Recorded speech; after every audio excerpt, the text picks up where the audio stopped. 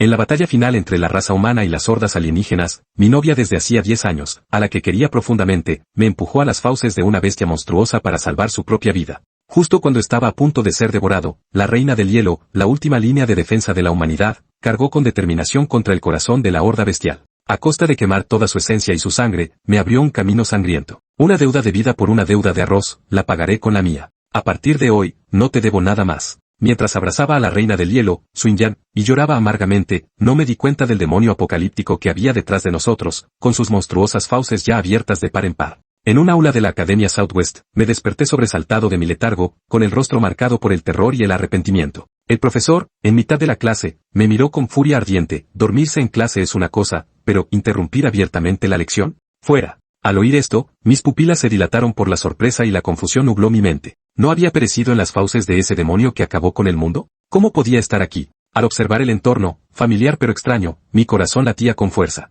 ¿Había renacido? Como si de repente se me hubiera ocurrido una idea, giré la cabeza y fijé la mirada en la frágil figura de mi compañero de pupitre a mi lado. Ver aquella figura familiar me llenó de alegría. Con una carcajada, salí del aula, sin prestar atención a la cara del director, ahora tan oscura como la noche. Después de salir del aula, me quedé de pie perezosamente en el pasillo, con la mirada llena de nostalgia y complejidad. No fue hasta el momento en que la reina de hielo murió en mis brazos cuando me di cuenta tardíamente de que esta reina de hielo no era otra que mi frágil compañera de estudios de mi época escolar. En aquel entonces, simplemente la invité a comer por capricho, pero ella lo recordó toda su vida. Comparando esto con mi novia Liu Ruyan, a quien había dedicado a cuidar durante más de una década, me pareció totalmente irónico. Justo cuando estaba perdido en estos recuerdos, una voz inequívocamente impaciente resonó a mi lado. Bai Chuan, la clase ha terminado. ¿Qué haces todavía aquí parado? Date prisa y tráeme algo de comer, me muero de hambre. Volví a la realidad y me giré para ver a Liu Ruyan acercándose a mí. Llevaba su uniforme escolar, una falda blanca y unas zapatillas limpias. Fue precisamente esa apariencia inocente la que me engañó en aquel entonces, lo que me llevó a dedicarme en cuerpo y alma a cuidarla durante una década.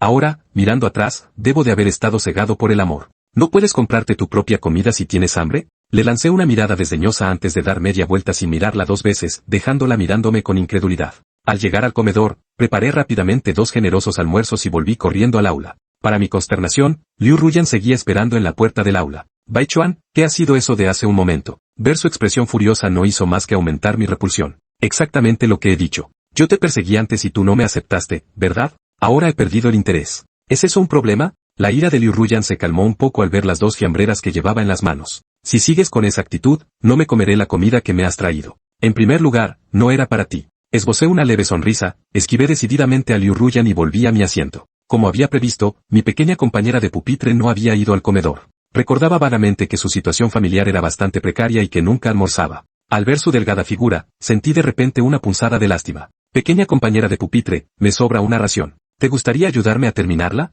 Empujé una de las fiambreras hacia ella, fingiendo indiferencia. Suinyan no había previsto que le ofreciera comida tan de repente. Momentáneamente nerviosa, agitó sus pequeñas manos. No hace falta, no tengo hambre. Ya veo. Suspiré deliberadamente, fingiendo renuencia. Qué pena desperdiciarlo. La comida es muy valiosa hoy en día, y el profesor siempre dice que el despilfarro es vergonzoso. Suinyan parecía indecisa, pero al final no quiso desperdiciar la comida. Murmuró en voz baja, entonces te transferiré el dinero. No, no hace falta. Te agradezco que me ayudes a terminarlo. De lo contrario, me sentiría culpable por desperdiciar comida. Gracias, pequeña compañera de pupitre. Le dediqué a Suinyan una sonrisa de máxima sinceridad, dejando a la chica completamente desconcertada. Ella solo podía mirar la fiambrera que tenía delante, sumida en una silenciosa contemplación. ¿Estoy comiendo su comida y él me da las gracias? ¿Es eso cierto? Fingí comer mientras mi mirada se posaba en Suinyan. Al ver que finalmente daba pequeños bocados, sentí una oleada de satisfacción. En mi vida pasada, arriesgaste tu vida para salvarme. En esta vida, arriesgaré la mía para protegerte. Suinyan, no dejaré que se me escape de las manos otra vez.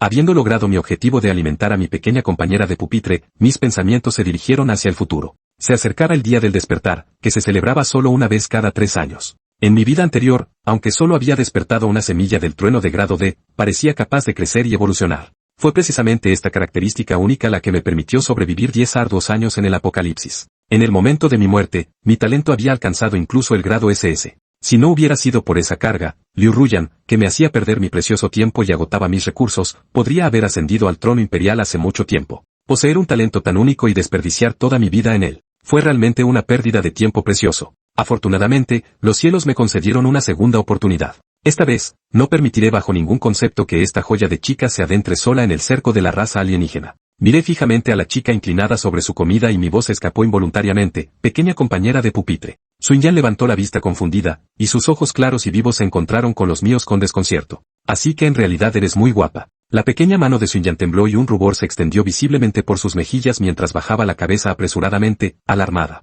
¿Qué tontería estás diciendo? Nada. Termina de comer rápido, la clase está a punto de empezar. Recuperando la compostura, aparté rápidamente la mirada. Mi pequeña compañera de pupitre seguía siendo bastante tímida, no podía precipitarme y arriesgarme a asustarla. Sun-yan mantuvo la mirada baja, con el corazón latiéndole con fuerza. ¿Me acaba de hacer un cumplido? ¿Es posible que alguien como yo pueda ser elogiada? La siguiente clase transcurrió con la mente de Sun-yan en otra parte. Cuando por fin terminó la escuela, justo cuando estaba a punto de recoger su mochila, dos chicos pasaron corriendo a su lado. Sun-yan, tenemos algo que hacer esta noche. Recuerda cubrir nuestro turno de limpieza. Antes de que pudiera responder, los dos salieron corriendo como caballos salvajes y desaparecieron por completo por la puerta del aula. Pero tengo que ir a casa a cuidar de la abuela, murmuró Sun-yan en voz baja, con la cabeza gacha. Nos vamos, pequeña compañera de pupitre. Yo presencié toda la escena, pero permanecí en silencio. Bai Chuan, ve tú. Me han pedido que cubra sus tareas. Sun-yan apretó los labios con fuerza, aparentemente luchando por contener alguna emoción. Escucha con atención, pequeña compañera de pupitre.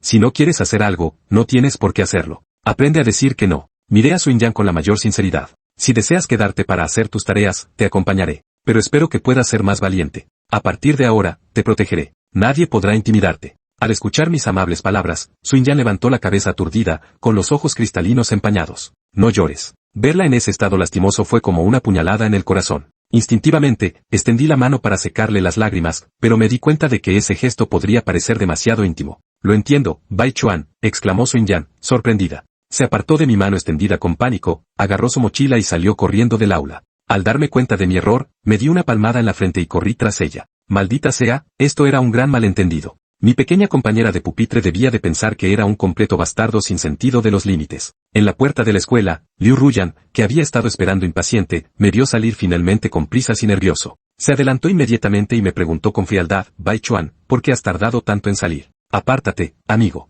No tengo tiempo para ti. Al ver a mi pequeña compañera de pupitre alejarse cada vez más, mi corazón latía con fuerza por la preocupación y no podía pensar en Liu Ruyan. ¿Qué te pasa hoy? Si no me das una explicación, no volveré a hablarte nunca más. Los ojos de Liu Ruyan se enrojecían de ira. No podía entender por qué Bai Chuan se había vuelto tan frío de repente cuando ayer todo iba bien. Ella no había hecho nada para merecer eso. Ya te lo he dicho, ya no me gustas. A partir de ahora, seguiremos caminos separados. Mi expresión era inexpresiva, no quería tener nada más que ver con Liu Ruyan. ¿Cómo puede ser así? No he dicho que no esté de acuerdo. Debes darme tiempo para pensarlo. Los ojos de Liu Ruyan se llenaron de lágrimas y su voz se quebró por el dolor. Lárgate. Al ver que mi compañero de clase estaba a punto de desaparecer de mi vista, perdí la paciencia. Empujé a Liu Ruyan sin mirarla y corrí tras él. Bai Chuan, estás siendo completamente irrazonable. Liu Ruyan, que casi tropieza, rompió a llorar al instante. Incluso había dejado a un lado los rencores del pasado para esperar aquí a Bai Chuan y volver juntos a casa, pero él la había empujado de esa manera. ¿Cómo podía ser tan cruel? Tras el retraso causado por Liu Ruyan, acabé perdiendo de vista aquella pequeña figura. Sin otra opción, suspiré y volví a casa. Al regresar a mi hogar familiar, una inquietud inexplicable se apoderó de mí. Mis padres eran gente corriente, pero habían trabajado diligentemente toda su vida, sin descuidarme ni una sola vez. En mi existencia anterior, antes de hacerme realmente fuerte, había visto impotente cómo perecían en la marea de bestias. Esta vez, no permitiría que esa tragedia se repitiera. Una suntuosa cena me esperaba en la habitación. La madre de Lu Chen, Lu Jing, estaba sacando el último plato de sopa de la cocina. Ay, Dios mío. ¿Por qué vuelves a usar las manos? ¿Quieres que te dé una paliza? Ay, Dios mío, voy ahora mismo. Lu Chen sonrió mientras se dirigía tranquilamente a la cocina y se lavaba rápidamente las manos. ¿Dónde está papá? Está trabajando hasta tarde, no volverá hasta más tarde. Oh, mamá, come tú también.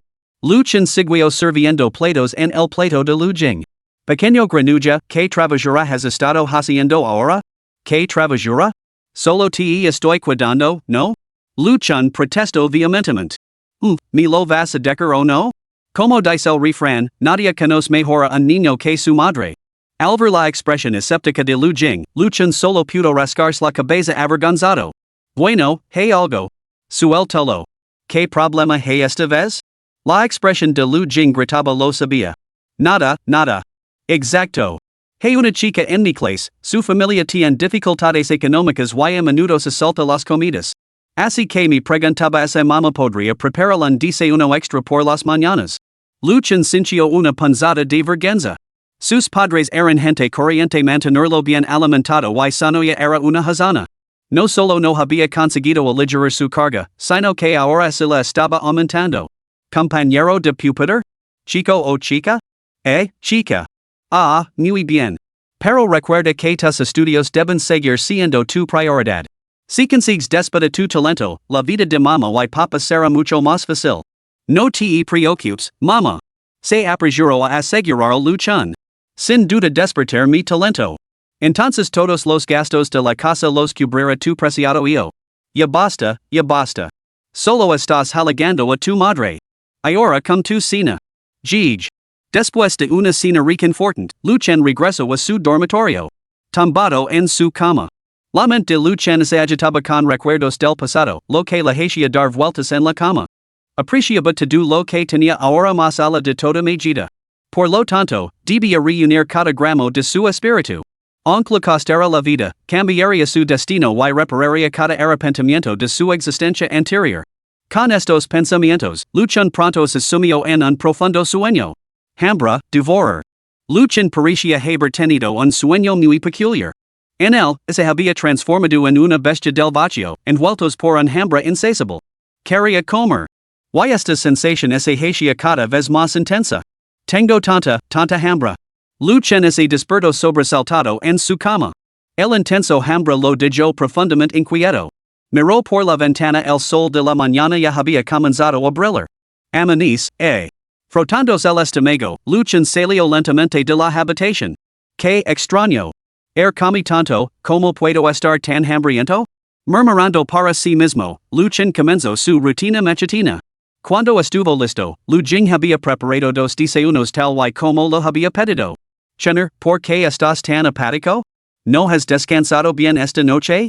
Date prisa, llegaremos tarde. Sí, Vale. Luchan se obligó a ignorar el hambre que le devoraba, cogió su mochila y el desayuno y salió corriendo hacia la escuela. Su pequeña compañera de pupitre estaba esperando su desayuno. De vuelta en el ala. Luchan vio inmediatamente la esbelta figura inclinada sobre un libro. Buenos días, pequeña compañera de pupitre. Luchan sacó dos fiambreras. Mi madre ha hecho hoy desayuno de más. ¿Te importaría ayudarme a terminarlo? No puedo. Las mejillas de su chiñen se enrollaron mientras lucaba con la indecisión. Sabía que aceptar no estaba bien, pero el tono suplicante de Luchan le dificultaba recusarlo. Oh, consideralo mi disculpa por mi imprudencia de ayer. Pequeña compañera de pupitre, no me lo has guardado rencor, ¿verdad? No lo mentions. Su chiñen bajo la cabeza al instante, avergonzada. Entonces me lo cámara. La pequeña emperatriz, conquistada una vez más. Luchan sonrió satisfecho y rápidamente comenzó a devorar su fiambrera.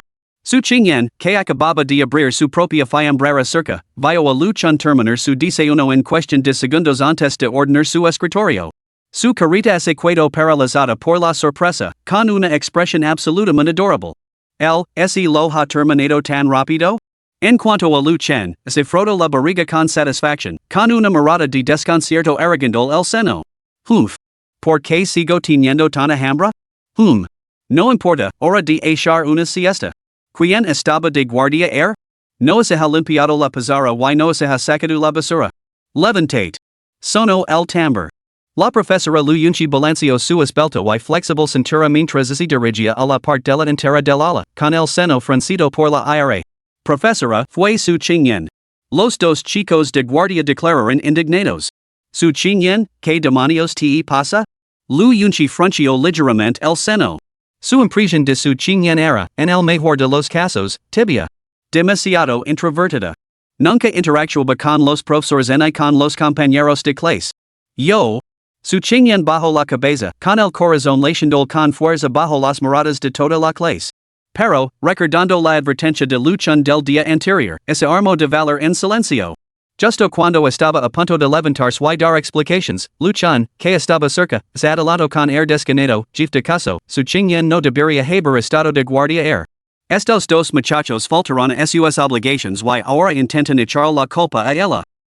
Su gestión es muy deficient, jefe de caso. Propongo que se les apliquen 50 latigazos a estos dos. Para defender las reglas de la clase. Luchan, ¿qué tonterías estás diciendo? Cuando nos fuimos le dijimos específicamente su chinguen que corriera el turno. Tú mismo lo oíste.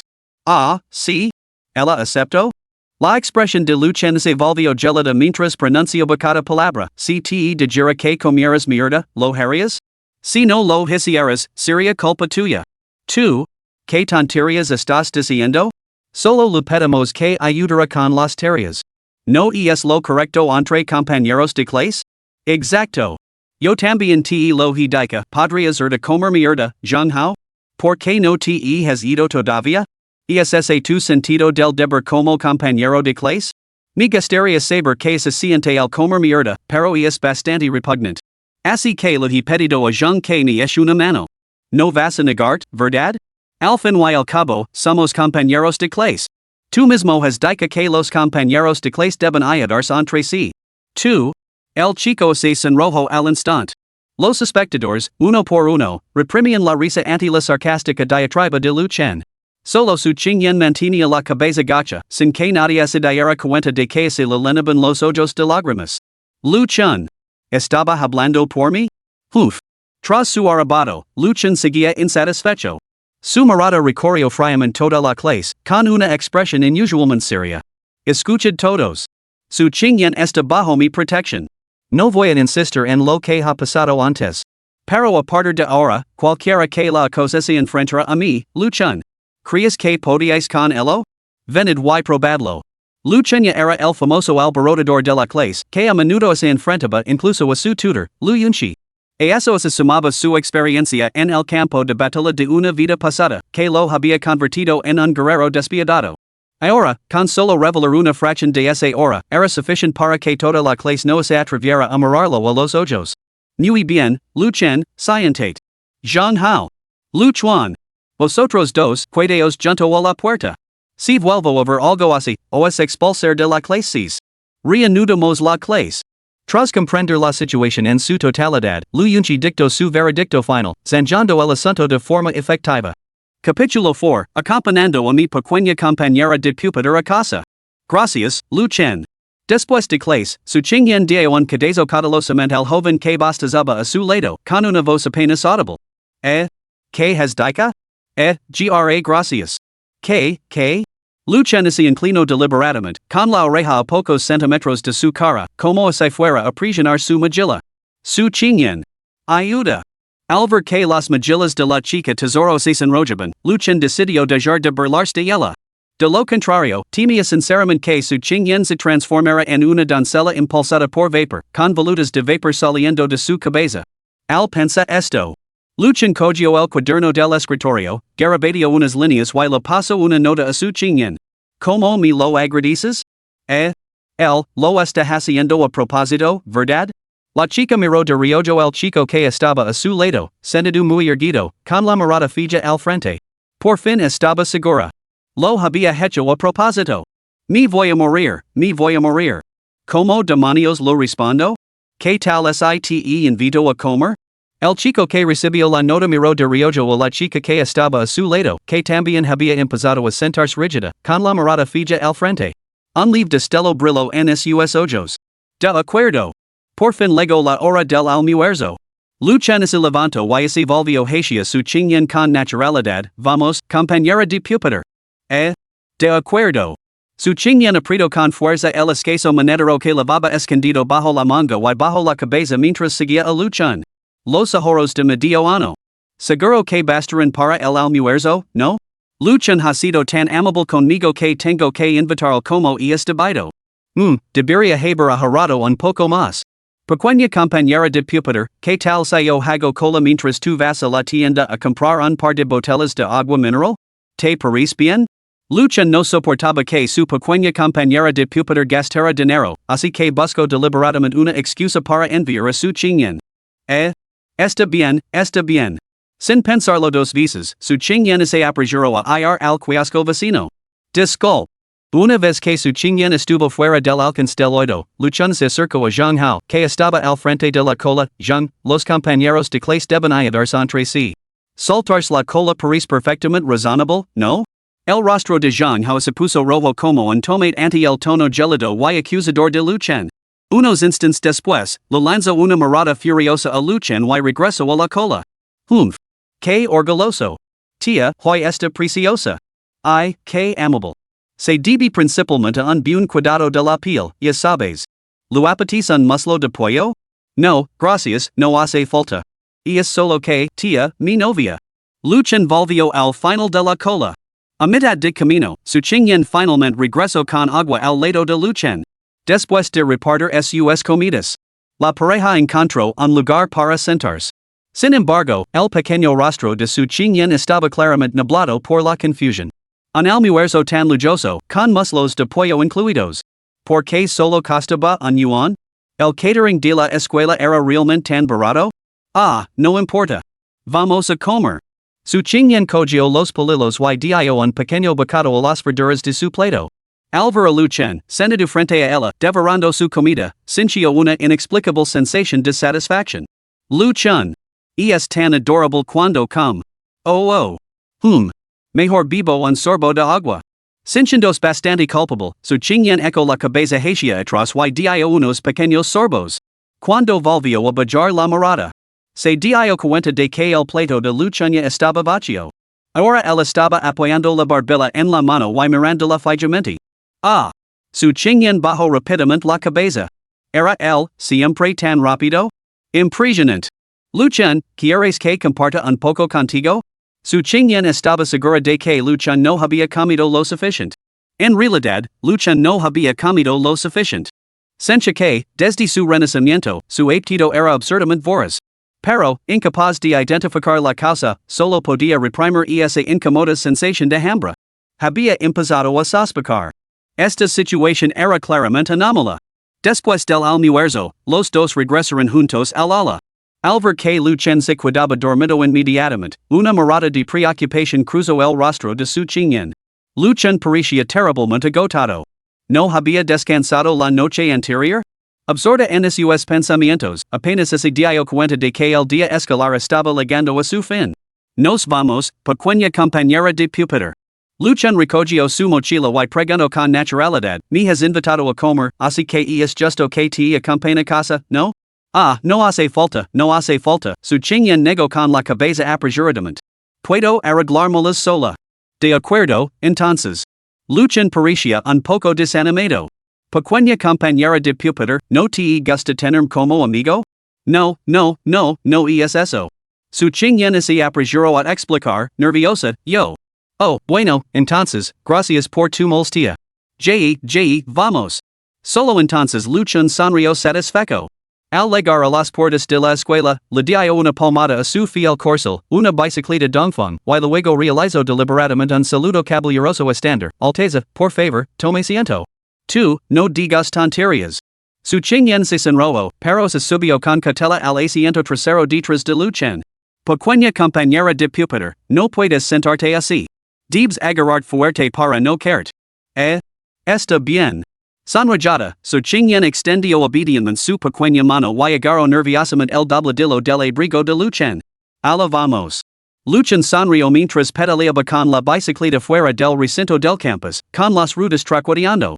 El resplandor persistente del crepúsculo bañaba el camino bordado de árboles, alargando sus siluetas. En la antigua ciudad, sobre el largo puente. Gente como el mar, vehículos en fila. Tu sonrisa, como un resplandor. Luchen tarareaba la canción popular mientras se alejaba. Cuando el sol se ocultó tras el horizonte, su Qingyan se encontró completamente perdida en ese tierno momento. Sin darse cuenta, ya había rodeado con fuerza la cintura de Luchen con sus brazos. ¿Y es este el lugar, pequeña compañera de pupitre? Su Qingyan levantó la vista confundida. Al ver sus propios brazos rodeando con fuerza a Luchen, su carita se sonrojó al instante. Sí, y es aquí. Su Qingyan se bajó apresuradamente de la bicicleta y corrió hacia casa sin mirar atrás. Gracias, Luchen.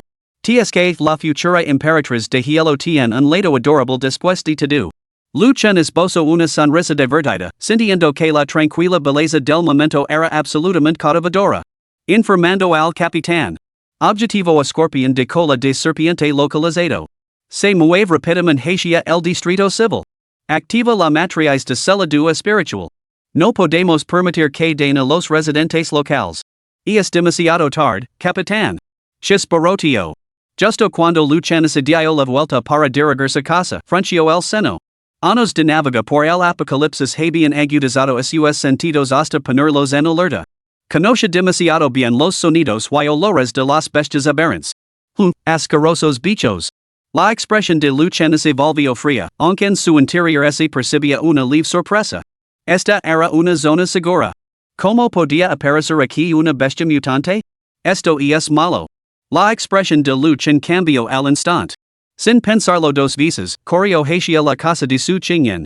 Abuela, ya estoy aquí. Con alegría, su Qingyan llamó en voz baja hacia la habitación interior. Ijum. Qingyan ha vuelto, ¿eh? ¿Por qué tan temprano hoy? Desde el interior de la habitación. Se oyó una voz débil y anciana. Un compañero de clase me ha traído en coche. Espera un momento, abuela, te preparar la cena enseguida. Su Qingyan dejó su mochila y respondió dulcemente. No hay necesidad de apresurarse. Está bien. Esta conmovedora escena no duró mucho. Cuando su Qingyan entró en la cocina con su mochila, se encontró de frente con un par de ojos, rojos como la sangre. Era un escorpión, de medio metro de altura. Tenía la cola levantada. No, para ser precisos. No era una cola, sino una serpiente venenosa, con la cabeza erguida. Sus colmillos afilados como cuchillas brillaban fríamente en la penumbra de la cocina, provocando un escalofrío instantáneo. Su Qingyan estaba completamente petrificada. Nunca antes se había encontrado con semejante monstruosidad, por lo que estaba completamente atonida. Su instinto era huir, pero no podía mover los pies, como si le hubieran colocado un peso de 1000 libras sobre ellos. El miedo a la muerte la había envuelto por completo. ¿Qué pasa, Qingyan? La voz anciana flotó suavemente, devolviendo por fin un poco de cordura. No debí hacer el daño a la abuela. Por supuesto que no. Aunque eso significara la muerte, no podía permitirlo. Monstruo. Vite. Aunque la raba de terror, su Qingyan no huyó. En cambio, agarró el cuchillo de cocina que tenía a su lado y, temblando violentamente, lo apuntó a la criatura que tenía delante. No es que no tuviera miedo. Es que tenía una familia por la que estaba dispuesta a arriesgar su vida. SSSSSSS. La serpiente escorpión sacó la lengua, retorciéndose lentamente, con sus ojos rojos como la sangre fijos en su Qingyan. Al instante siguiente, se abalanzó violentamente sobre su Qingyan. Abuela. Luchan. La abrumadora sensación de fatalidad inminente la envolvió, sumiendo a su Qingyan en la más absoluta desesperación. Dos figuras, una vieja y otra joven. Inconscientemente, aparecieron en su mente. Desde su infancia. Solo había conocido a su abuela, las dos habían dependido la una de la otra para sobrevivir. Aunque sus días estaban llenos de inmensas dificultades, incluso a una edad tan temprana, ella había comprendido desde hacía tiempo el peso de la responsabilidad. Ahora, en esta encrucijada crítica entre la vida y la muerte, de repente se dio cuenta de que en su pequeño mundo, antes centrado únicamente en su abuela, otra figura había entrado silenciosamente. No. Debía defenderse. No puedo morir, ni deseo morir. Ah. Su Qingyan blandió el cuchillo de cocina y golpeó con cena a la criatura que había irrumpido en la habitación. Sin embargo, su resistencia resultó ser débil. La serpiente escorpión solo tuvo que mover ligeramente la cabeza para esquivar el golpe y luego la golpeó con la cola, lanzando su pequeño y frágil cuerpo por los aires. ¿Qué pasa, Qingyan? No. Abuela, no salgas. Aplastada en el suelo, su Qingyan escupió sangre, pero aún así adverso a su único familiar. ¿Qué pasa, Qingyan? Ijum. ¿Te has golpeado la cabeza? La anciana avanzó con dificultad, tropezando mientras levantaba la cortina. No lo hagas. Al ver que la serpiente escorpión había cambiado de objetivo, su Qingyan se sintió abrumada por el terror y las lágrimas le corrían por el rostro. Abuela, tienes que irte. Hiss. La serpiente escorpión sacó la lengua y se abalanzó sobre la anciana paralizada. No. Su Qingyan luchó por levantarse. Pero un dolor insoportable lo recorrió todos los miembros, obligándola a volver a caer. Cuando la tragedia parecía inminente, una figura imponente chocó de repente con el escorpión, que la ligaba por la cintura. Capítulo 5, una lucha a vida o muerte. Pum. Luchun choco contra la serpiente escorpión, lanzándola a un lado. Sus ojos ardían con intención asesina hasta que veo que su chinyen y su abuela Esteban, por el momento, fuera de peligro mortal. Solo entonces respiro con alivio. Menos mal que llegó a tiempo. Luchun sintió un profundo alivio, pero temblaba por el miedo persistent. Ahora lo recordaba. Había sido precisamente un mes antes de que su talento despertara cuando su chinyen se había marchado repentinamente. Solo había regresado el mismo día de su despedida. Pero incluso entonces, un cambio notable ya se había apoderado de ella. Una hora gelada irradiaba de todo su ser, repeliendo a todos los que se acercaban. Reflexionando ahora sobre ello. Ella debía de haber enfrentado esta misma convulsión en su vida anterior. Y su abuela, probablemente sufrió alguna desgracia durante esta misma agitación. No es de extrañar que más tarde cazara bestias con tan despiadado abandono, arriesgando a menudo su vida. Lu Chen. ¿Qué te ha traído aquí? Al verlo, su chinyen no mostró alegría, solo una profunda culpa. Su rostro se retorció con urgencia mientras exclamaba, no debería haber dejado acompañarme de vuelta. Cor, Lu Chen. Dejanos atrás. Estoy bien. Lu Chen le dirigió a su chinyen una mirada tranquilizadora antes de frotarse el hombro entumecido. ¿Cómo es posible que una bestia de rango D en el tercer nivel del reino del templado corporal se haya colado en la zona segura? Lu Chen estaba completamente perplejo. Pero ahora. Claramente, no era el momento de dar vueltas al asunto. La colisión anterior lo había dejado todo el hombro cubierto de moratones. Antes de su despedida, había sido un hombre corriente. Incluso esta bestia tan básica no era un enemigo fácil de manejar para él. Sin embargo, armado con la riqueza de su experiencia en comer de su vida pasada, no podía defenderse de esta serpiente escorpión, a pesar de la gran disparidad en cuanto a destreza física. Puede que le cueste muy caro. Lu Chen formuló rápidamente su plan de batalla. Una confrontación directa resultaría inútil contra esta serpiente escorpión. La estrategia óptima era intercambiar heridas por su vida. Por su chinyen, Lu Chen estaba dispuesto a pagar el precio. Esta chica que había acudido a su lado sin dudarlo, a pesar de ser un gran emperador en su vida anterior. En esta vida, la protegería a toda costa. Pequeña compañera de clase, ayuda al abuelo a salir de este lugar da la expresión de Lu Chen era gelada mientras fijaba la mirada intensamente en la serpiente escorpión que se retorció frente a él. La criatura claramente percibía algo diferente en Lu Chen, y dudaba en lanzar su ataque. Lu Chen, yo. Los ojos de su chinyen se llenaron de lágrimas. No se atrevía a abandonar a Lu Chen y ir sola. Pequeña compañera de pupitre. Lu Chen no se dio la vuelta, pero su tono era firme. Confía en mí, no voy a morir. Pero si te quedas aquí, me estorbarás. Lu Chen. Pase lo que pase, deb sobrevivir. Su chinyen se puso en pie, con una expresión llena de angustia. Si fuera solo ella, se quedaría junto a Lu Chen sin dudarlo, aunque eso significara la muerte. Pero la abuela seguía allí. Ella. His. Al final, en un momento crítico, no había tiempo para charlas ociosas. Aprovechando la distracción de Lu Chen, la serpiente escorpión lanzó su ataque sin piedad. Lu Chen, que ya estaba preparado, no mostró ningún temor. Basándose en la experiencia de su vida pasada, agarró el cuerpo de la serpiente con precisión milimétrica. Aunque sus colmillos afilados como cuchillas llegaron a pocos centímetros de su garganta, Lu Chen no mostró pánico. Simplemente gritó, vite. Wu wu. Su chinyen sabía que quedarse atrás sería inútil, tal vez incluso un lastre. Tras un momento de lucha interna, se movió rápidamente al lado de su abuela y la sacó de la habitación. En el instante en que cruzaron la puerta, su chinyen giró la cabeza hacia atrás. Al ver que la mitad del cuerpo de Lu Chen estaba enrolado en las fauces de la serpiente venenosa, su rostro se contorsionó con tristeza y culpa. Sin embargo, no se inmutó, como se quisiera grabar esa escena en su memoria para siempre. ¿De verdad crees que no puedo contigo, eh? Al ver que su chinyen se alejaba sana y salva, Lu Chen sintió un gran alivio.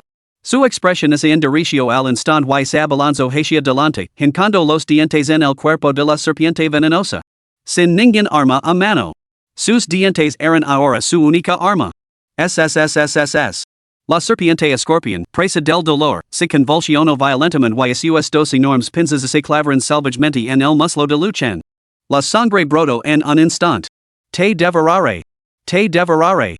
Los ojos de luchon brillaban con la cora mientras un deseo y enjambra abrumadores se apoderaban de todo su ser. En ese momento, la serpiente escorpión le pareció nada menos que el manjar más exquisito. La intensidad de su deseo consumió por completo su razón, adormeciendo toda sensación de dolor. La descaró mordisco a mordisco, mezclando la sangre con la carne destrozada, esparciéndola por el suelo. Después de un lapso de tiempo desconocido, las espirales de la serpiente escorpión se volvieron cada vez más débiles. Goiado por el instinto, Luchon logró localizar el núcleo demoníaco dentro de su cuerpo. En el momento en que apareció el núcleo demoníaco, Luchon lo percibió como si hubiera captado el aroma de un manjar sin igual. Su ansia y su hambre se intensificaron, obligándolo a tragarlo entero sin dudarlo. Esos núcleos demoníacos nunca estaban destinados al consumo directo. La potente energía espiritual que contenían podía fácilmente hacer estallar a cualquier mortal ordinario desde dentro. Cuanto más poderosa era la bestia, más abundante era la energía espiritual dentro de su núcleo demoníaco. Incluso los individuos con superpoderes solo podían absorber esa energía gradualmente, aumentando su fuerza de forma constante. Actuar de forma tan imprudente como Luchon era nada menos que buscar la muerte. Que lino, que satisfecho. Alhambra finalmente desapareció. Luchon descartó casualmente el cadáver de la serpiente escorpión y se derrumbó en el suelo, aturdido. Nadie se dio cuenta de que un tenue resplandor dorado había comenzado a emanar de su corazón. En un estado de euforia dichosa, Luchon solo podía sentir una cálida corriente recorriendo su cuerpo, extendiéndose cada miembro y hueso. Sus piernas, que antes habían sido sujetadas por las pinzas del escorpión hasta sangrar profusamente, con los huesos ligeramente visibles bajo la carne, ahora se estaban curando a un ritmo visible. Luchon, una figura pequeña y delgada había regresado a la habitación sin que nadie se diera cuenta. Llorando, desafió el ensangrentado Luchon, con su pequeño cuerpo temblando violentamente. Detrás de él seguía un soldado de mediana edad vestido con un uniforme de combate negro. Informando al capitán, el escorpión ha sido neutralizado, transmitió el soldado con calma a través de su auricular. Una víctima ha sufrido heridas leves en el lugar de los hechos. Evalúe sus lesiones. Determine si es necesaria su hospitalización. Asegúrese de que completen la limpieza. Entendido. El soldado asintió antes de dirigir su mirada hacia Luchon, que estaba inconsciente. Su voz denotaba incertidumbre. Informando, capitán. Si le dijera que el escorpión cola de serpiente no fue asesinado por mí, sino por un estudiante normal que aún no ha despertado. ¿Qué haría usted? Se produjo un silencio en el auricular. Tras una larga pausa, se oyó la grave voz del capitán. ¿Estás seguro de que no estás bromando? ¿Qué clase de pregunta es esa? ¿Me atrevería a bromir sobre un asunto así? El soldado de mediana edad no pudo evitar fruncir los labios. A decir verdad. En el momento en que vio el cadáver del escorpión, todo su ser se había quedado paralizado. Pero era un soldado chino bien entrenado, así que no había dejado que se le notara nada. Ahora el tono dubitativo del capitán finalmente se sintió un poco mejor.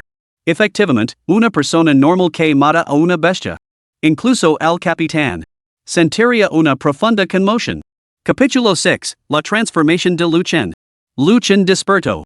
Se encontró tumbado en una cama impregnada de la delicada fragancia de una joven. Sin embargo, no sentía ninguna incomodidad, al contrario, se sentía renovado y rebosante de energía. Se dio la vuelta en la cama, estirando perezosamente sus miembros. Sus huesos crujieron y chasquearon al unísono con sus movimientos. Esta sensación le resultaba familiar. Era la reacción normal que acompañaba a un gran avance. Pero aún no había despertado, ¿verdad? Entonces, ¿de dónde venía esta abrumadora sensación de poder tras un gran avance? Luchon flexionó tentativamente el puño. El silbido del viento que salía de su puño confirmó sin lugar a dudas que, efectivamente, se había vuelto más fuerte. ¿Era por culpa de ese núcleo demoníaco? Al recordar los acontecimientos previos a su pérdida de conciencia, la mirada de Luchon titubeó. Algo no cuadraba. Algo no cuadraba en absoluto con su cuerpo. ¿Cómo era posible que se hubiera tragado un núcleo demoníaco entero y hubiera salido ileso? Además, su hambre había desaparecido. ¿Qué demonios estaba pasando? Luchon, por fin has despertado. Al oír el alboroto, su Qingyan levantó la cortina y sonrió encantada. ¿Cómo te encuentras? ¿Algún malestar? Mi siento estupendamente respondió Luchen con una tierna sonrisa. Siento haber preocupado, pequeña compañera de pupitre. Luchen. Su chingón sorbió por la nariz y sus ojos aceleraron al instante lágrimas brillantes. Ya. Estoy perfectamente bien, ¿no? Luchen extendió la mano para revolver el pelo a su chingón. Le resultaba realmente difícil conciliar a la pequeña compañera de pupitre la rosa que tenía delante con la emperatriz fría y distante que recordaba. Su chingón no pudo evitar lanzarse los brazos de Luchen, y sus lágrimas calientes empaparon al instante el pecho del joven. Luchen, yo, tengo mucho miedo. ¿Por qué eres tan amable conmigo? ¿Por qué? ¿Por qué me niego a dejar que te escapes de nuevo? Mi pequeña compañera de pupitre. Luchen no respondió. No sabía cómo responder. Simplemente le dio unas palmaditas suaves en la espalda a su chingón, como un hermano mayor cariñoso. Estaba diciendo. Tengo una montaña de trabajo que hacer. ¿Podrían ustedes dos, tortolitos, tomarse de la mano y abrazarse después de que me he ido? Préstame tu novio por un momento. Necesito hablar con él sobre algo. El soldado de mediana edad carraspeo y llamó suavemente a la puerta. Su chingón salió de su ensimismamiento y soltó apresuradamente Luchen. Su rostro se sonrojó, como si estuviera borracha. No es lo que piensas. Voy a preparar la cena. Es que, los jóvenes se avergüenzan con tanta facilidad. El soldado chasqueó los labios y comentó en tono bullying. ¿Uniforme militar? ¿Eres soldado de la Alianza Guardian? ¿De qué compañía? Luchen lanzó una mirada de disgusto al soldado. Aparecer para interrumpir en un momento como este. Era muy molesto, ¿no? Via, jovencito, ahora me interrogas? El soldado miró a Luchen con sorpresa. Pero tú estás bastante bien informado, ¿no? Deja de charlar. Ve al grano. Luchen permaneció completamente sereno. Él mismo había formado parte de la Alianza de Guardians, y había ascendido hasta convertirse en general de división de 5 estrellas en el noveno cuerpo del ejército. Un simple soldado raso no podía perturbarlo en lo más mínimo. Tienes carácter. Me gusta eso. Soy Wang Feng, soldado de la 72 Compañía, noveno cuerpo del ejército, Alianza de Guardians. Solo estoy aquí para entender cómo lograste matar a ese escorpión de cola de serpiente. No eres un individuo con superpoderes, ¿verdad? Ya veo. Los ojos de Luchen parpadearon ligeramente mientras respondía, sin cambiar de expresión. ¿Quizás solo tu suerte? Después de que me inmovilizara, luché con todas mis fuerzas. De alguna manera, acabé matándolo. Parece que no te apetece compartirlo.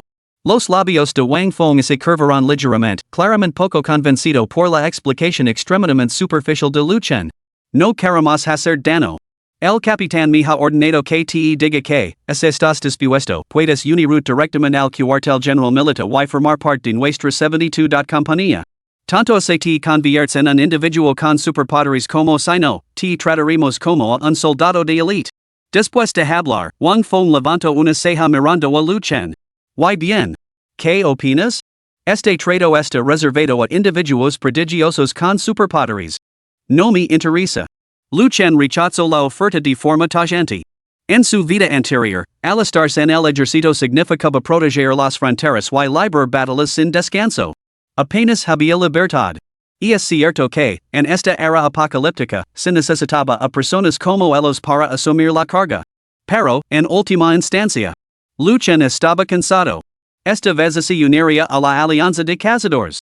Formaría su propio escuadrón de caza, se lanzaría directamente a los campos de batalla extranjeros y se enfrentaría de frente a las razas alienígenas.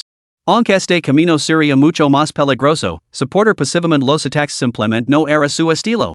Muy bien. Y es una pena, para ser sincero. Tenía grandes esperanzas puestas en ti, muchacho. Wang Feng negó con la cabeza con pesar. Si Luchen se negaba, no lo obligarían, sobre todo porque el ejército nunca le faltaba talento. Después de preguntar por más detalles sobre el comete, Wang Feng se marchó con una persistente decepción. Al se llevó consigo el cadáver del escorpión de cola de serpiente. Como era de esperar. A cambio, Wang Feng le dio a Luchen una daga militar triangular. Esta pieza era de uso estándar en el ejército. Más allá de las armas espirituales forjadas a partir de núcleos demoníacos, las armas ordinarias rara vez igualaban su practicidad. Esto marco el primer encuentro de Luchen con el cuartel general militar. Ambas partes solo habían abordado asuntos superficiales. Nadie podía prever que muchos años después, cuando el cuartel general militar volviera a hablar de Luchen, lo único que quedaría sería un arrepentimiento infinito. Si hubieran sabido que era tan especial, lo habrían arrastrado a la sede militar por la fuerza. ¿Todo listo? Álvaro Luchen salir de la habitación, su Qingyan sacó rápidamente todos los platos de la cocina. La cena está lista. Comemos. De acuerdo. Luchen no se trató a sí mismo como un invitado, sino que sirvió proactivamente a la abuela de su Qingyan. Y es una comida bastante sencilla, no te desanimos. Al contemplar los pocos platos vegetarianos y el plato de cerdo estofado que tenían delante, su Qingyan sintió una punzada de culpa. Tonterías. El delicioso. Luchen cogió su cuenco y los palillos, haciendo ruido al golpearlos.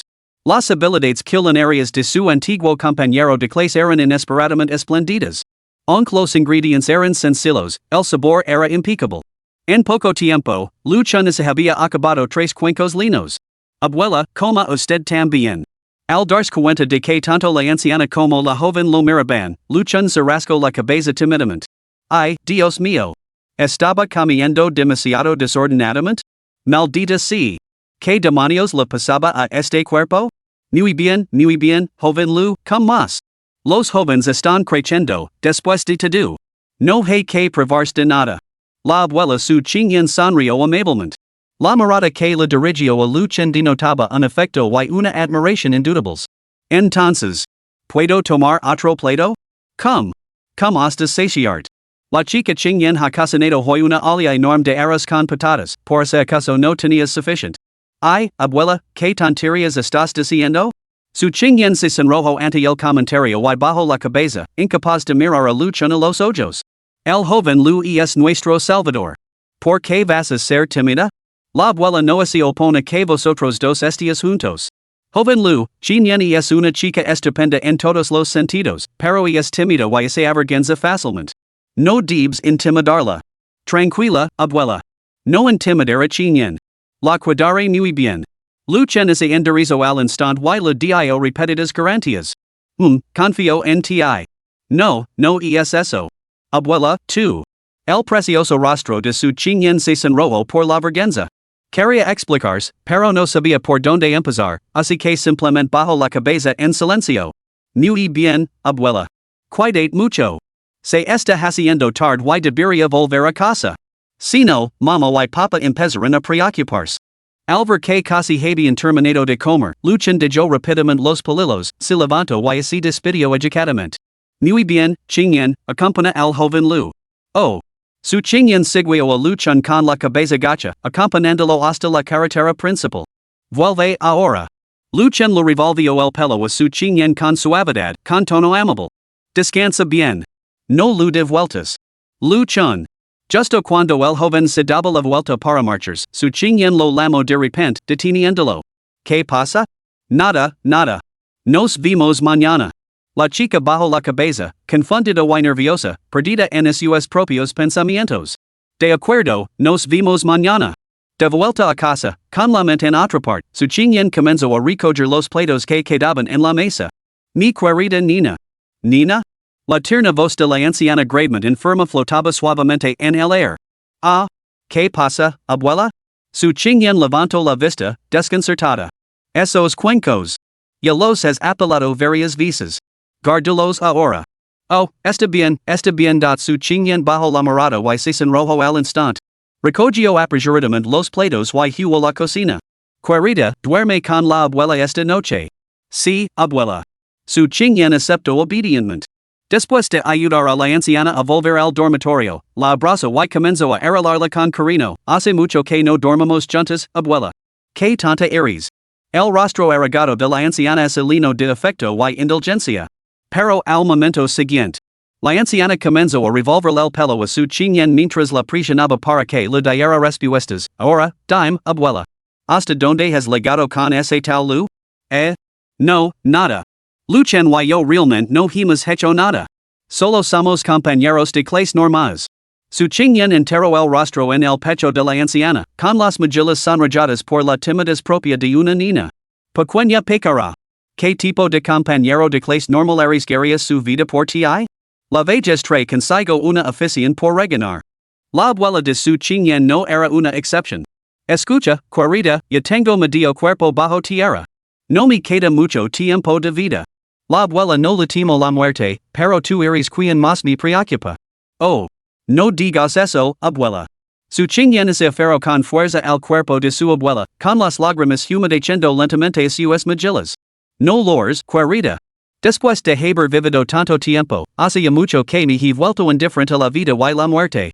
Lo único que deseo ahora, antes de morir, es ver encontrar un buen hogar. Mira a Xiao Lu, que buen chico. No podía haberme equivocado al juzgarlo. La forma en que te mira, Nina, demuestra que realmente te quiere de verdad. Tien tu misma edad, pero se atrevió a enfrentarse monstruos por ti. Que carácter tan noble, querida. No seas tonta, o te arrepentirás más adelante. Oh, abuela. Su chinyen enterró el rostro por completo en el abrazo de la anciana. Luchan no siente eso por mí en absoluto. La conversación nocturna entre la anciana y la joven se fue apagando poco a poco hasta desaparecer por completo. Pero el corazón de la joven estaba completamente revuelto. La brillante luz de la luna se colaba por la ventana, reflejando su rostro preocupado. Luchan, mi compañero de clase. Es una persona tan buena. ¿Cómo podría gustarle? Capítulo 7, El motor del vacío. Los pensamientos de la chica se desbordaban bajo la luz de la luna. Mientras tanto, en su casa, Luchan yacía en la cama, aparentemente incapaz de dormir. Caramba, me siento rebosante de energía. ¿Qué diablos me está pasando? Luchan daba vueltas en la cama. En su vida anterior, había cultivado hasta alcanzar la cima del séptimo reino, el gran reino del cuerpo. Comprendía íntimamente cada cambio en su cuerpo. Su físico actual era indistinguible del de un superhumano que había entrado en el reino de la forja del cuerpo. Era incluso más fuerte. Sin embargo, aún no había despertado. Sin talento innato, el cultivo era totalmente imposible, una verdad fundamental. De lo contrario, no habría necesidad de rituales de déspota ni de distinciones entre superhumanos y gente común. Los nuevos reinos del poder superhumano. Cada reino marcaba un abismo insondable entre el cielo y la tierra. Fregar el cuerpo, reunir el chi y limpiar el mar componían los tres reinos inferiores. Condensar el espíritu, romper el vacío y el dominio formaban los tres intermedios. Dharmakaya, fusión con el Dao y dominio de las leyes constituyen los tres reinos superiores. El físico actual de Luchan se corresponde aproximadamente con el primer nivel del reino forja del cuerpo. Un solo puñetazo desata una fuerza de 300 yen. Un poder tan formidable lo permite domina sin esfuerzo a los adultos comunes. Esta es la esencia de un individuo con superpoderes. Sin embargo, en términos generales, fortalecer el físico requiere fregar el cuerpo con energía elemental. Solo despertando el poder elemental se cruza verdaderamente el umbral para convertirse en un superhumano. En su vida anterior, Luchan había despertado el poder del trueno. Tuvo que extraer gradualmente los elementos del trueno de los cielos y la tierra, y luego templar su cuerpo con rayos para fortalecer su físico. Este era el método de cultivo correcto para el reino del forjado. Sin embargo, claramente no cumplía ninguna de estas condiciones. Simplemente había consumido un núcleo demoníaco. No importa. Mientras me haga más fuerte, es algo bueno. Incapaz de comprenderlo, Luchan decidió dejar el asunto a un lado por ahora y observar más adelante cómo se desarrollaban los acontecimientos. Sin embargo, en el mismo instante en que cerró los ojos, una voz fría resonó de repente en su mente. Detectando al hijo del vacío. Cargando el motor del vacío. Ding. Carga completada.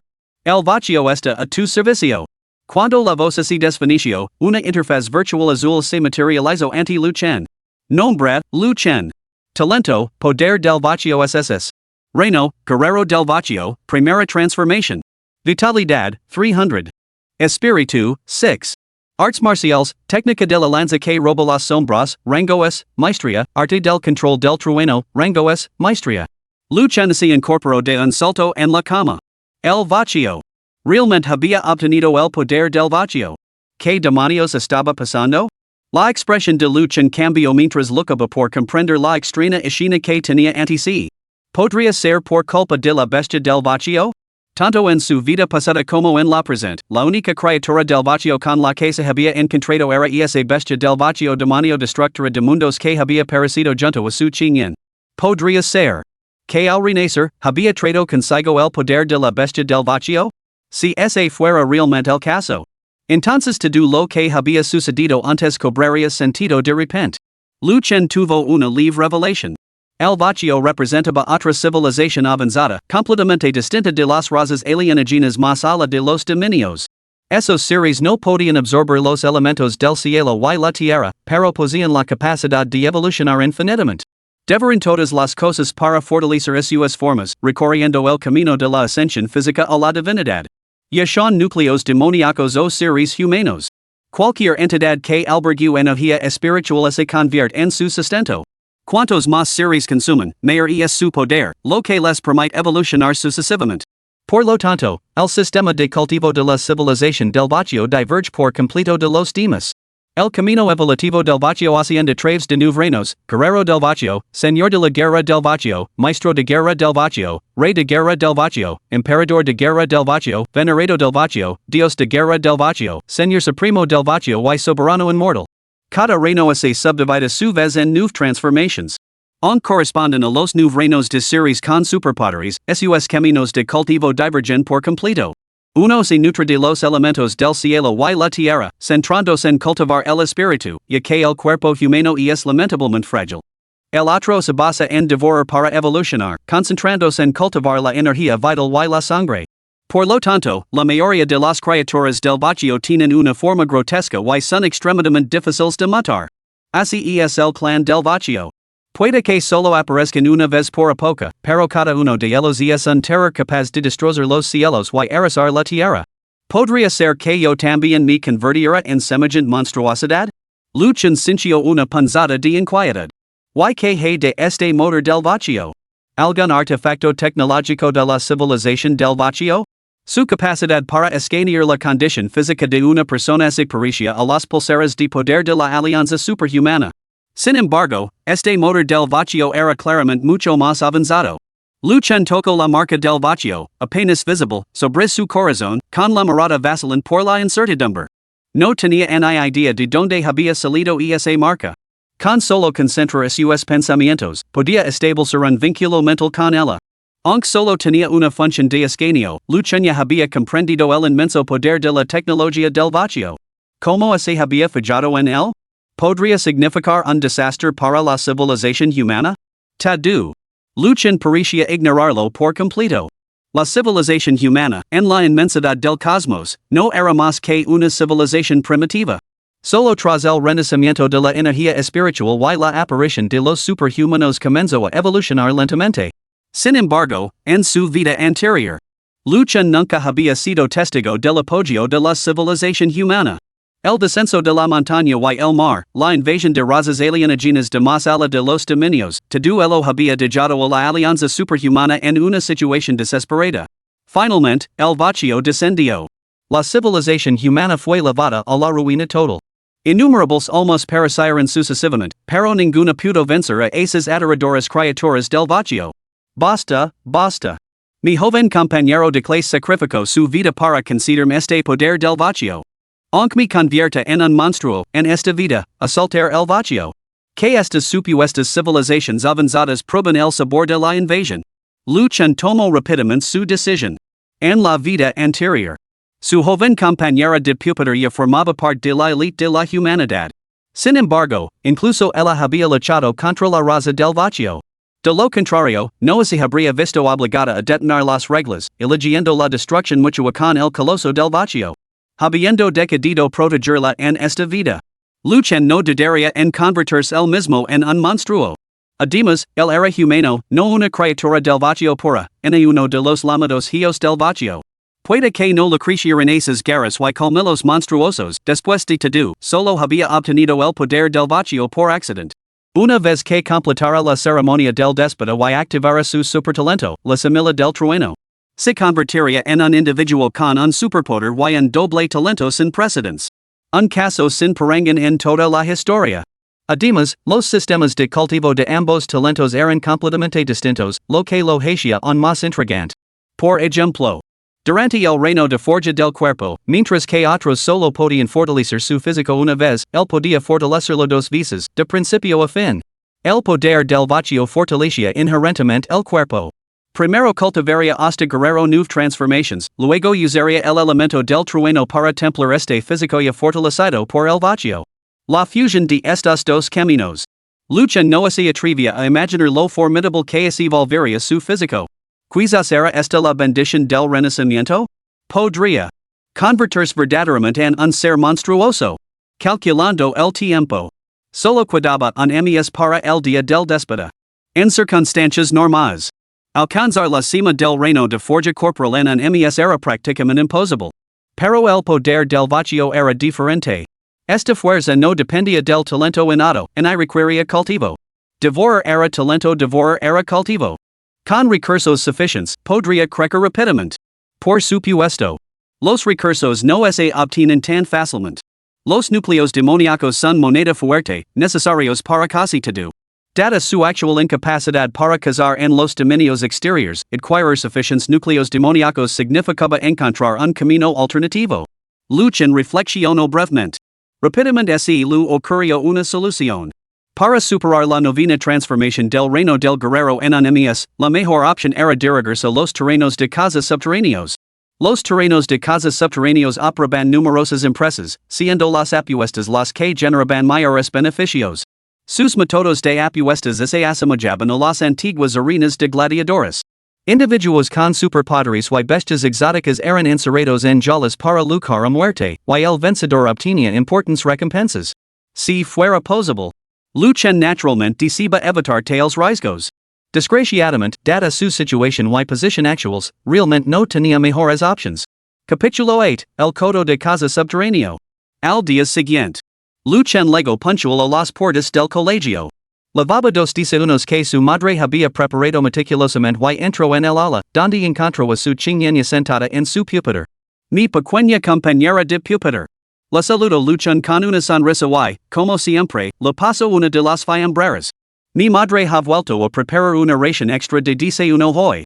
Me temo que tendré que molestar para que me ayudes a terminarlo. Al leer el comentario casual de Luchen, su chiñen bajo la cabeza y apretó los labios rojos. No era tonta.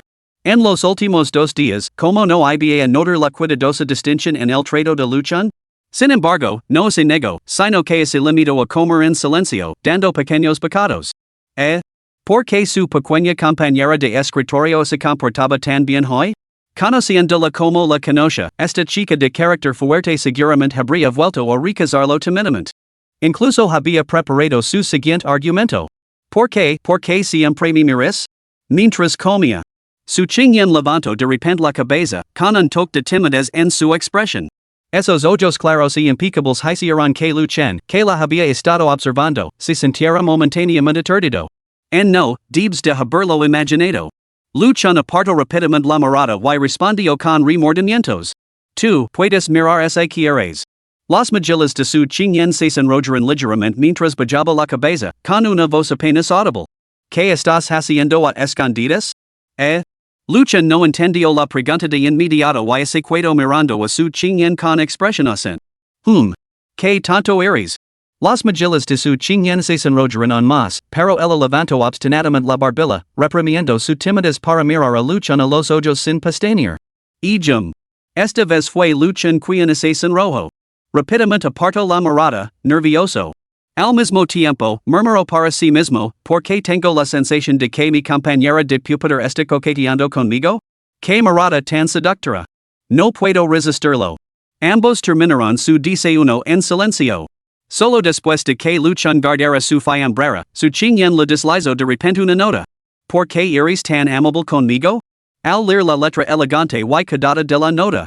Luchen se quedó sin palabras por un momento. Era la segunda vez que su compañera de pupitre le hacía esa pregunta. Después de pensarlo mucho, Luchen decidió ser sincero. ¿Por qué eres mi tesoro? Via, eso fue bastante directo. Aunque ambos estaban sentados tan rectos como niños de colegio, Luchen captó con su visión periférica el ligero rubor que se extendía por las orejas de su chiñen. ¿Yo, un tesoro? Su pequeña compañera de pupitre no le envió más notas, lo que dijo a Luchen con una pizca de decepción. Su mente comenzó a divagar. Seguramente ella había entendido lo que quería decir, ¿no? No responder. Paris que no se lo ha pasado por la cabeza. Bueno, claro. Es la futura emperatriz de hielo, porque iba a dejar que su corazón se agitara como una tonta enamorada? Pero él no lo sabía. En ese momento, su Qingyan estaba pensando. ¿Esto cuenta como una confesión? ¿Cómo demonios debo responder? ¿Why si él no lo decía en ese sentido? Si le revelo mis pequeños pensamientos, seguro que nunca volverá a hablarme, ¿verdad? Claro. Y es una persona muy considerada y adora tanto a Gu Yanran. ¿Cómo podría gustarle? Why así? Los dos volvieron a caer en un silencio incómodo. Pasó todo el día. Apenas hablaron, lo cual era muy inusual en ellos. Pero a la hora del almuerzo, una sola mirada de Lu Chen fue suficiente. Su Qingyan, con perfecta comprensión, lo acompañó al comedor. Hasta después de la escuela. Lu Chen finalmente reunió el valor necesario y llegó temprano a la puerta de la escuela para esperar en silencio a que su Qingyan saliera. Al poco tiempo. Esa figura esbelta y menuda emergió de entre la multitud y se acercó a Lu Chen. ¿Nos vamos? Te llevará a casa. Lo ofreció Lu Chen con una sonrisa. De acuerdo, aceptó su Qingyan sin protestar, subiendo obedientemente al asiento trasero de la moto de Lu Chen. Una vez más, recorrieron el familiar camino bordado de árboles. Esta vez, su Qingyan tomó la iniciativa de rodear con sus brazos la cintura de Lu Chen. El aura masculina que emanaba del joven la embriagaba de alguna manera. Inconscientemente, se encontró, como por una fuerza invisible, apoyando ligeramente la cabeza contra la amplia espalda de Lu Chen.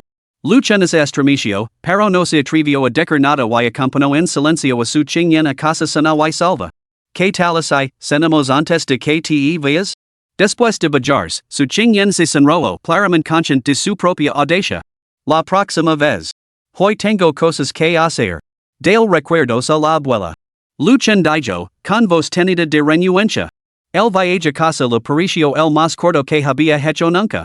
A pesar de que había ralentizado deliberadamente el paso. Oh.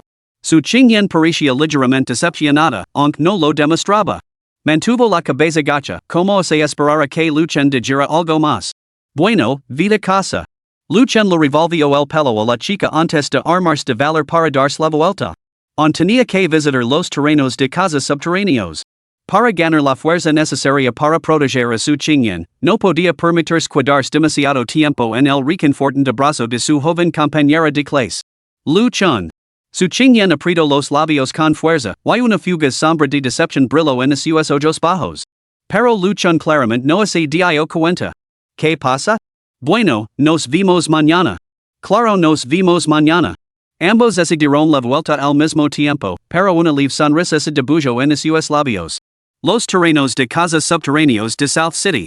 Lu Chen, vestido con su uniforme escolar, entró lentamente en este antro de perdición. El humo se arremolinaba densamente en medio del constante clamor de los vendedores ambulantes. Los jugadores se divertían con fervor, mientras que las azafatas, con poca ropa y curvilíneas, se abrían paso entre la multitud, ofreciendo atentamente y pasteles. Dentro de la jaula octagonal central, un hombre de mediana edad armado con una espada libraba una lucha a vida o muerte contra una hormiga gigante devoradora de corazones en el quinto nivel del reino del cuerpo forjado. La hormiga gigante devoradora de corazones era una especie mutada de hormiga roja con predilección por consumir corazones humanos. Esta monstruosa criatura poseía no solo defensas formidables, sino también una fuerza asombrosa. Una hormiga devoradora de corazones madura podía incluso desatar brevemente una fuerza física 10 veces mayor. Así era el plan de las hormigas. Incluso en la era tecnológica, los estudiosos se habían dedicado a investigar la especie de las hormigas. Pequeñas en estatura pero numerosas. Parecen insignificantes, pero operan con una unidad disciplinada y una inmensa fuerza colectiva. Cuando resurgió la energía espiritual, la raza de las hormigas se levantó como se había predicho. Las reinas que despertaron la sensibilidad y alcanzaron la cultivación resultaron ser enemigas excepcionalmente formidables. Afortunadamente, el potencial innato de la raza de las hormigas sigue siendo limitado, y solo confía en su gran número para alcanzar la victoria. Aún así, siguen siendo una de las razas extraterrestres más problemáticas de los tres reinos inferiores. La actual estrella azul está dividida en el reino interior y el reino exterior. Las nueve zonas seguras constituyen el reino interior, el último refugio de la humanidad. El resto del planeta cayó hace mucho tiempo.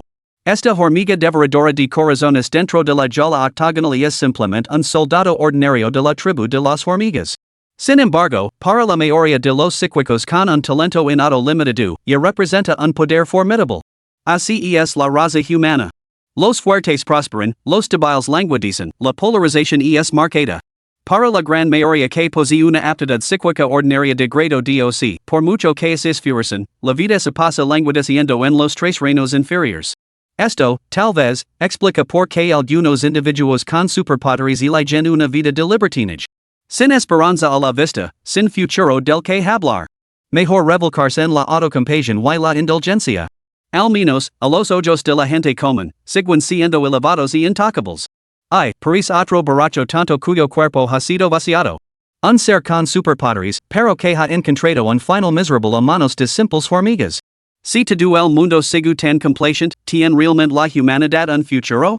Habiendo sido una vez una formidable potencia en el reino del cuerpo del Dharma, la perspicacia de Luchen en el comete era naturalmente muy aguda. Tras observar brevemente, confirmó que el hombre de mediana edad no tenía ninguna posibilidad contra la hormiga devoradora de corazones. Y así fue.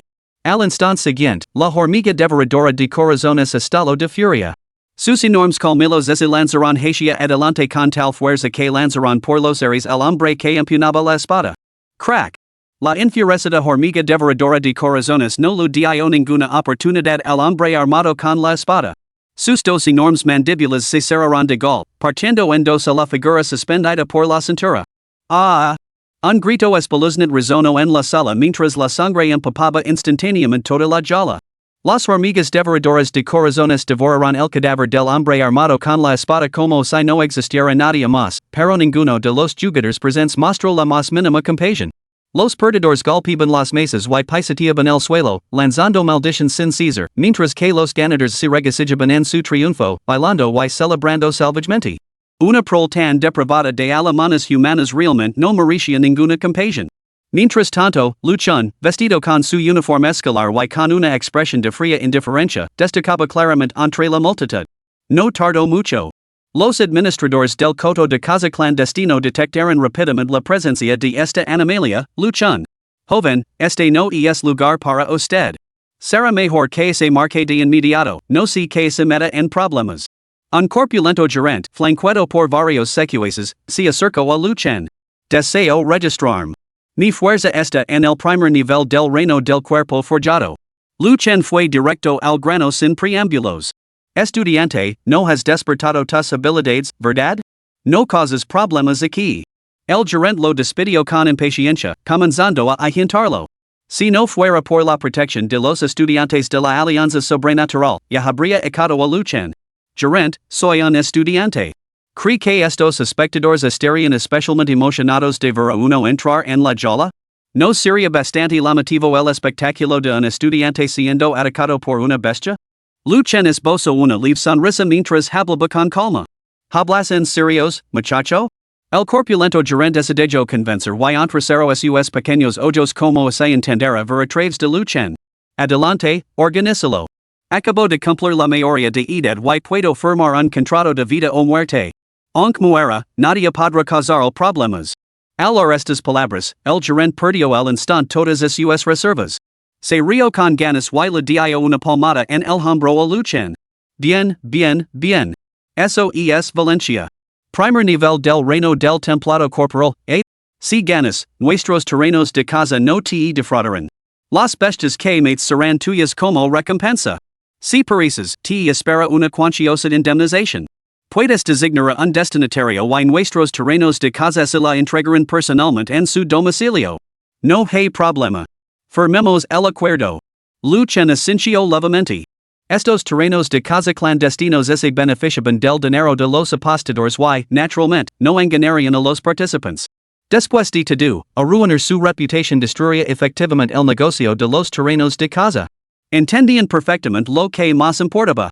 Después de firmar el acuerdo, bajo los arreglos especiales de la administración de los terrenos de casa, el anfitrión caminó directamente hacia la plataforma elevada. Distinguidos invitados, lo que sigue es un comete de exhibición. Esta ronda no conlleva apuestas, es puro espectáculo. Muestra arena de la bienvenida a un estudiante de secundaria que desafiará a una bestia de nivel 1 del reino del cuerpo forjado. Nota, este alumno no ha despertado formalmente. Maldita sea. Un novato sin despedida? Eso es un suicidio. Esto es intrigante. El codo de casa de la ciudad del sur está corriendo tal riesgo? ¿No temen que la alianza sobrenatural venga a llamar a su puerta? Seguro que no. Si se atreven a hacer esto, deben tener algo en lo que confiar. Pero enviar a un estudiante normal a la refriega. ¿Qué hay que ver? Ver cómo lo matan brutalmente? TSK, que depravado. Pero me gusta. Vamos, vamos. Yo ser el corredor de apuestas. Apostimos por cuánto tiempo durará este estudiante. Trato hecho. Me apunto. Los apostadores de abajo murmuraban emocionados. Sin embargo, entre bastidores, luchan permanecía completamente imperturbable. Cuando se encendieron las luces, subió a la plataforma y entró lentamente en la jala octagonal manchada de sangre. Capítulo 9, Muerte instantánea, sub las apuestas. Rugido. En el momento en que entró en la jala, luchan oyó un grunido sordo justo en front. Levantó la vista. Ante sus ojos se encontraba una hiena manchada de rojo en el primer nivel del reino del cuerpo forjado. Esta criatura no era especialmente poderosa, pero era salvaje y sentía especial predilección por arrancar corazones humanos. Una vez que esta bestia te tenía en el punto de mira, tu muerte era absolutamente espantosa. Si quedaban incluso unos pocos restos de huesos, se consideraba que la hiena manchada tenía poco apetito. Contemplando a esta repulsiva criatura, cubierta de manchas rojas y babeando saliva por el hocico, Luchón frunció ligeramente el seno, con los ojos llenos de frialdad. Los administradores del codo de casa comprendían la naturaleza humana. Probablemente, la elección de una criatura tan repugnante tenía como objetivo organizar un espantoso festín de devoración. Y él, Luchón, era el sustento del entretenimiento. Rugido. La hiena manchada, salvaje por naturaleza, lanzó su ataque primero. Aunque carecía de inteligencia, poseía una velocidad deslumbrante. De un solo salto, s'abalanzó sobre Luchón, con sus mandíbulas malolientes y corrientes de saliva lanzando sin dudar hacia su garganta. Zaz. Luchón mantuvo la compostura y lanzó un puñetazo repentino. El puño, acompañado de un silbido, golpeó con fuerza el hocico de la hiena manchada. Pum. La hiena manchada dejó escapar un grito lastimero. 300 de fuerza se derramaron, enviando su cuerpo saltarín a varios metros de distancia. Después de unas cuantas convulsiones, quedó completamente inmóvil. Un silencio sepulcral se apoderó de toda la arena. Solo después de varios segundos estallaron los viters. Una muerte instantánea. Un estudiante sin despedida había matado al instante una bestia de nivel 1 del reino del cuerpo forjado con un solo puñetazo. En el corazón de todos. Surgió una profunda sensación de irrealidad. ¿Era realmente un estudiante normal y corriente? Con un talento tan innato, se hubiera aparecido en los terrenos de casa subterráneos y la alianza sobrenatural lo hubiera descubierto, ¿no se enfrentarían todos ellos a un castigo? Después de todo, la alianza sobrenatural no valora nada más que a los genios prodigiosamente dotados. ¿No es precisamente por eso por lo que están por encima de la gente común? Un grupo de sobrenaturalistas por debajo del nivel causando la desaparición de un prodigio, aunque solo fuera una posibilidad, sin duda desataría la furia de la alianza que ningún codo de casa subterráneo podría soportar. Lu Chun Chun. El locutor tragó saliva antes de anunciar apresuradamente el resultado. Aunque solo había acabado con una bestia de bajo nivel en cuestión de segundos, el extraordinario potencial que Lu Chun Chun había demostrado se había ganado toda la atención de los administradores del codo de casa. Ya no podían estar seguros de sus antecedentes y, naturalmente, no se atrevían a tratarlo a la ligera como antes. ¿Quién sabe? ¿Podría ser este muchacho el descendiente de alguna figura poderosa? Tal es la influencia que ejercen la fuerza bruta y el talento innato. En esta lucha apocalíptica por la supervivencia, el poder hace la ley. Donde reina la fuerza, los privilegios y los favores te siguen a la donde vas. Sin embargo, Luchón, que había aniquilado al sabueso hiena manchado de rojo en un instante, no prestó atención a los murmullos de los espectadores en las gradas. Con expresión tranquila, se acercó al cadáver, sacó la daga milita triangular de su cintura y extrayó el núcleo demoníaco del interior de la hiena manchada. Santo cielo, jovencito. El corpulento gerente apresuró a acercarse, con una amplia sonrisa en el rostro y un cambio radical en su actitud. Debo admitir que antes te juzgué mal, joven. Por favor, no te ofendas. Puedo preguntarte, joven, de que distinguida estirpe proceeds? Her que mis guardaespaldas te acompañan a casa en breve. Era una prueba para averiguar sus origins. Como era de esperar. Estas criaturas, que navegaban perpetuamente por las zonas grises, eran extremadamente hábiles en sus tratos. No era de extrañar que hubieran ascendido a gerentes. Acabo de alistarme en la división militar. Mi jefe de escuadrón me ha enviado al coto de casa subterráneo para practicar. No hay por qué preocuparse, gerente. Aunque muera aquí, será por mi propia incompetencia. Nadie le causará problemas por ello. Luchan permaneció imposible, con palabras deliberadamente ambiguas. En un lugar como este, inventarse unos antecedentes sin duda lo ahorraba muchos problemas. ¿Qué es el coto de casa investigaría su caso? A Luchan no le importaba lo más mínimo. Después de todo, había sido reclutado por el ejército. Sus palabras eran mitad verdad, mitad mentira. Incluso así los terrenos de casa investigaran, no encontrarían ninguna inconsistencia. No se atreverían a acudir al ejército para verificarlo. Además, su hazana de matar al escorpión de cola de serpiente estaba a la vista de todos. Tal hazana podría engañar a la gente común, pero ciertamente no engañaría a un individuo con superpoderes. Oh, joven, realmente poses un talento extraordinario. ¿O no has despertado y has alistado en el ejército? El corpulento gerente entrecerró los ojos, sin cambiar su sonrisa. ¿Puedo preguntar de qué regimiento te has unido? A la novena fuerza aliada, regimiento 72. Luchan hizo un gesto impatient con la mano. Sabía que el gerente seguía indagando, pero no podía molestar sin finger. Deseo continuar. ¿Alguna objeción? Bueno. El corpulento gerente dudó ligeramente. Joven, ser franco con usted. Aunque su potencial es fuerte, una bestia demoníaca de bajo nivel en el primer nivel del reino del cuerpo forjado tiene poco interés. Nuestros terrenos de casa también deben llevar a cabo negocios. Quizás podríamos esperar hasta que usted pueda aumentar las apuestas. Consiguen directamente una bestia del reino del cuerpo forjado de tercer nivel. Luchan interrumpió la persuasión del gerente. Tercer nivel del reino del forjado cuerpo? La expresión del gerente cambió una vez más. Un cultivador no despierto capaz de matar instantáneamente una bestia del primer nivel del reino del forjado cuerpo, aunque sorprendente, no era del todo imposible. Después de todo, los genios abundan en este mundo. Pero saltar tres reinos menores completos? Eso trascendía el mero genio. Si Luchan realmente poseía tal destreza, su coto de casa no necesitaría investigar sus antecedentes. ¿Qué antecedentes necesitaría un prodigio así? Cualquier facción se apresuraría a reclutarlo. No es de extrañar que se uniera al departamento militar, con sus criterios de selección notoriamente estrictos, incluso antes de despedir sus habilidades. Al observar la daga militar de triple hoja que Luchan sostenía en la mano, el corpulento gerente casi había aceptado su virgen. Muy bien. Puesto que el hermano lu dice jugar, este viejo se asegura de que hoy se divierta a sus anchas. Aunque las bestias son criaturas salvajes y pueden ocurrir percances, ¿puedo disponer que unos cuantos guardaespaldas estén a la espera? Los títulos del gerente no dejaban de cambiar. Por el comportamiento y el discurso de Luchan, el gerente intuyo que había algo extraordinario en él. Hacerse amigo de un prodigio así sería una inversión segura. A decir verdad, ganaron o perdieron los concursantes, mientras los operadores del coto de casa no desiran su muerte, no perecerían. Era simplemente un lugar que ansiaba el derramamiento de sangre.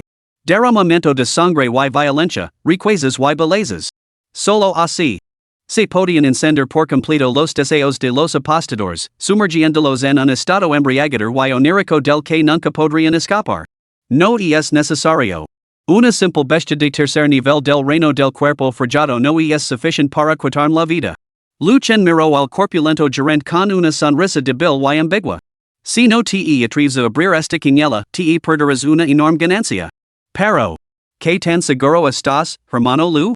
El corpulento gerente no era tanto fácilmente discernió el subtexto en las palabras de Luchan. 100% seguro. Cuando te ascienden y obtengas ganancias, no te olvides de darle una parte a tu hermano pequeño. Luchan comentó con una leve sonrisa. Muy bien. Hermano Lu, con tu excepcional talento, confío en que no arriesgarías tu propia vida para engañar a un viejo como yo.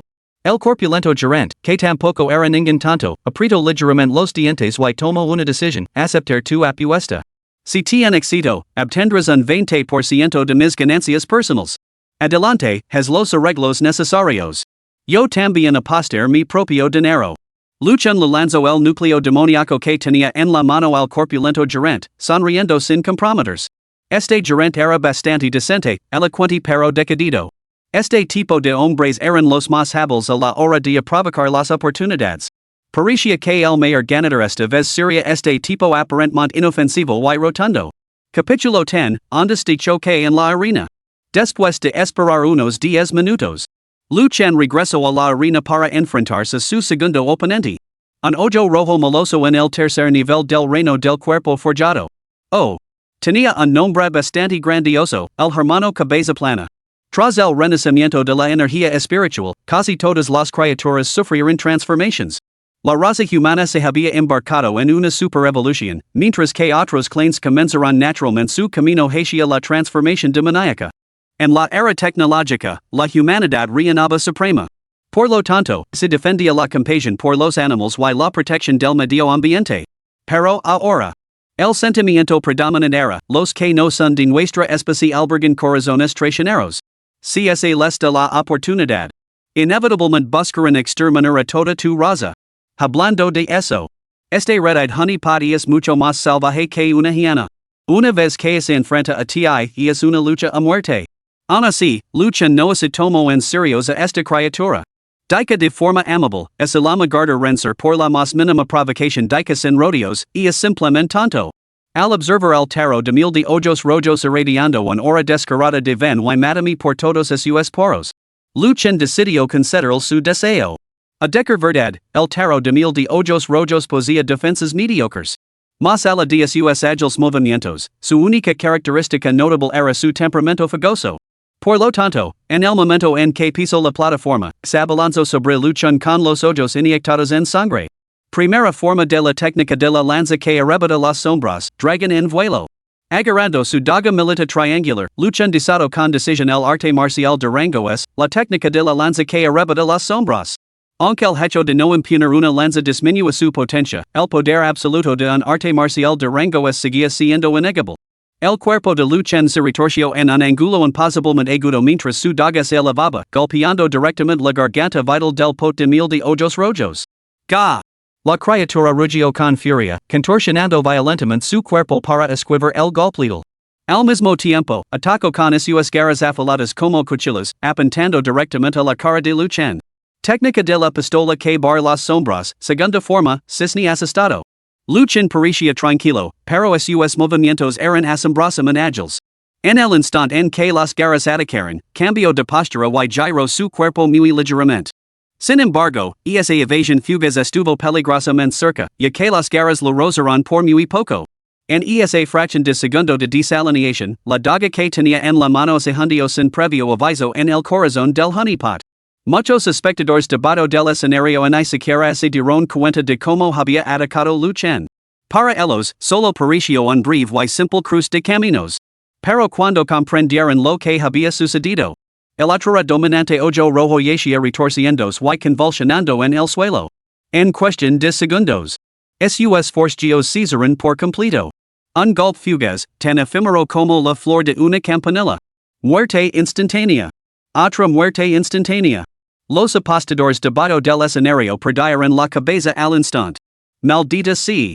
¿Esto no puede ser real? Imposible.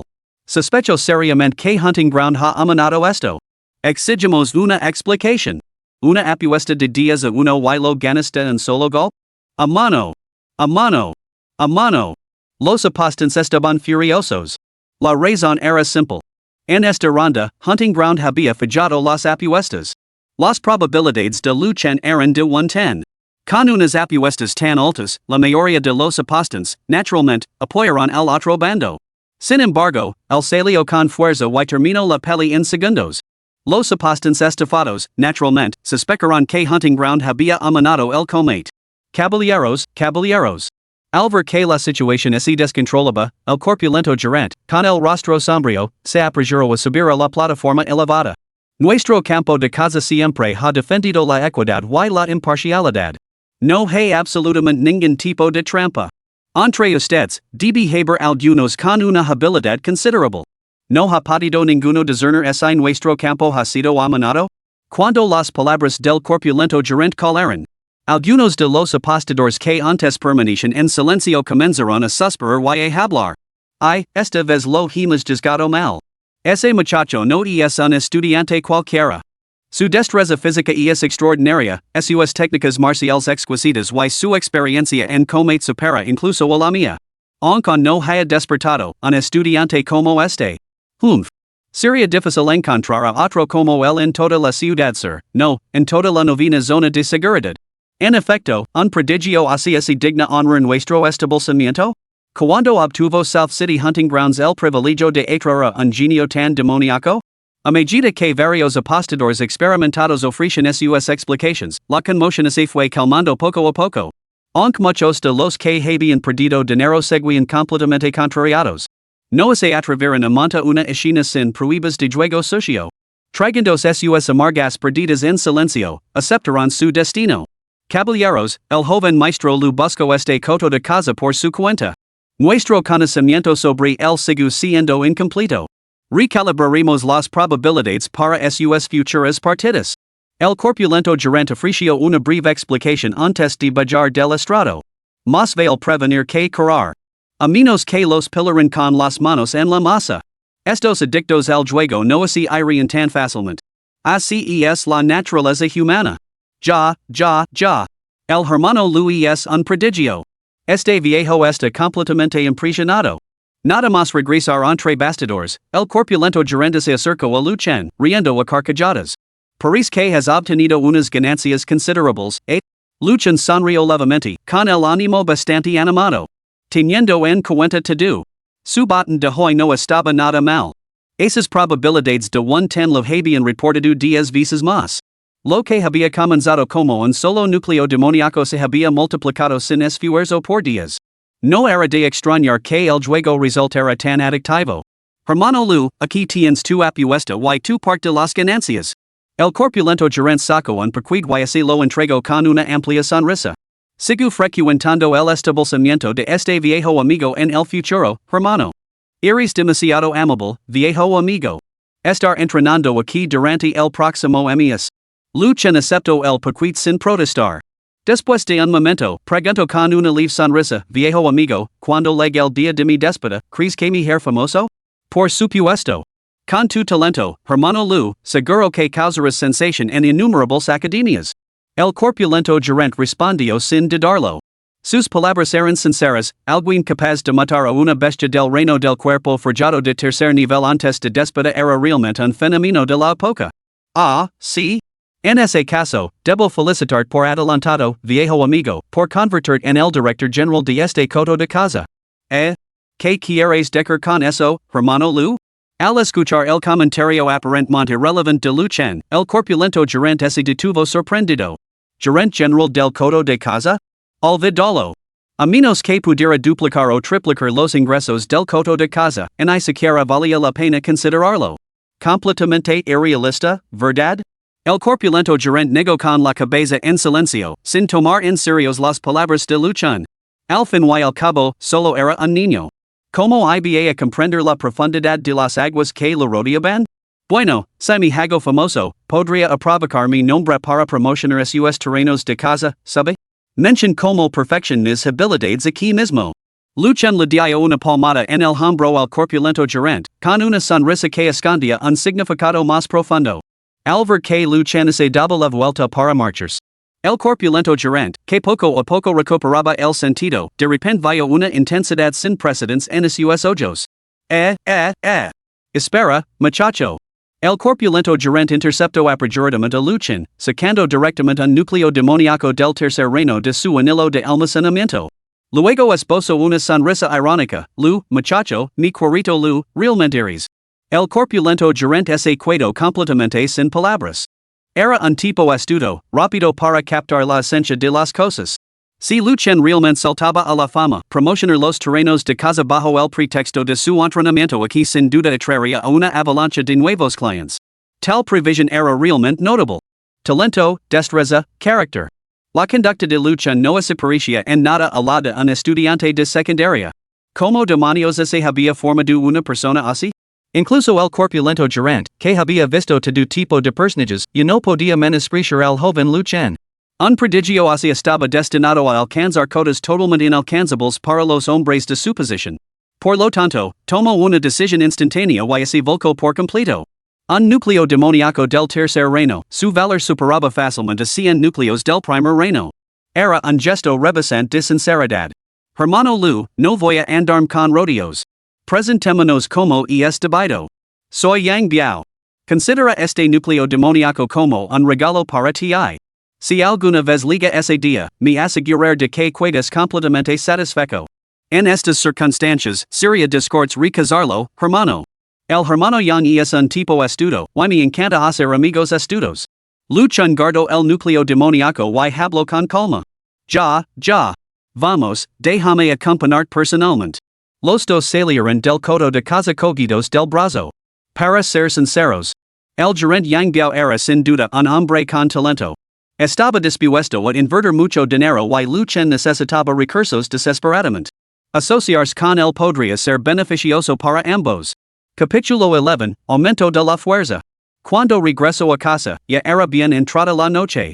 Luchan se había escapado mientras su madre dormía y ahora volvía a entrar a hurtadillas, de puntillas para no despedir suspecas. Una vez a salvo en su dormitorio, abrió con entusiasmo el paquete, con una sonrisa de satisfacción en el rostro. Su apuesta lo había reportado once núcleos demoníacos del primer reino. La parte de Yang Biao en los beneficios también incluía 50 núcleos demoníacos del primer reino. Y, para colmo, le habían regalado un núcleo demoníaco del tercer reino. Una verdadera ganancia inesperada. Luchan no esperaba un botín tan abundante en su primer viaje a los terrenos de casas subterráneos. Por supuesto. Esto se debía en gran parte Yang Biao. Lo había dado 50 como parte de su participación, por lo que él mismo debía de haber obtenido una buena ganancia. Afirmaba que era un 20%, pero ¿quién sabía cuánto había ganado realmente? Aún así, Luchan no sentía envidia. Si el hombre estaba dispuesto a gastar, entonces ese merecía sus ganancias. Al menos Luchan había obtenido beneficios tangibles. 61 núcleos demoníacos de primer reino. Más que suficiente para dar un sólido impulso a su fuerza. A comer. Luchan mostró una brillante hilera de dientes blancos como perlas, cogió un núcleo demoníaco con una mano y se lo tragó entero. Después de la peli, tenía un hambre voraz. Ahora, con el núcleo demoníaco en el estómago, una indescriptible sensación de inmensa satisfacción lo invadió. Cuando uno está hambriento. Todo sabe delicioso. La comida por sí sola nunca podía saciar su hambre. Solo los núcleos demoníacos le daban a Luchan esa sensación tangible de estar realmente comiendo. Por supuesto. Seguía siendo un ser humano normal. Este hambre no tenía ningún efecto físico en su cuerpo. Era simplemente una sensación. Muy parecido a fumar. Aunque uno no fumara, no lo mataría, pero la haría sentir miserable. Empezó a quedarme dormido otra vez. Luchan, somnoliento, se sentía completamente eufórico, como si su ansia de nicotina se hubiera satisfecho profundamente. Un resplandor dorado emanaba de todo su cuerpo, y una corriente cálida recorría instantáneamente sus órganos internos. Hizo que Luchan se estremeciera involuntariamente. Una más. A la mañana siguiente, temprano. Luchan se levantó de la cama sintiéndose renovado y alerta. Levantó el puño en señal de victoria, mientras el silbido del viento y traía consigo una leve sensación chirriante. Activar escaneo del vacío. Ding. Nombre, Luchan. Talento, poder del vacío SSS. Reino, guerrero del vacío, segunda transformación. Vitalidad, 600. Espíritu, 6. Arts marciales, técnica de la lanza que arrebata sombras, rango S, maestría, arte del control del trueno, rango S, maestría. Avance en el reino. Vitalidad duplicada. Para un adulto normal, la vitalidad máxima rara vez supera los 10 puntos. Según los estándares sobrehumanos, su vitalidad ahora rivaliza con la de un practicante del reino del cuerpo forjado de cuarto nivel. Para los superhumanos humanos, incluso al déspota, la vitalidad inicial alcanza un máximo de solo 100 puntos. Cada avance menor en el reino simplemente la duplica. Sin embargo, Luchan comenzó con 300. Su vitalidad de guerrero de segunda transformación ahora es cerca a la de un reino del cuerpo forjado de cuarto nivel. Esto explica por qué podía destruir sin esfuerzo a una bestia de tercer nivel de un reino diferente. Solo ese podía decar. El poder del vacío de grado es realmente desafía todas las normas, verdaderamente digno de su origen en el propio vacío. Aunque Lucian todavía se consideraba fundamentalmente humano, hacia esta trayectoria continuaba, suyo futuro se convertiría sin duda en una verdadera monstruosidad humanoide. Solo esperaba no desarrollar ningún tentáculo extraño. Lucian nunca podría haberlo sabido. Sus preocupaciones eran totalmente superfluas. La llamada evolución del vacío era, en esencia, transformarse uno mismo en la forma de cometa más perfecta. Y la raza humana era una de las formas de cometa más perfectas de este vasto cosmos. Hay que entenderlo. Innumerables bestias pasaban toda su vida luchando por adoptar la forma humana. El descenso de la montaña y el mar, la invasión del vacío. Todos estos acontecimientos se derivan precisamente de esta búsqueda. Pienses en ello, la raza humana nace frágil. Al nacer, ni siquiera pueden soportar una queda sin correr el riesgo de morir, y mucho menos enfrentarse a bestias monstruosas. Sin embargo, esta misma raza ha perdido en la estrella azul. En apenas unas décadas de crecimiento, pueden enfrentarse cara a cara con los grandes demonios de las razas alienígenas. ¿Qué otra raza podría presumir de un potencial de crecimiento tan extraordinario? La inteligencia superior es la verdadera fuerza de la humanidad. Así, tras el renacimiento de la energía espiritual, la humanidad desembarcó en una era sin precedentes de evolución sobrehumana. Las fuerzas del cielo y la tierra se doblegan ahora a su voluntad. El viento, el fuego, los truenos y los relámpagos, a su disposición. Esta situación es similar a la de un mago frágil, incluso en ser con superpoderes elementals de la tierra manipula esencialmente las fuerzas del cielo y la tierra. La diminuta forma oculta bajo la barrera de tierra sigue siendo completamente frágil. Sin embargo, la aparición de Lucian señaló claramente el comienzo del fin de esta maldición, rompiendo la segunda transformación. A Lucian le costó 3 núcleos demoníacos del primer reino. Calculando al duplicar su energía vital, el siguiente reino requeriría 6 núcleos demoníacos. 61 núcleos demoníacos parecen sustanciales, pero apenas suficientes incluso para romper la sexta transformación del guerrero. Aún así, Lucian no sencha urgencia. Durante el mes siguiente, podría cazar fácilmente una o dos rondas diarias en el coto de caza de la ciudad sur. Incluso así los terrenos de caza reducen las probabilidades, apostar por su propia victoria cada vez le permitiría reunir los recursos necesarios. En realidad, si lo decía, podía volver a formar equipo con Yang Biao fácilmente para obtener algunas cosechas más. Las probabilidades para el tercer nivel del primer reino podían ser bajas, pero ¿qué pasaba con el quinto nivel? ¿O el sexto? Tales acciones serían bastante llamativas. Después de todo, públicamente, seguía siendo un estudiante normal que aún no había despertado. Si, en este estado de no despeda, mataba bestias de quinto o sexto nivel, podría haberse decepcionado por los investigadores de la Alianza Superhumana. No había remedio. Su poder del vacío seguía siendo muy sensible a la raza humana.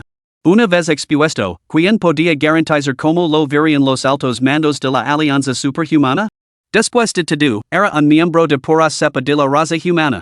Desde luego, no quería que unos viejos chapados a la antigua lo tacaran de hirage. Este poder elemental provenía de las fuerzas del cielo y la tierra, y el poder del vacío también provenía de las fuerzas del cielo y la tierra. ¿Qué diferencia fundamental podía haber entre ambos? De vuelta en el ala. Su pequeña compañera de pupitre ya estaba diligentemente dedicada al estudio matutino. Lucian sacó 2 raciones de desayuno, como de costumbre. Antes de que pudiera hablar, Su Qingyan se adelantó. Lucian, ¿tú te has hecho una ración extra? Ya. Al encontrarse con la mirada medio sonriente de Su Qingyan, Lucian se rascó la cabeza y respondió con sinceridad, bueno, en realidad, he traído esto especialmente para ti. Oh. ¿Por qué lo has traído específicamente para mí? Su Qingyan apartó ligeramente la cabeza, pero una leve sonrisa se dibujó involuntariamente en sus labios. Yo. Lucian no sabía qué decir. Ya había percibido claramente que la relación entre él y su compañera de pupitre se había vuelto bastante delicada. Tanto. Su Qingyan frunció ligeramente los labios, pero aceptó la fiambrera que le ofrecía Lucian. Gracias, Lucian. ¿Por qué le resultaba un poco extraño eso de compañera de pupitre? Pero no la había llamado así antes? No le parecía nada extraño. A dormir. Alvara luchen desplomarse en la cama sin siquiera comer, su chingyen suspiro para sus adentros, con la mente en otra parte. Suspiro. ¿No siente lo mismo? Quizás realmente, solo se preocupa por mí como compañera de clase? Su chingyen, esto ya es maravilloso. ¿Cómo puedes ser tan codiciosa? Pero. Realmente me gusta. Capítulo 12, Avances consecutivos, Declaración de Sentimientos. El mes siguiente. La vida de Luciana se fue volviendo cada vez más agitada. Sus días giraban en torno a tres rutinas. Dormir después de la escuela por las mañanas, acompañar a su pequeño compañero de pupitre a casa por las tardes y ganar dinero en los terrenos de casa subterráneos por las noches. Una existencia monótona y tripartita. Después de un mes. Su progreso era nada menos que asombroso. Para no despedirse suspecas, al principio solo desafiaba a bestias del tercer nivel del primer reino. Consiguió la asombrosa cifra de 15 victorias consecutivas en la arena. Poco a poco. Los apostadores se volvieron más prudentes. Cada vez que él entraba en la refriega, apostaban por su victoria sin pensarlo dos veces. Yang Biao, el corredor de apuestas, sufrió pérdidas considerables como resultado. Más tarde, tras discutirlo entre ellos, decidieron desafiar a bestias del cuarto nivel del primer reino. Para entonces, Luciana había destrozado múltiples reinos, alcanzando formalmente la sexta transformación guerrera. No solo podía aniquilar sin esfuerzo a las bestias del cuarto reino celestial, sino que incluso las del octavo reino celestial corrían la misma suerte. Sin embargo, para mantener la farsa, tenía que suprimir su poder al nivel de una segunda transformación guerrera. Esta implacable supresión significaba que regresaba a casa magalado y lino de moratons cada vez. Afortunadamente, sus habilidades de recuperación eran realmente notables. Cada vez que resultaba herido, bastaba con consumir unos cuantos núcleos demoníacos y dormir bien por la noche para que el día siguiente estuviera en plena forma. Por lo tanto, ni siquiera su madre, Lu Jing, detectó nada extraño. En su habitación. Tras tragarse el último núcleo demoníaco del tercer reino, Lucian abrió los ojos de repente. Un mes de esfuerzo incansable finalmente había dado sus frutos, había superado la novena transformación. En la víspera del día del déspota, había logrado con éxito el objetivo que se había fijado. Nombre, Lu Chen. Talento, Poder del Vacío SSS. Reino, Guerrero del Vacío, 9 transformations. Vitalidad, 2700. Espíritu, 6. Arts marciales, técnica de la lanza que arrebata las sombras, grado S, maestría, arte del control del trueno, grado S, maestría. Ha! Lu Chen exhaló un largo y profundo suspiro.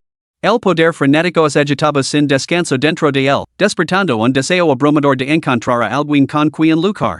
Consideremos lo siguiente. Incluso un individuo superdotado con un talento de nivel SS solo podía, como mucho, superar el umbral de las 1000 sangres en el reino del cuerpo forjado. Superar la barrera de las 1000 sangres significaba la trascendencia. Esto representaba la cima del reino de la forja. Una base perfecta, el amanecer de una manifestación divina. Los que alcanzaban esta etapa eran invariablemente prodigios del más alto nivel. Tomamos a su chingyen, por ejemplo.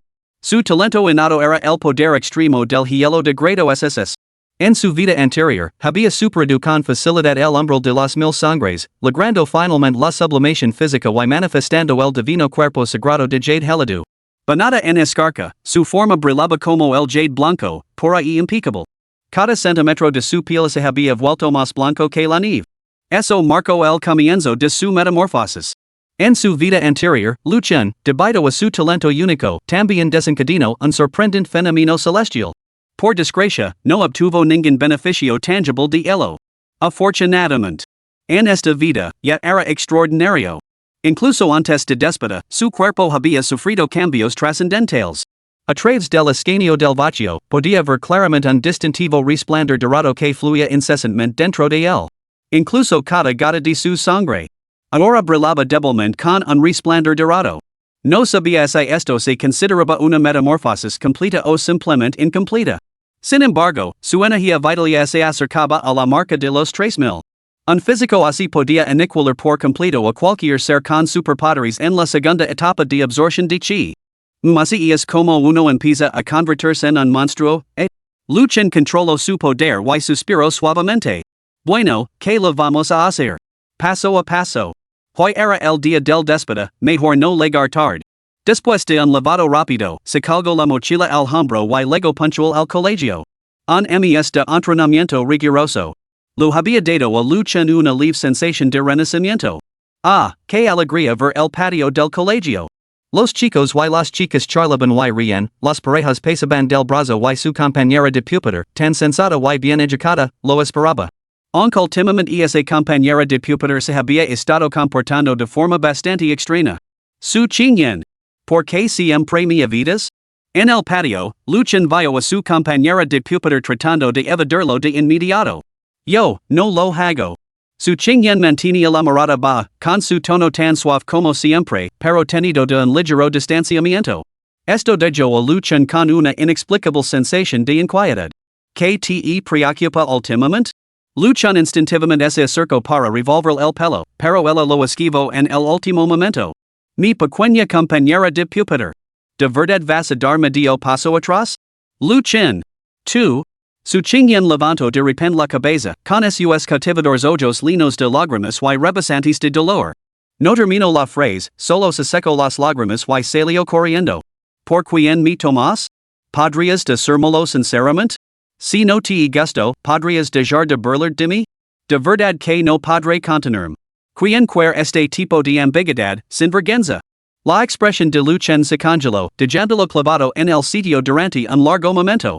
La mirada en los ojos de su pequeña compañera de pupitre acababa de ser muy compleja. Había dolor, había afecto persistente. Y un ligero toque de decepción. Por fin lo entendió. Debía de ser porque últimamente había estado descuidando a su compañera de pupitre, preocupado por los terrenos de casa subterráneos. Por eso estaba enfadada. Tenía que disculparse. Tenía que disculparse sin falta. La idea se le ocurrió de repente y Lu Chen se apresuró a seguirla. Así que ser tratado como un perro en su vida pasada realmente no era sin razón. Siguiendo la dirección en la que se había ido su Qingyan. Lu Chen pronto encontró a su pequeña compañera de pupitre escondida detrás de los escalones de piedra del pequeño jardín situado detrás del edificio de enseñanza, llorando en silencio. Eres un chico malo, muy malo. No volveré a hablar nunca más. Sniff. Lu Chen se acercó por detrás y se rascó la cabeza con torpeza. Pequeña compañera de pupitre, lo siento. ¿Por qué me has seguido? Su Qingyan levantó ligeramente la cabeza, con lágrimas corriendo por su rostro como lluvia sobre flores de perel. Tú, compañera de pupitre. Lu Chen se agachó ante su Qingyan, con expresión sincera. No sé qué te ha molestado, pero me gustas mucho. ¿Podemos estar juntos? Al oír estas palabras, su Qingyan no pudo evitar temblar por todo el cuerpo y se lanzó a los brazos de Lu Chen sin dudarlo. Dios mío. Por fin lo había dicho. Yo también te quiero, hermano Lu Chen. Muchísimo.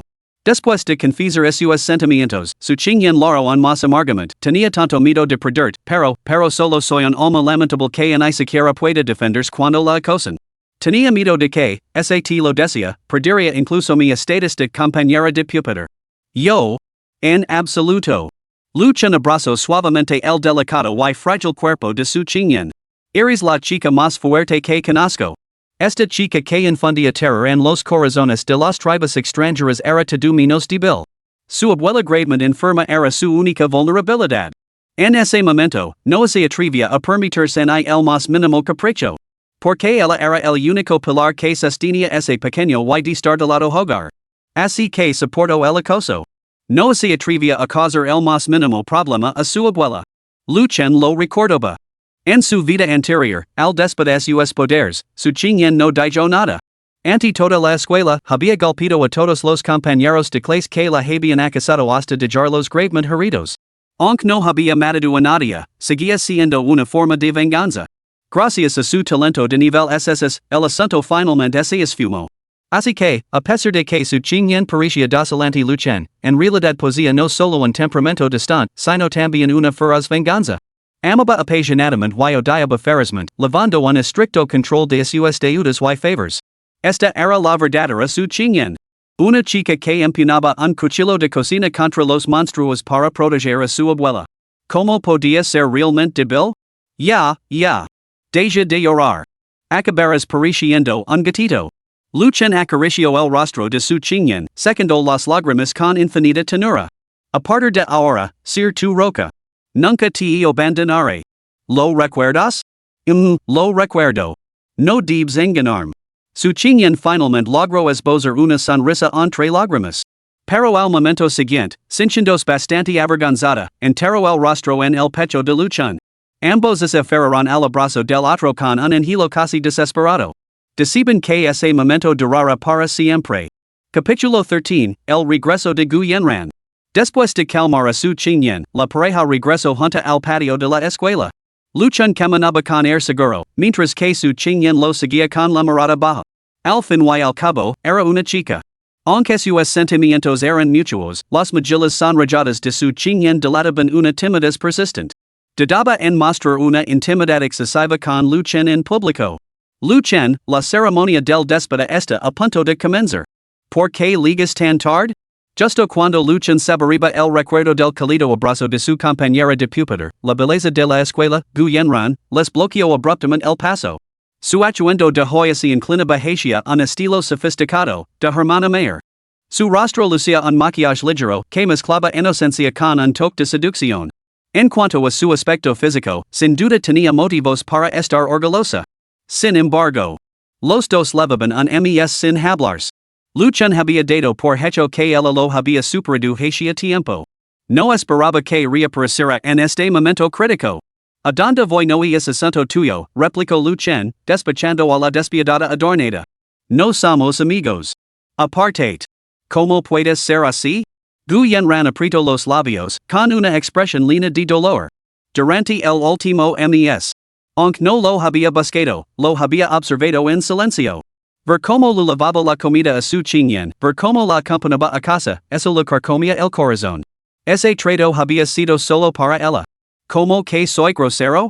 Luchan tomó con decisión la pequeña mano de su chinyan, con tono gélido. Gu Yenran, admito que antes estaba ciego. Pero ahora tengo novia. Why no debes volver a buscarme nunca más? Me temo que chinyan podría malinterpretarlo. ¿Tú? ¿Qué has dicho? Al ver a la pareja cagada de la mano, la expresión de Gu Yenran se congeló. Señalando a su chinyan, balbució, por ella. Luchan, deja de engañarme. Admito que antes no fui amable contigo, pero no hace falta que elijas a alguien al azar solo para fastidiarme, ¿no? Parece una mendiga. ¿Y es eso realmente necesario? Al resto, los ojos de su chinyan parpadearon. Quería replicar, pero al final se obligó a bajar la cabeza. No era que no quisiera discutir. Y es solo que toda la clase había sido testigo de lo bien que Luchan había tratado a Gu Yenran durante los últimos años. No se atrevía a pensar si lo que decía Gu Yenran era cierto. Zaz. Lo que su chinyan nunca habría imaginado era que, al instante siguiente, Luchan abafidió a Gu Yenran. ¿Tú, me has pegado? Preguntó Gu Yenran tambaleándose hacia atrás, agarrándose la mejilla y con los ojos muy abiertos por la incredulidad. ¿Me has pegado por ella? Te he abofeteado, respondió Luchan con frialdad, con los ojos completamente indiferentes. Tenías una boca muy sucia. Ah. Luchan. Nunca te perdonar por esto. Te arrepentirás. Gu Yenran la raba. No podía entenderlo porque alguien cambiaba tan repentinamente. El Luchan que ella conocía antes no era así. Solo Luchan lo sabía. Lo adoradora que era realmente una persona como Gu Yenran. Incesantemente exigente bajo el pretexto del amor, totalmente incapaz de dar nada a cambio. Una oportunista pura y egocéntrica. En su vida anterior, había despertado un talento de nivel S. Sin embargo, en 10 años juntos, sus manos apenas habían tocado la sangre de las bestias. ¿La razón? Lo consideraba demasiado violento, incompatible con su imagen de pureza y bondad. Casi todos sus recursos los había conseguido Luchan, que luchó con unas y dientes por ella. Aunque no era tan melodramática como esas hotas de nivel T0 que enganaban a Luchan mientras lo eran infieles. Nunca correspondió a su devoción. Simplemente daba por sentada su bondad. Eso por sí solo podría haber sido perdonable. Luchan la había amado, sin necesidad, naturalmente, de ninguna recompensa. Pero en el momento en que ella misma lo empujó hacia las bestias. El Luchan que una vez amó incondicionalmente a Gu Yenran murió en ese mismo instante. Ese tipo de personas son en realidad mucho más adoradoras que las hotas de nivel T0. ¿Por qué te hacen creer que te aman? Quizás hasta el momento mismo de tu muerte, nunca te darías cuenta. Por supuesto. Si uno permaneece ignorante de la verdad durante toda su vida, ¿podría eso constituir al menos una falsa felicidad? Después de todo, desde los albores de la humanidad, este tipo de situaciones han sido muy comunes. El marido y la mujer son pájaros del mismo plumage, pero cuando llega la calamidad, cada uno vuela por su lado. La naturaleza humana, en su mayor parte, no puede soportar la prueba. Por lo tanto, tras haber vivido otra vida, luchan hacia tiempo que se había vuelto indiferente a duelo. Dar a quienes lo merecen. Pagar el precio por aquellos que te aprecian. Una vez herido, corta por lo sano rápidamente. Frío de corazón, pero no sin un profundo afecto. Solo una vida así deja pocos remordimientos. No se arrepentirá, su chingyen levanto de repente la cabeza y miro a Guyanan con una frialdad distante. Porque soy más fuerte que tú. ¿Tú? ¿Más fuerte que yo? Guyanan es a río amargamente, señalando la ropa descolorida y desgastada de su chingyen. Una mendiga como tú seguirá siendo una mendiga toda su vida. Smack! Tras el golpe de luchan en la magilla derecha de Guyanan, su chingyen le dio otra bofetada, que aterrizó directamente en su magilla izquierda. Ya no te tengo miedo, Guyanran, declaró su chingyen, agarrando la calida y grande mano de luchan. Porque sé que ahora él me pertenece. Su chingyen. Luchan. Grito Guyanran, agarrandos las magillas con expresión salvaje. Recordaré esta humiliación. Todos pagaréis por esto. Alvara Guyanran alajarse desalinada, luchan no pudo evitar burlarse. Cualquiera puede hacer amenazas. La conozco bien. No es más que un adorno inútil.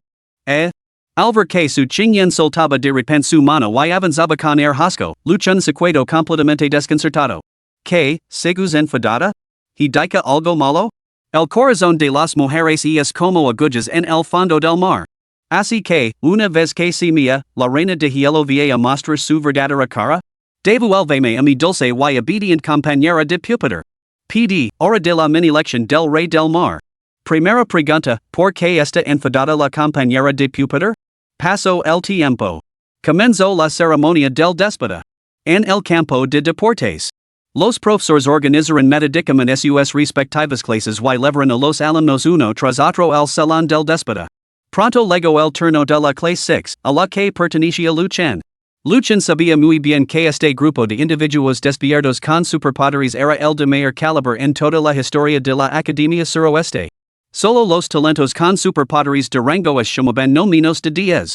En realidad, también había dos de rango SS y uno de rango SSS. Su chingyen era el único talento de rango SSS entre los estudiantes de este año. Sin embargo, Luchan no sencha ni una pizca de envidia. Su semilla del trueno innata, aunque era simplemente de grado D, el más común, posía un potencial de crecimiento que rivalizaba con cualquier grado SSS. Eso se sumaba su poder del vacío, también de grado SSS. Se podía decir que, en términos de talento innato, era prácticamente invencible. Siguiente grupo, Guyanran, Chenfeng. Chenfeng? Luchan levantó una ceja, y su atención se centró instantáneamente en ese nombre. Si no lo falaba la memoria. Chenfeng había despertado un talento de superabilidad de niveles, la espada del viento rápido. La razón por la que lo recordaba tan claramente. Era porque, en su vida anterior, Chenfeng había estado secretamente enamorado de Guyanran. Solo que, antes de su déspota, Luchan había sido el matin de la clase, un terror que nadie se atrevía a provocar. Por lo tanto, Chenfeng nunca se había atrevido a confesar su amor a Guyanran. Más tarde, al déspota su talento de grado SS, sintió como se los cielos se hubieran despejado, la lluvia hubiera cesado y, de repente, fuera invencible. Inmediatamente le declaró sus sentimientos a Guyanran. Por desgracia, tras haber acusado a su chingyen, ni siquiera tuvo tiempo de presumir ante él antes de que su chingyen, que había despertado un talento de grado SS poco después, le diera una paliza que lo envió al hospital. Fue precisamente porque Guyanran no aceptó las insinuaciones de Chenfeng en aquel entonces, permaneciendo cerca de él a pesar de su mero talento de grado D, que él se volvió completamente devoto. Profundamente conmovido, Luchan se volvió completamente devoto. Reflexionando ahora sobre ello. Probablemente no era más que una ilusión. Guyanran era alguien que valoraba mucho su reputación. Aunque no había elegido a Chenfeng en aquel entonces, tampoco había aceptado estar con él. Simplemente le había ofrecido una oportunidad ambigua. Más tarde, Luchan trabajó duro y progresó rápidamente. Estaba dispuesto a ceder cualquier recurso a Guyanran, lo que poco a poco se ganó su corazón. Reflexionando ahora. Se Guyenran realmente lo amaba, como pudo haberlo enganado durante 3 años enteros? Así que nunca lo amo de verdad, simplemente es acostumbro a tener a lucha en su lado. El verdadero afecto es algo que así puedes sentir por completo. Tomos a su chinyen, por ejemplo. Si su familia no hubiera sido tan pobre, lo que le hizo dudar de sí misma, quizás incluso habría confesado a sus sentimientos. Así es el amor. Cuando alguien te ama de verdad. ¿Dónde hay lugar para la reserva femenina? Capítulo 14, La persistent Guyanan. BZZZ. BZZZ. Cuando Guyanan y Chen Fong entraron en la sala. Dos rayos de luz, uno azul y otro zafiro, se dispararon hacia el cielo desde lo alto de la cámara del déspota. Unos instantes después, los rayos se fragmentaron, manifestándose en fenómenos sobrenaturales. En un radio de días miles, comenzaron a manifestarse vientos violentos y lluvias torrenciales. Los profesores y alumnos que se encontraban en el campo estallaron en un coro de exclamaciones de asombro. Una manifestación. ¿Quién más ha despertado un talento de grado so superior? Una alumna de la clase 6, sin duda debe ser la señorita Gu, la flor de la escuela. Pero esperad. Este fenómeno contiene atributos tanto de viento como de agua. ¿Podría ser que 2 personas hayan despertado talentos de rango S? Caramba! Verdaderamente la clase elite. Absolutamente formidable. Así que al final fue una tormenta repentina? Bueno, realmente son una pareja perfecta. A medida que el fenómeno se disipaba lentamente, la expresión de Luchan seguía siendo inscrutable. Había sido igual en su vida anterior. El talento de rango S de Guyanan, el retorno del agua, encajaba perfectamente con la espada veloz de Chen Fong. Luchan, he despertado un talento de rango S, un tienes tiempo para reconsiderarlo. Si rompes tu relación con su chinyan y me ofreces una disculpa adecuada, quizá te perdón por esta vez. Pronto. Guyanran, con su déspota completo, se acercó con altivez a Luchan. Detrás de ella. La seguía un joven de piel oscura, nada menos que Chen Fong, que antes no se atrevía a mostrar su rostro cerca de Luchan. 2. La mirada de su chinyan se agudizó y apretó a sus delicados puños. Justo cuando estaba a punto de hablar, Luchan lo agarró la muñeca primero. ¿Qué tiene que ver conmigo el talento que hayas despertado? Yo no soy tú. El vínculo entre chinyan y yo no es tan frágil como imaginas. Luchan. Chen Fong acaba de confesarse. Posee un talento de grado S destinado a convertirse en un líder de alto rango de la raza humana. Te voy a dar una última oportunidad. Si te disculpas y te alejas de ese mendigo de su chinyan, dejaré pesar lo sucedido. Los ojos de Guyanan brillaban con lágrimas contenidas. Esta vez, no fingía emoción. Desde que Luchan comenzó a distanciarse, se había dado cuenta de lo acostumbrada que estaba a su presencia. Incluso después de despedir su talento de nivel S, se negaba a perder a Luchan tan fácilmente. O tal vez. Simplemente le resultaba insoportable pensar que su devoto admirador pudiera ser arrebatado por ese inutilizado por sus compañeros de clase. Luchan era suyo. Lo pertenecía solo a ella. Ya que te ha confesado su amor, ¿por qué no lo aceptas? ¿No sois una pareja bastante bien avenida? Luchan no podía molestarse con Guyanan. Su insistencia solo lo irritaba. Nadie entendía a Guyanan mejor que Luchan. Dica de forma amable, era egoísta. Dica sin rodeos, era una ingrata sin cultura. En su mundo, la amabilidad que los demás le mostraban siempre se daba por sentada. Solo pensa en ello le daba náuseas a Luchan. Su complejo de princesa era algo a lo que se negaba rotundamente a complacer. Luchan. Guyanran se estaba poniendo nerviosa, con lágrimas brotando incontrolablemente. ¿Qué es exactamente lo que quieres que haga? ¿En qué te he ofendido? ¿Fue solo porque rechaces tu confesión en aquel entonces? Ahora he aceptado, ¿qué más quieres? Dejando de lado el hecho de que Guyanran lo había empujado personalmente al abismo en su vida anterior, en esta vida no había tenido la oportunidad de hacer ningún mal.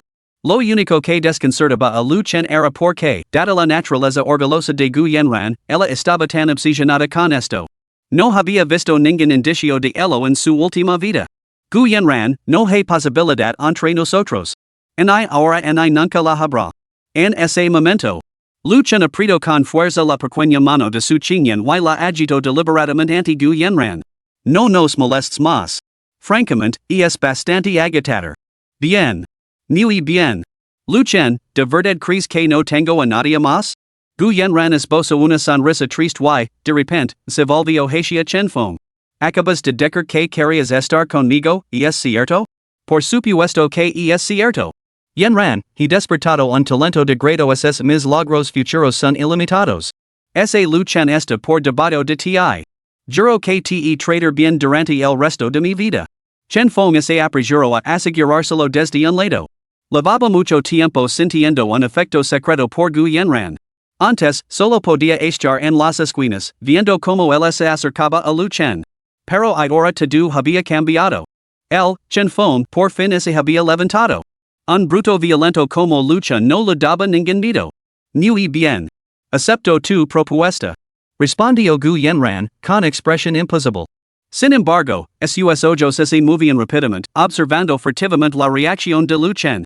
Al verlo completamente imposible, la ira de Gu Yenran se reavivó. ¿De verdad? El rostro de Chen Fong se iluminó de alegría. Agarró la mano de Gu Yenran con entusiasmo, con tono adulator. Tranquila, Yenran. En cuanto entrenemos duro durante un tiempo, verás la diferencia entre nosotros. A partir de ahora siempre te trader bien. Zaz. Gu Yenran levantó la mano y le dio una fuerte bofetada a Chen Fong, dejándolo completamente atenido. Solo accedí a darte la oportunidad de cortejarme. ¿Quién te ha dado permiso para tocarme? Con ese comentario frío, Gu Yenran se dio la vuelta y se alejó sin mirar atrás. Así sí que me gusta. Esta era la verdadera Gu Yenran. Siempre egocéntrica, independientemente de la situación. Lu Chen incluso sintió una punzada de simpatía por Chen Fong. Pero ese complejo de princesa? Era realmente horrible. Ya verás. Chen Fong, dolido por la bofetada, lanzó una mirada furiosa a Lu Chen antes de salir corriendo tras Gu Yenran. Lo siento, Yenran. Me he pasado de la raya. ¿Me perdonas esta vez? Lu Chen? Que locura. Idiota. No pudo evitar espetar su chinyen. Al ver la mirada desconcertada de Lu Chen, se sonrojó y bajó la cabeza presa del pánico. Yo no quería dejar. Bien dicha, pequeña compañera de pupitre. Lu Chen sonrió satisfecha. Ah, sí. Las mejillas de su chinyen se sonrojaron, pero en el fondo no pudo evitar reprenderse en silencio. Su chinyen, eres una maldita idiota. El hermano Lu Chen ya está arriesgándose por ti, ¿no puedes ser una buena chica y mantener calada? ¿Cómo has podido perder los nervios delante de él? ¿Qué voy a hacer? ¿He arruinado completamente mi imagen? La farsa concluyó. Lu Chen se volvió para buscar a su tutor, Lu Yunchi, profesor, me gustaría hablar con usted de algo. Lu Chen. ¿Qué pasa? Lu Yunchi había estado ocupado compilando la lista de alumnos que habían despertado a sus talentos en la parte trasera del salón y no se había dado cuenta del alboroto que se había formado en la parte delantera. Me gustaría que me pusieran en el mismo grupo que su chinyen. Lu Chen lo dijo con calma. En su vida anterior, Lu Chen no había sido emparejado en con Gu Yenran en con su chinyen. Cuando estalló ese repentino fenómeno de tormenta, toda la escuela consideró instantáneamente que Gu Yenran y Chen Fong eran la pareja perfecta. Aunque Lu Chen hacía tiempo que había dejado de preocuparse por Gu Yenran. No quería que su pequeña compañera de pupitre quedara eclipsada. Su semilla del trueno innata, aunque solo era de grado D, posía tal singularidad que su déspota había producido fenómenos que rivalizaban con los superpoderes de grado SSS. Mientras tanto, el poder del hielo extremo de su chinyen, al ser un atributo mutado del agua, naturalmente se comparaba con el de Gu Yenran. Y que esa era una tormenta repentina. Los días lluviosos y las ráfagas de viento eran fenómenos perfectamente normales. Esta vez, pretendía que toda la escuela fuera testigo de quienes eran realmente la pareja perfecta. Capítulo 15, Truenos y Relámpagos, Mil Milas Congeladas. Siguiente pareja, Lu Chen, su chinyen. Al oír la llamada del profesor, Lu Chen y su chinyen intercambiaron una mirada cómplice. No te preocupes, pequeña compañera de pupitre. El talento importa, pero en la vida hay cosas mucho más importantes que el talento. Al notar el nerviosismo de su chinyen, Lu Chen le susurró inmediatamente al oído para tranquilizarla. ¿Cosas más importantes? Su chinyen miró a Lu Chen con expresión desconcertada. Sí, respondió Lu Chen con naturalidad. Para mí, tú eres más importante que el talento. Si tenemos talento, lo cultivaremos juntos y lucharemos codo con codo. Si nos falta, simplemente nos retiraremos al campo y llevaremos una vida tranquila. Mientras no te importe, yo estoy perfectamente contento. Al escuchar la perspectiva de Luchen sobre la vida, los hermosos ojos de su Qingyan se iluminaron al instante, radiance de luz. Yo, no me importa. Ni preocuparía más que a ti importara. Con eso, bajo la cabeza timidamente. Siempre quisiste tú, aceptar cualquier cosa. Pero, ¿why si uno de nosotros tiene talento y el otro no? ¿Me abandonarías entonces? Su Qingyan de repente pareció desanimada. Guyenran, tiene un talento extraordinario. ¿Seguro que no? ¿Seguro que no? Luchen fingió sorpresa y se volvió hacia su Qingyan. ¿Es eso lo que realmente sientes, señorita su Qingyan? Si carezco de talento, o mi talento es pobre, ¿me abandonarías y te irías con chinfo? Yo no lo haría. Protestó su Qingyan con urgencia, con los ojos claros empanados. Estás diciendo tonterías. Oh. Entonces parece que lo hemos interpretado. Si realmente es como dices, a partir de ahora, dependerá de ti, mi pequeño compañero de pupitre, protegerme. Al ver la sonrisa burlona y traviesa de Luchen, su Qingyan no se enfadó. En cambio, asintió con seriedad y dijo, pase lo que pase, no nos separaremos. Caramba? Luchen sintió que lo habían vuelto a encantar. Su intención era usar un tono bromista para aliviar la tensión de su Qingyan, pero su pequeña compañera de pupitre se lo había tomado al pie de la letra. La sinceridad era realmente el arma definitiva. Muy bien, entonces nunca nos separaremos. Luchen sonrió suavemente y apretó con fuerza la pequeña mano de su Qingyan. Ahora estaban en el centro del abarrotado campo de deportes. Al ser abrazada tan descaradamente por Luchen, la timidez de la chica hizo que las mejillas de su Qingyan se sonrojaran. Sin embargo, no hacía parto. En cambio, apretó su calida y grande mano con la misma firmeza. Tú me das tu favor, yo te doy mi devoción. Siempre, donde quiera que sí, estará tu lado para siempre. Al entrar en la sala del déspota, Luchen y los demás encontraron rápidamente sus asientos bajo la guía del maestro, sentados con las piernas cruzadas. Intercambiando una mirada tranquilizadora con su Qingyan, ambos reunieron sus pensamientos y cerraron los ojos. Bzzz. Bzzz, bzzz. Este periodo de déspota parecía inusualmente prolongado. Después de aproximadamente un cuarto de hora. Dos deslumbrantes rayos de luz, uno blanco y otro azul, brotaron del techo de la sala. El blanco era puro y extremo, mientras que el azul brillaba con un tenue tono dorado. Rumble rumble. Nubes oscuras se acumularon rápidamente y los truenos resonaron en los cielos. Todo el cielo se oscureció. Innumerables profesores y alumnos miraron hacia arriba con asombro, totalmente incrédulos ante el tipo de talento innato que podía provocar un fenómeno tan extraordinario. Crack. Arcos de rayos descendieron de los cielos, rasgando el vacío. Dentro de las nubes tormentosas, masas oscuras se agitaban, acompañadas por el débil y ominoso rugido de una bestia colosal. Parecía dispuesta a destruir este mismo reino. Momentos después, comenzaron a caer granizos del cielo. Los truenos y la lluvia azotaban con fuerza, y el aire se volvía cada vez más frío. Finalmente, los truenos cesaron gradualmente y la bestia desapareció. Sin embargo, las nubes persistieron obstinadamente y el frío que helaba los huesos seguía envolviendo la tierra. Incluso los profesores y alumnos que se encontraban en el campo de deportes sintieron un escalofrío involuntario. No era más que una animalia, pero parecía tan real. En un radio de 1000 milas, caen sin cesar copos de nieve. Entonces, cada copo de nieve comenzó a cristalizarse en hielo. Al final, toda la extensión de 1000 milas se congeló, como si todos los seres vivos hubieran sido extinguidos por el hielo en ese instante. Un fenómeno sobrenatural que abarca 1000 milas. Un supertalento de nivel SSS ha surgido de nuestra academia. ¿Y es la clase 6 otra vez? Dios mío. La clase 6 es realmente increíble. ¿Quién ha despertado el talento de grado SSS? ¿Es demasiado tarde para ir a ayudarlos ahora? Amigo, te aconsejo que no lo hagas. Un genio como ese podría convertirse en emperador algún día. ¿Y que se convierten en emperadores? ¿Acaso un emperador carece de sentimientos? ¿Y que eventualmente se casarán, porque no puedo ser yo? Debes hacer tus necesidades sobre la tierra y luego contemplar tus propios deseos para discernir tu aflicción y resolver tu confusión. Así, abrumado por la vergüenza, no te atreverás a enfrentar a mí y, finalmente, te ahorcarás en la rama que de el suroeste. Maldita sea. Amigo, eres un tipo literario, ¿no? ¿Aceptas aprendices? Acepto. No acepto payasos. No solo los alumnos estaban animados con la discusión, también los profesores estaban completamente alborotados. La academia había producido un prodigio con talento de nivel SS. Todos y cada uno de los profesores recibirían una cuantiosa bonificación.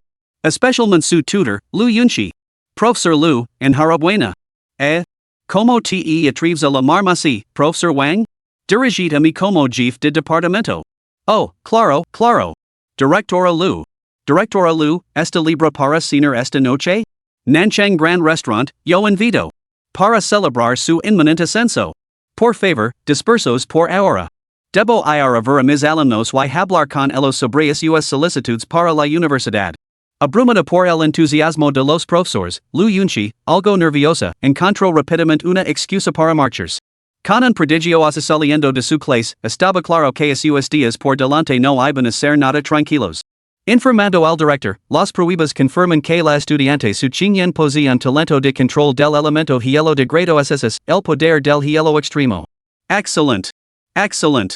Tal talento de control es extremadamente raro. Nuestra Su Qingyan está destinada a convertirse en un pilar de la raza humana.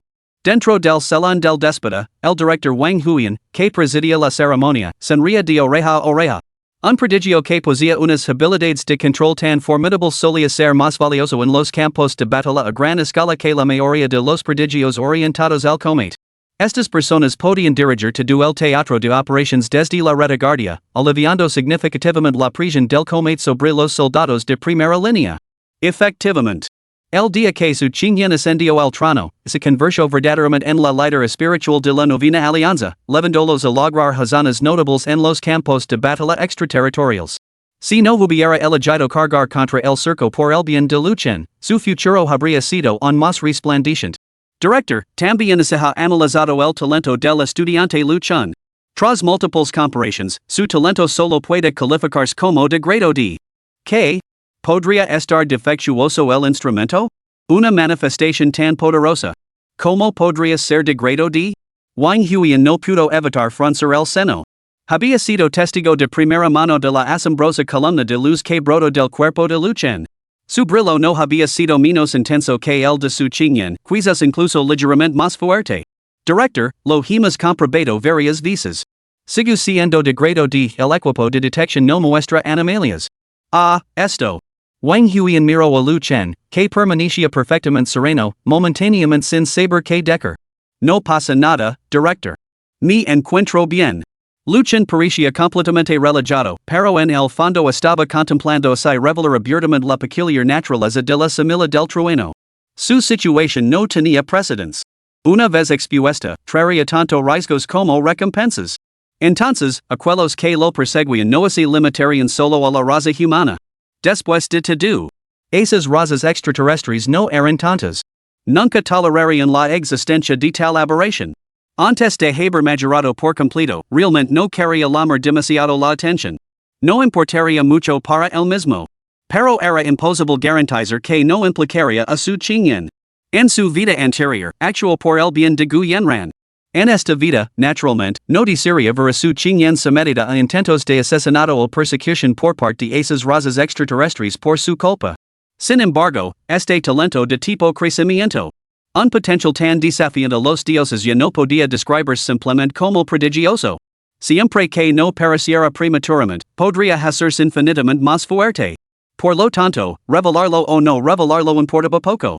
No necesitaba la ayuda de nadie tarde o temprano, ascendería a la cima de la raza humana. Era solo cuestión de tiempo. Hermano Lu Chen, siempre estará a tu lado declaró Su Qingyan, apretando con fuerza su gran mano con una sonrisa radiante. Tengas talento o no, vías donde vías, te seguir. Nunca te abandonaré. Su Qingyan! Exclamó Lu Yunchi, que se había apresurado a acercarse, frunciendo el seno al presenciar la escena. Tienes un talento de grado SS. Tu destino es convertir en la líder de la raza humana. Este es tu destino, no puedes elegir evadirlo. En efecto, Su Qingyan. Wang Huiyan también se apresuró a disuadirla. El talento de Lu Chen significa que está destinado a ser nada más que un hombre corriente. Vosotros dos no tenéis futuro juntos. El director comprende tus ideales juveniles, pero la realidad es la realidad. Pertenecías a mundos diferentes. Antes de que os enredes demasiado, es mejor que os separes ahora. Luchen, seguro que no quieres poner en peligro el futuro de su chinyen por tu propio bien? Y que hay de la raza humana? ¿Qué me importa eso a mí? La expresión de su chinyen se volvió completamente fría. Cuando mis compañeros de clase me acasaban, cuando mi abuela estaba gravemente enferma y no podíamos pagar las medicinas, cuando pasaba hambre y no podía permitirme ir al colegio, ¿dónde estabais todos vosotros entonces? ¿Ahora hablas del destino, maestro Lu? ¿No te parece bastante ridículo? Mi mundo es demasiado pequeño para albergar a toda la raza humana, y yo soy tan grandioso. Si hay que invocar el destino, entonces el hermano Luchon es mi destino. Quien quiera que intente separarme de Luchon se convertirá en mi enemigo, incluido usted, profesor Lu. Al escuchar la desafiante declaración de su chinyen, Luchon se sintió profundamente conmovido. ¿Era así como se sentía el favoritismo desenfrenado? No voy a razonar contigo. Y voy a dejar que nada me coja como rigen. Vamos, su chinyen, no hay necesidad de armar tanto alboroto. Aunque el maestro Lu y yo lo hayamos expresado de forma bastante directa, ambos pensemos en tu propio bien. Si insistes en seguir este camino, no te obligaremos. Wang Huian se apresuró a intervenir para calmar los ánimos. Aunque ocupaba el prestigioso cargo de director, no se atrevía a ofender a este estudiante de ilimitado potencial. Si él lograba vencer, una sola palabra suya en el futuro podría significar el fin de su mandato como director. Ya basta, pequeña compañera de pupitre. Al ver que su chinyen estaba a punto de seguir hablando, Luchon la trayó rápidamente hacia él. Entiendo tu postura. Déjame el resto a mí. Muy bien. Su chinyen esbozó una sonrisa complacent y no dijo nada más. Su confianza y afecto por Luchon eran totalmente evidentes, pero en Wang Huian en Lu Yunchi parecen haber captado esta verdad. Capítulo 16, Confesión Voluntaria. Director, Profesora Lu. Luchon levantó la mirada, con tono firme. Chinyen y yo no nos separaremos bajo ningún concepto. Al ver las expresiones incómodas en los rostros de ambos, Luchon se limitó a esbozar una sonrisa fría, con un atisbo de decepción en ella. Sencha un gran respeto por Lu Yunchi. Después de todo, ella siempre había sido muy concienzuda con sus alumnos. No esperaba que recurriera al chantaje moral. Perdón mi franqueza. Usted es un director muy estimado y ella es una profesora que de ejemplo. En materia de educación, usted debería ser mucho más experto que yo.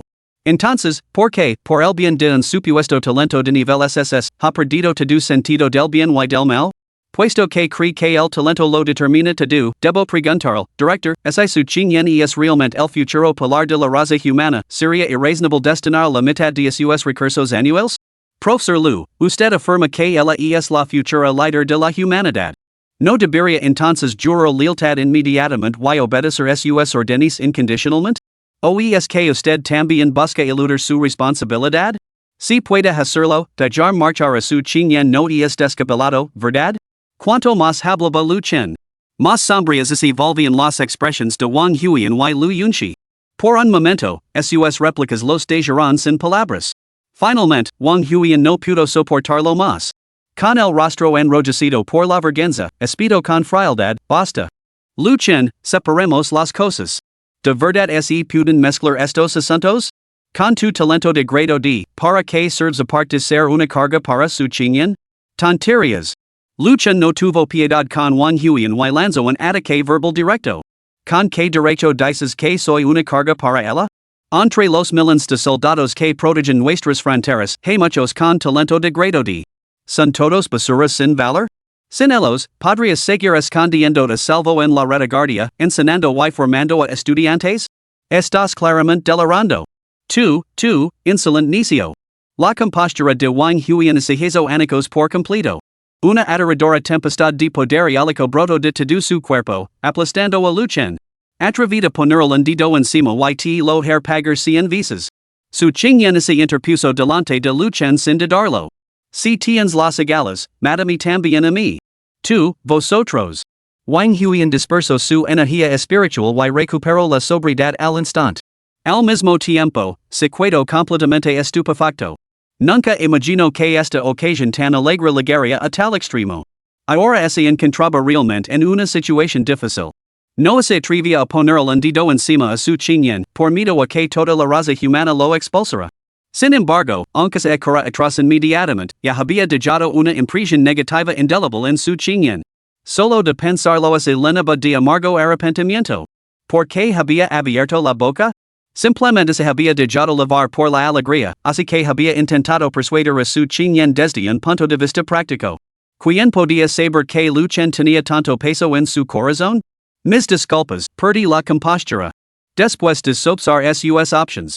Wang Huiyan decidió inclinar la cabeza, a pesar de que ante él solo había dos jóvenes recién despertados. Lu Chen, Qingyan, vuestro maestro os pide perdona ambos. En cualquier caso, nunca debí haberme entrometido en vuestros asuntos personales. Lu Yunchi también inclinó la cabeza avergonzada. Las palabras anteriores de Lu Chen lo habían provocado una profunda reflexión. Su intención original había sido simplemente actuar como observadora imparcial, buscando maximizar el beneficio de su Qingyan. Sin embargo, había olvidado que su Qingyan era un ser humano vivo, que respiraba, y no una herramienta para la prosperidad de la raza humana. Tenía emociones y pensamientos propios y independientes. Nadie tenía derecho a obligarla a nada. Suspiró Wang Huiyan, con un tono algo desanimado. Hijos míos, durante el último siglo, la raza humana ha estado plagada de incesantes luchas internas, lo que ha dejado nuestras fronteras en una situación precaria y vulnerable. La presión sobre nuestra academia es inmensa. Ahora, por fin, hemos producido un prodigio como su Qingyan. Naturalmente, no podemos permitirnos que lo ocurra ningún percance, ni siquiera la más mínima posibilidad. ¿Lo entiendes ahora, Lu Chen? Por supuesto que sí. La expresión de Lu Chen se suavizó ligeramente. Diferentes perspectivas priorizan naturalmente diferentes preocupaciones. Lu Chen se centraba en su Qingyan. No permitiría que nadie manipulase su preciada chica. Sin embargo, despida un talento de nivel SSS había cedido irrevocablemente el destino de su Qingyan, nunca podría volver a una vida normal.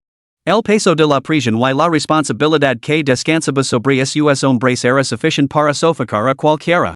Por lo tanto, Lu Chen había aceptado muchas cosas. Si decidía ocultar su talento, él mismo podría encontrar alivio, pero su Qingyan se convertiría inevitablemente en el centro de atención de innumerables miradas indiscretas. Dado eso, era mejor revelar la verdad de forma proactiva. Su chica solo tenía que permanecer discretamente a su lado, contenta con ser su pequeña compañera. Él caparía todas las tormentas que así les presentaran. Después de todo, en esta vida, su verdadera intención era pasar a la ofensiva. ¿Qué quedaba por ocultar? Mejor atravesarlo todo, haciendo que las innumerables razas de los cielos temblaran de miedo ante su nombre. Director, mi talento es realmente único, del tipo cultivable. Con los recursos suficientes, ni siquiera un talento de nivel SSS representaría mi límite definitivo. Habiendo decidido no ocultar nada más, Lu Chen no veo sentido en dudar y optó por revelarlo todo. Usted fue testigo de primera mano de mi manifestación celestial. Si didn't de mí, traigan uno o dos tesoros naturales imbuidos de atributos de trueno. Les demostrar mi potencial. 2. ¿Qué has dicho? Wang Huiyan y Lu Yunchi se quedaron paralizados al arresto. La conmoción resonó en su interior, negándose a desaparecer durante mucho tiempo. Tras un largo silencio, Wang Huiyan finalmente miró fijamente a Lu Chen con intensidad. ¿Quieres decir que tu talento podría desarrollarse hasta alcanzar el grado SS, o incluso, superarlo? Por supuesto. Al ver a Wang Huiyan paralizado en el sitio, Lu Chen no pudo evitar esbozar una sonrisa. Soy un hombre rencoroso. Por lo que me has hecho hoy, yo. No. Lu genius. Wang Huiyan dio un giro tan brusco como el que había dado Yang Biao antes, cambiando su actitud por completo. Fue este viejo quien no supo reconocer una montaña cuando la vio. Vosotros dos hacíais la pareja perfecta, ¿de acuerdo? Si alguien se atreve a difundir rumores maliciosos de nuevo, ser el primero en machacarlo. J.E. Lu Chen cruzó los brazos, con expresión imposible. Tu actitud actual es realmente repulsiva. Ese no está satisfecho, señor Lu, porque no me de un par de bofetadas más? Wang Huiyan había abandonado por completo cualquier pretensión de dignidad. ¿Dignidad? Ya, ¿qué valor tiene la dignidad? Si Lu Chen realmente despertaba un talento especial que superaba el rango SSS, incluso el comandante le prepararía personalmente una taza de té. El rostro de Lu Chen es ensombrecido y maldillo para sus adentros. A decir verdad, prefería tu actitud desafiante de antes. ¿Te importaría volver a ella? Puedo demostrar mi potencial en cualquier momento, pero si me exiges lealtad absoluta a la raza humana, tengo una condición previa. ¿Qué condición previa? Al ver que varias personas, incluida su Qingyan, volvían su mirada hacia él, luchan hablo con calma, quiero que me ayudes a ganar impulso. ¿Qué quieres decir? Wang Huiyan estaba algo desconcertado. Exactamente lo que he dicho. No solo no lo mantendré en secreto, sino que quiero que hagas públicas mis habilidades innatas. Preferiblemente, que todas las razas no humanas bajo el cielo conozcan mis verdaderas capacidades. ¿Qué? No, no. Por supuesto que no. Esto es una completa tontería. Las expresiones de Wang Huiyan y Lu Yunchi y ensombrecieron simultáneamente. Incluso su Qingyan miró a Lu Chun con confusión, buscando claramente una explicación. Aquí nadie era un pequeño tesoro. No era difícil imaginar los problemas que lo ocurriría a Lu Chun si se revelara tal noticia. Esas tribus extranjeras no se detendrían ante nada para aplastarlo en su infancia. Capítulo 17. ¿Puedo darte un abrazo? No estoy siendo ridículo. Lu Chun mantuvo la mirada baja, con sus rasgos cincelados y opuestos que transmiten una compostura imperturbable. La raza humana se está debilitando. Cada vez más individuos con superpoderes están optando por protegerse a sí mismos, por rendirse. Mi sola aparición es suficiente para inyectar una dosis de adrenalina a aquellos cuyas convicciones flaquean. En cuanto al peligro, la raza humana aún no ha quedado. Si se atreven a venir, no nos haría eso el juego? ¿Usarme como cebo? ¿Por qué no? Esto. Wang Huiyan quería protestar desesperadamente porque ese plan era demasiado peligroso. Si Lu Chen decía la verdad, sin duda se convertiría en la carta ganadora para el futuro de la humanidad. Los altos mandos tendrían suerte si no lo ponían en un pedestal como podrían aprobar un plan tan extremo? Además, este tipo no daba precisamente la impresión de tener un carácter tan noble, ¿verdad? Wang Huiyan tenía una mirada de total escepticismo. Simplemente no podía creer que Lu Chen se hubiera vuelto tan altruista de repente. Sin embargo, cuando se fijó en el sutil gesto de Lu Chen y su Qingyan entrelazando los dedos, de repente lo comprendió. Este chico estaba claramente tratando de desviar la atención, ¿no? Después de todo, si ocultaba su talento, su Qingyan se vería inevitablemente empujada al ojo del huracán. Este asunto no está dentro de mi competencia para decidirlo. Sin embargo, puedo transmitir su propuesta con sinceridad a los superiores. Posteriormente, los especialistas deberían visitarlo personalmente para verificar su talento. Si todo resulta ser cierto, no me corresponde a mí determinar si aceptan sus condiciones. Muy bien, entonces. Vosotros dos, id a casa y esperad nuevas instrucciones. No tiene sentido perder el tiempo y retrasar el despido de otros estudiantes. Wang Huiyan hizo un gesto con la mano, con algo exasperado. La buena noticia. Su Academia del Suroeste parecía haber producido dos prodigios sin precedentes de un solo gol. La mala noticia. Ambos eran problemáticos, rebeldes hasta la médula y, lo que es más importante, eran una pareja profundamente enamorada. Qingyan, vámonos. Lu Chen esbozó una sonrisa evasiva, tomó la mano de su Qingyan y salió directamente del salón del déspota sin mirar atrás. Tenían que abandonar la academia rápidamente mientras aún eran desconocidos. Una vez que la princesa enterara de esto, estarían atrapados en quisieran marchas. Como de costumbre, acompañó a su Qingyan hasta la puerta de su casa. Apoyando su bicicleta contra el bordillo, Lu Chen miró a su Qingyan, dándose a hablar. ¿Qué pasa? Su Qingyan notó claramente que tenía algo que decir. Se quedó obedientemente en su sitio, esperando en silencio a que él hablara. La ceremonia del déspota ha terminado. Con nuestro talento, tenemos garantizada la admisión directa. No hay necesidad de que hagamos los exámenes de acceso a la universidad. Machem, ya lo sé. ¿Qué es lo que intentas decirme exactamente, hermano Lu Chen? Mirando fijamente a los grandes y cristalinos ojos de su Qingyan, que lo observaban sin pestañear. Lu Chen apretó ligeramente la mandíbula antes de reunir finalmente el valor necesario. Bueno. ¿Te gustaría salir conmigo mañana? Una cita? Un destello de pánico se reflejó en los ojos de su Qingyan. Se sintió nerviosa, bajo la cabeza y sintió como si el corazón se le fuera a salir del pecho. Aunque habían confirmado oficialmente su relación. Ninguno de los dos se había adaptado del todo todavía. El hecho de haberse cogido de la mano en la escuela no había sido más que una muestra de determinación, forzada por la presión conjunta del director y el tutor para declarar su postura ante todos. Ahora, ante la invitación formal de la persona a la que quería. Su chingyen sinchio que su mente se nublaba por completo. Por supuesto. A Luchan no lo iba mucho mejor. Sencha que la confesión de hoy había sido demasiado precipitada. No podía tratar así a su chingyen. Así que tenía la intención de provocar los próximos días para cultivar adecuadamente su vínculo con su pequeña compañera de pupitre. Luego, lo haría un gesto ceremonial cuidadosamente preparado. Aunque quizá a ella no lo importara demasiado. Oh, bueno, entonces, te esperaré en casa mañana. Su chingyen se obligó a parecer serena.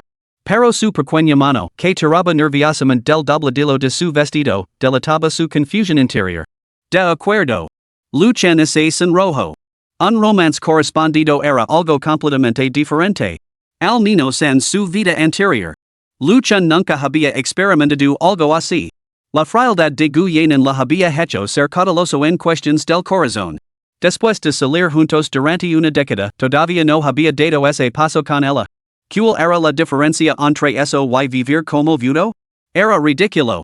Bueno. ¿Me voy entonces? La incómoda atmósfera hacía que Luchan se sintiera inquieto. Espera un momento, hermano Luchan. El precioso rostro de su chingyen se sonrojó, pero aún se llamó a Luchan. ¿Qué pasa? En el momento en que Luchan se dio la vuelta, se encontró con la mirada de su chingyen llena de afecto. Su ternura parecía dispuesta a abramarlo. ¿Puedo darte un abrazo? No vio. Al escuchar esta petición, tímida pero con un toque de picardia, Luchan se dirigió por completo. Sin dudarlo, dio un paso adelante y atrayó a su chingyen hacia él. Una sensación de hormigueo, como una suave descarga eléctrica, recorrió instantáneamente sus cuerpos y sus mentes. Thump thump, thump thump. Su profundo angelo les permitió sentir los intensos latidos del corazón del otro. Incluso el aire mismo. Parecía rebosar de la esencia del romance. Perdidos en el abrazo del otro, ambos se sintieron profundamente conmovidos. Momentos después. Luchan rodeó la esbelta cintura de su chingyen. Antes de que pudiera siquiera comenzar su travesura. Intuyendo algo, su chingyen empujó a Luchan, nervioso como un conejo asustado. El rubor de las mejillas de la joven se había extendido profundamente hasta su cuello blanco como la nieve, dejando a Luchan completamente cautivado. Abrazam otra vez. Luchan no estaba de humor para dejar ir a su chingyen, y volvió a atraer a su amada hacia él. Y espera. Yo realmente debo irme ahora.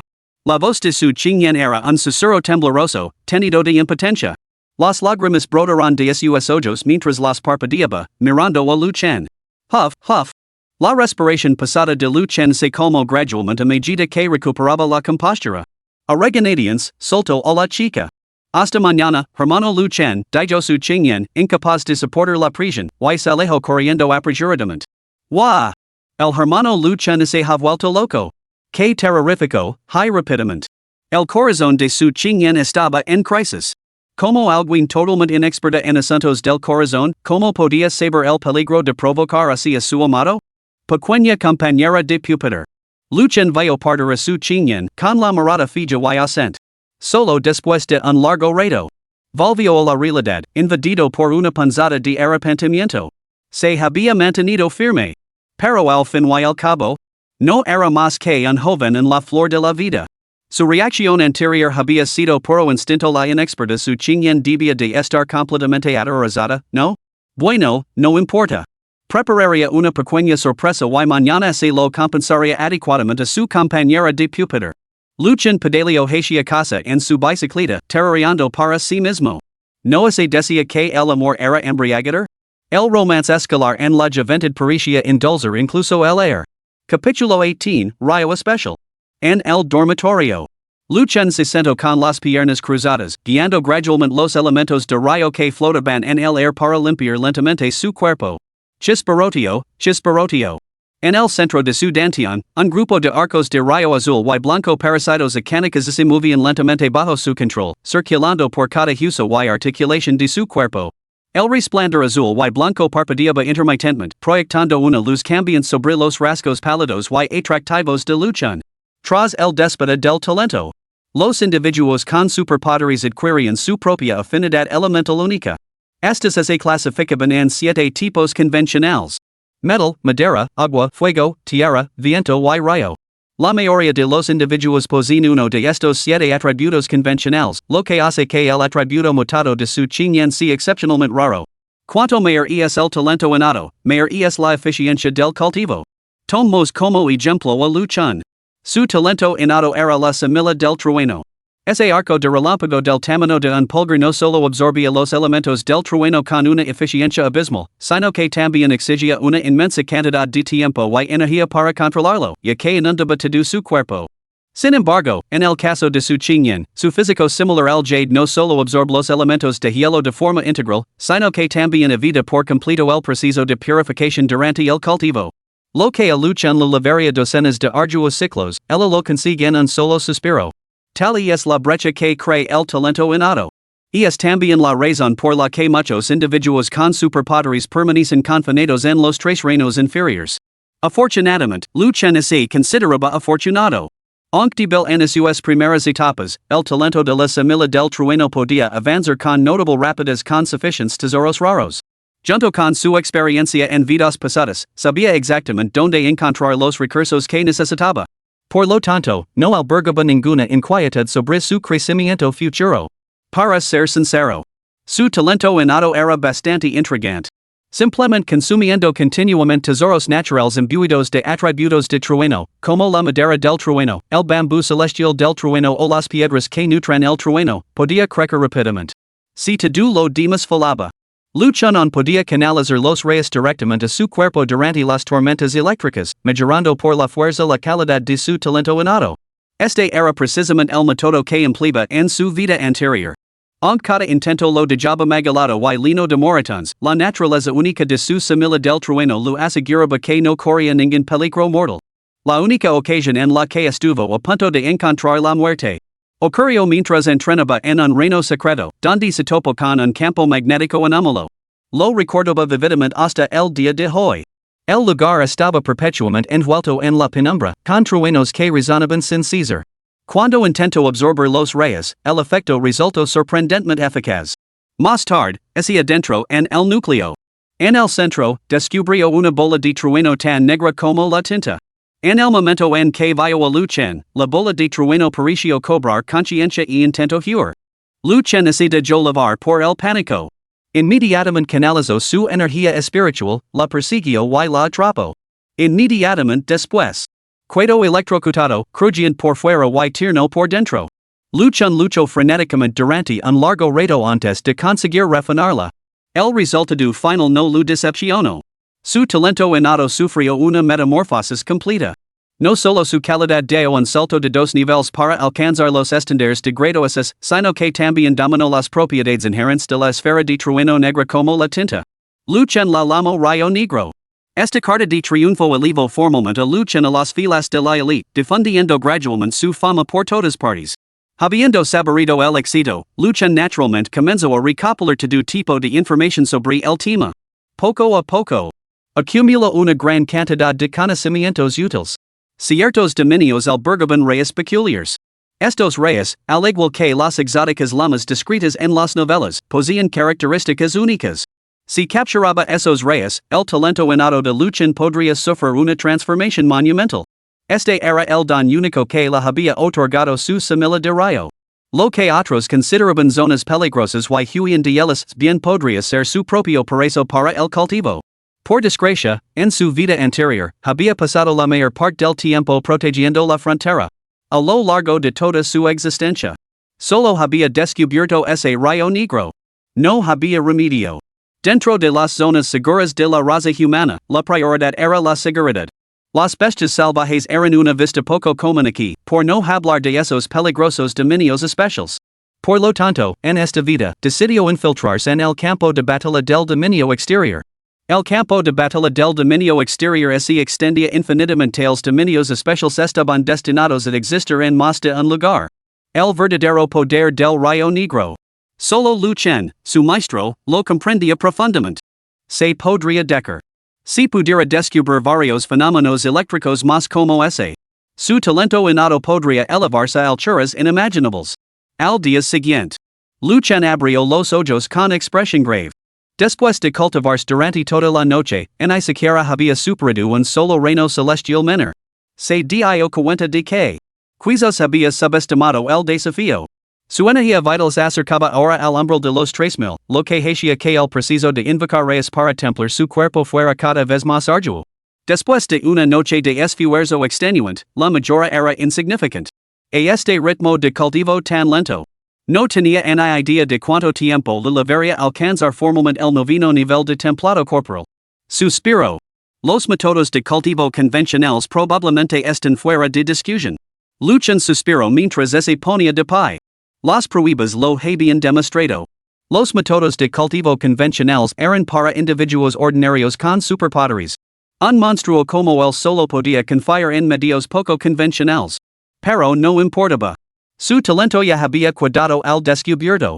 Cuando llegara el momento, solicitar una matriz de invocación de reyes de alto grado a la escuela debería ser suficiente para su cultivo durante bastante tiempo.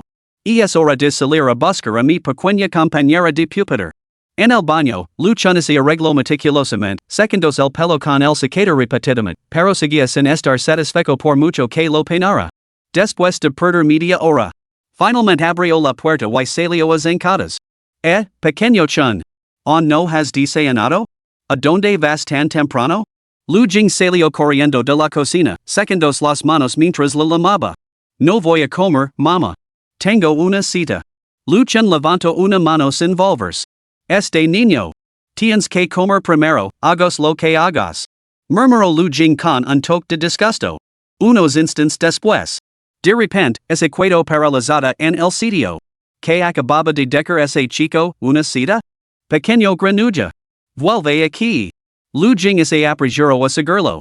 Pero cuando volvió a mirar, Lu Chen ya no estaba por ninguna parte. Chico inútil, nunca te has mostrado tan entusiasmado con nada. Lu Jing apartó la mirada, con un toque de melancolía en su expresión. El niño estaba creciendo y empezaba a tener citas. Me pregunto qué tipo de chica será, si será fácil llevarse bien con ella. El pequeño granuja no la maltratará, ¿verdad? ¿Por qué me preocupo por esto? Con su carácter, es igual que su padre. Mi dar por afortunada si alguna chica no lo trata como a un perro. Mientras tanto, su Qingyan también se había levantado temprano. Estaba muy ocupada, lavando y preparando el desayuno desde el amanecer. Abuela, ¿me queda bien este vestido? La voz suave y dulce de su Qingyan se escuchaba desde el dormitorio. Precioso. ¿No lo compraste cuando empezaste la secundaria? ¿Por fin te has decidido a ponértelo? Bueno, la ropa está para ponérsela, ¿no? Ay, querida, cuando lo compré me ligaba por la rodilla, pero ahora me queda demasiado corto. ¿No será un poco atrevido? Para nada, la abuela cree que te queda precioso. Está bien. Muy bien. Señorita Su Qingyan. ¿Está en casa? La repenana llamada desde fuera de la puerta hizo que tanto la anciana como la joven que estaban dentro se quedaran en silencio por un momento. Tras una larga pausa, fue la abuela de Su Qingyan quien habló primero. ¿Eres tú, joven Lu? Ay, abuela. Está bien, la abuela no te hará más preguntas. Date prisa. No te quedes fuera hasta muy tarde, ¿me oyes? De acuerdo. Cuando la puerta se abrió con un chirrido, revelando una esbelta figura, Lu Chen, que había estado esperando al borde de la carretera, se quedó paralizado. Queridos lectores que disfrutáis de este libro, añadidlo a vuestras estanterías y dejad una resina favorable. Que todas las almas buenas encuentren la paz y que nunca lleguéis a vuestro fin. Capítulo 19, El fantasma persistent. Hoy, Su Qingyan lavaba una falda corta de colegiala. Un lazo blanco florecía como la escarcha.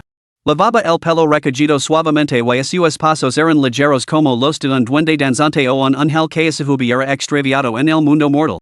Sus piernas largas y esbeltas, pálidas y delicadas, se vislumbraban bajo el dobladillo ondulant. Las medias blancas complementaban su actitud fría, aportando un aura indescriptible de encanto contenido.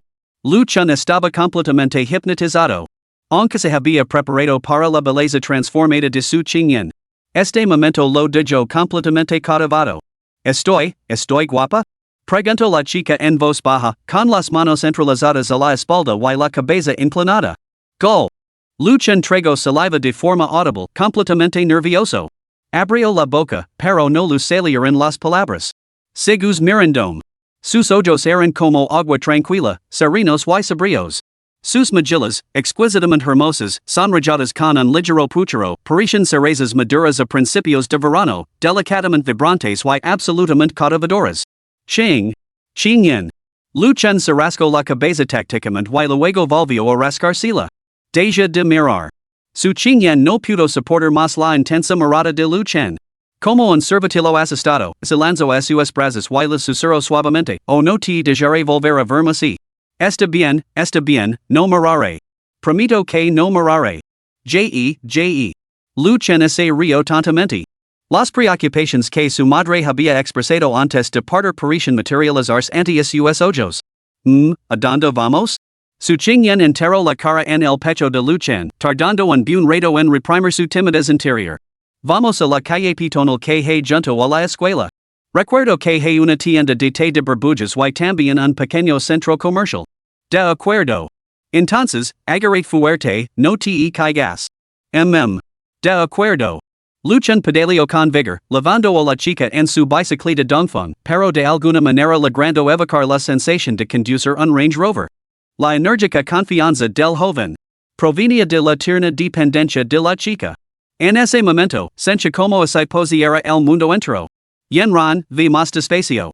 En la calle peatonal de Nanchang, Gu Yenran caminaba delante con una chaqueta de cuero y una gorra de béisbol, con una expresión fría y distante. Chen Feng, vestido con un traje de combate negro superpoderoso hecho a medida, la seguía cargado con bolsas y paquetes. Chen Feng provenía de una familia bastante acomodada, aunque, al tener numerosos hermanos, nunca había sido especialmente favorizado. Ahora que había despertado un talento de grado asis, se había convertido de la noche a la mañana en el ojito derecho de toda la familia Chen.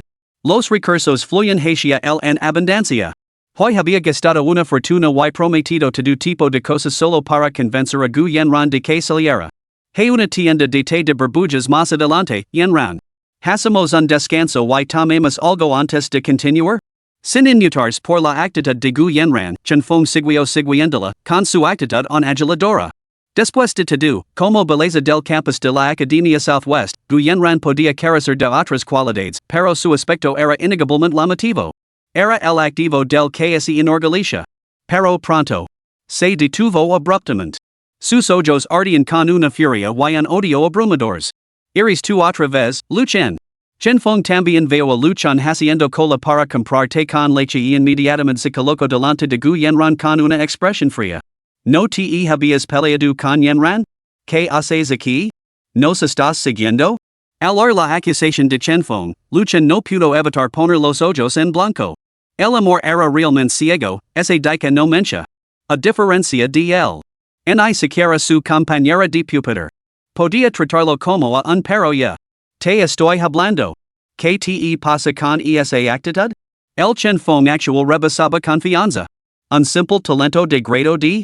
Hacía tiempo que había dejado de respetar esas cosas. Los que antes lo acasaban ahora lo adulaban con obsequiosidades. ¿Nos saltemos las formalidades? Solo din que Magilla prefieres que te golpee, la izquierda o la derecha? Después de pagar la cuenta, Luchan se acercó casualmente a Chen Feng, con una mano sosteniendo su té de burbujas. ¿Tú, todavía quieres pagarla alguien? Chen Feng instintivamente dio medio paso atrás. Pero rápidamente se recuperó. Él era el futuro prodigio de la raza humana, ¿por qué debería temer un inútil degrado de? Déjame dejar esto claro, Luchan. Yenran no tiene nada que ver contigo. Ella es mía y tú no tienes nada que decir al respecto. Era la clásica inseguridad. En el pasado, solo Luchan había estado al lado de Gu Yenran. Así que, instintivamente, veía a Luchan como su mayor rival. Su encuentro estaba destinado a ser tenso. Hoy estoy de buen humor y no quiero saber nada de ti. Si sabes lo que te conviene, perdite. Jóvenes que se dejan llevar por la pasión del amor. Lo entendía, de verdad. Después de todo, ¿quién no había sido joven? Por desgracia, tras haber vivido dos vidas, su alma ya no tenía 18 años. Su alma. Ahora tenía 28. Su mente seguía siendo como el agua, sus pensamientos claros y despejados. Su Qingyan. ¿Eres tú otra vez, Zora desvergonzada? ¿Te hace feliz robarme al hombre que yo descarte? Recién salida del baño, su Qingyan escuchó la diatriba de Gu Yenran, que parecía una loca. Veil. Luchan estaba completamente enfurecido. Si no les hinchaba la cara a esos dos idiotas hoy, sus pensamientos nunca encontrarían claridad. El hombre que recasaste? Su Qingyan miró a Gu Yanin con sorpresa. ¿No fuiste tú quien ese afero a él como una sanguijuela, acosando al hermano Luchun? ¿No te entró en razón la bofetada de la última vez? 2. Gu Yanin apretó los puños, pero no se atrevió a actuar precipitadamente. Al igual que Luchun entendía a Gu Yanin entendía a Luchun igualmente bien.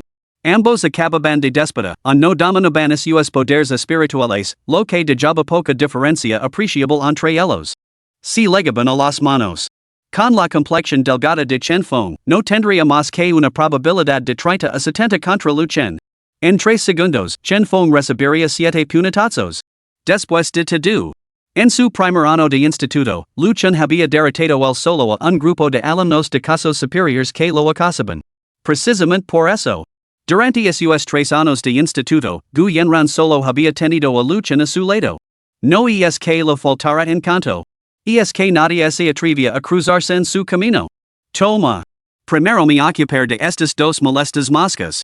Luchun introdujo la pajita en el té con leche, así lo entregó a su Qingyan y luego se dirigió con calma hacia Chen Feng. ¿Qué crees que estás haciendo? A decir verdad, en el momento en que Chen Feng vio a su Qingyan, una mirada de asombro cruzó a sus ojos, aunque lo disimuló bien. No esperaba que su Qingyan, que antes pasaba desapercibida, estuviera tan guapa con un poco de maquillaje. Por desgracia, Gu Yanin seguía cerca. Aunque tuviera segundas intentions, no podía revelarlas ahora. Cuando Luchun se acercó, Chen Feng enderezó la espalda y fingió violencia, a plena luz del día. ¿De verdad crees que puedes tocarla? Pum. La respuesta fue un fuerte puñetazo de Luchun. El golpe le dio de lino en el abdomen a Chen Feng, dejándolo al instante reducido a un montón inerte. Al verlo doblado de dolor, con sudor frío corriendo por la cara. Luchun aplaudió con calma y le susurró al oído a Chen Feng, a partir de ahora, cada vez que veas a este tal Lu en South City, mantén la cabeza gacha y ocupate de tus asuntos. ¿Entendido? Luchun. ¿Qué más sabes hacer aparte de pelear? Gu Yanran intervino para defender a Chen Feng. Chen Feng tiene un talento de niveles ese pronto será admitido en una prestigiosa universidad. Te has metido con él. No te saldrás con la tuya. En ese momento, en el campo de deportes, Gu Yanran y Chen Feng, que habían sido golpeados, se habían marchado temprano. Por lo tanto, no se dieron cuenta de que su Qingyan había despertado un talento de grado SS. Ah, y tú también. Luchun sonrió con frialdad y se volvió hacia Gu Yanran. Hermano Luchun. Su Qingyan, mientras bebía su té de burbujas, apresuró a Luchun para que se detuviera. ¿Qué pasa? He oído que golpear a una chica es malo para la reputación de un chico. Yo misma me encargo de ella. Su Qingyan lo declaró con total seriedad. Uf. Gu Yanin, a quien no le gustaban las pelis, de repente se sintió inquieta. Oh, más bien. En realidad era excepcionalmente tímida. Su arrogancia exterior probablemente era solo una fachada para mantener su imagen de belleza distante de la escuela. Inútil y bueno para nada. Gu Yanran no se atrevió a quedarse para discutir. Lanzó una mirada feroz a Chen Feng antes de darse la vuelta y alejar sin mirar atrás. Luchun, no te vuelvas demasiado arrogant. Dentro de poco, que te arrepientes de haber cruzado en mi camino da Chen Feng murmuró con rencer, agarrándose el estómago. No había nada más humilante para un hombre que ser humillado en solitario delante de la mujer que deseaba. Si hubiera que encontrar un insulto comparable. Bueno, quizás la infidelidad de un marido?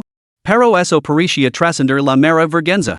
Para cualquier hombre con un mínimo de honor, sería un asunto de graves consecuencias que afectaría a toda la familia. Capítulo 20, Amor a primera vista.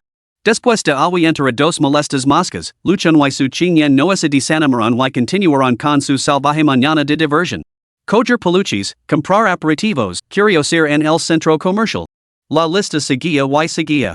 Ante la insistencia de Luchun, su Qingyan compró 2 conjuntos nuevos, y Luchun pagó la cuenta. Ella era ajeradora, pero nunca fingía serlo. Antes, su relación no era lo suficientemente estrecha. Naturalmente, la siempre resistente su Qingyan no se aprovecharía de Luchun. Pero ahora, ella sabía cómo complacer sus sentimientos. Cuando Luchun se ofreció a comprar ropa, ella aceptó encantada y luego lo bombardeó con preguntas mientras se la probaba. Todo giraba en torno a él.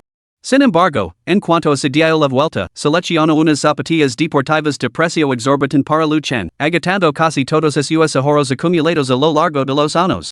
No solo no sintió ningún remordimiento, sino que deliberadamente chasqueó la lengua juguetonamente y miró a Luchen con picardia. Ay, Dios mío, ¿he sido demasiado extravagant? Ahora no me queda nada de dinero. Tendré que depender del hermano Luchen para que me mantenga a partir de ahora. ¿Qué más da? Dejalo en mis manos. Luchen se dio una palmada en el pecho y lo ofreció su garantía. El hermano Luchen es el mejor. Su chinyen sonrió levemente y lo rodeó el brazo con el suyo. Sí, bueno, en realidad no. Realmente no la trataban como a un perro. Después de salir del centro comercial, la pareja almorzó junto y luego decidió dar un paseo por el parque por la tarde. Aunque parecía algo mundano, ambos disfrutaron del momento, sin querer separarse ni un segundo. El día pasó en un abrir y cerrar de ojos. Al acompañar a su chinyen a casa, Luchen sacó el regalo que había preparado meticulosamente la noche anterior.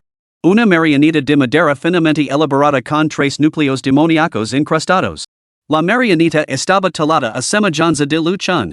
Gracias a los núcleos incrustados, una simple olita de energía espiritual hacía que el Luchen en miniatura parpadeara con una luz dorada, repitiendo sin cesar, mi pequeño compañero de pupitre me echa de menos. Mi pequeño compañero de pupitre me echa de menos. Próximamente. La voz era descarada y ligeramente traviesa. Ante esto, su chinyen no pudo evitar reírse. Por un momento, todo el mundo pareció perder su color. Te gusta? Luchen se rascó la cabeza con una sonrisa avergonzada, sintiéndose bastante nervioso. Después de todo, era el primer regalo que le había hecho a su chinyen. En otras palabras, era su muestra de afecto. Sí, me gusta. Su chinyen cogió rápidamente la marioneta y la acuñó con cariño entre sus palmas. A partir de ahora, cada vez que pulse este botón, el hermano Luchen deberá aparecer ante mí inmediatamente, ¿me odias? Tú mismo lo has dicho, no hay marca atrás. Cada vez que me eches de menos, sin importar lo lejos que estemos, volveré corriendo a tu lado. Luchen se lo prometió con sinceridad. Yo, también he preparado un regalo para el hermano Luchen. La chica bajó la mirada tímidamente y sacó un cordón rojo tejido a mano del bolsillo de su ropa interior. Déjame atártelo. Muy bien. Después de atarlo, Luchen levantó la muñeca y lo agitó ante ella.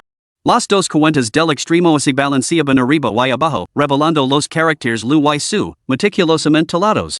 Tien mi pelo dentro, hermano Luchen. Recuerda cuidarlo bien. Lo hair. Luchen sonrió suavemente, incapaz de resistirse a revolver el pelo de su chinyen. Había oído en internet que cuando una chica te regala un cordón tejido con su propio pelo, significa que te confía toda su vida. Cuando una chica te da un cordón rojo tejido con su cabello, significa que te confía toda su vida. Tal devoción tiene un peso considerable. Y es probable que mucha gente venga a buscarnos en los próximos días. ¿Vamos juntos a la Universidad de Wuhan? Luchen lo pensó detenidamente. De las 4 universidades prestigiosas, la Universidad de Pekín era la más famosa, pero la Universidad de Wuhan se encontraba en el extremo suroeste, la más cercana a su ciudad natal. La abuela de su chinyen tenía mala salud y necesitaba cuidados. Aunque la universidad sin duda se encargaría de ello, desarrollar a una persona mayor de su hogar sería una prueba demasiado dura. Dado el talento de su chinyen, su elección de universidad no afectaría a sus perspectivas, por lo que la comodidad era la prioridad. Su chinyen asintió levemente con la cabeza, comprendiendo rápidamente el razonamiento de Luchen para elegir la Universidad de Wuhan. Una olita de emoción la invadió y instintivamente se acercó a él, apoyando suavemente la cara contra su pecho. Luchen. ¿Qué pasa? Me alegro mucho de que estés aquí. Tras un largo abrazo, su chinyen se separó oregonadientes de Luchen. Debo volver para preparar la cena para la abuela. Muy bien. Recuerda practicar tu cultivo. Si ni echas de menos, envíame un mensaje o la meme. Sí, lo hair. Tú, ¿por qué no te has ido todavía? Se quedaron ali, reacios a separarse durante un largo rato. Finalmente. Armandos de valor, Luchen tomó a su chinyen en sus brazos, con los ojos ardientes de ferviente deseo. Espera un momento, yo.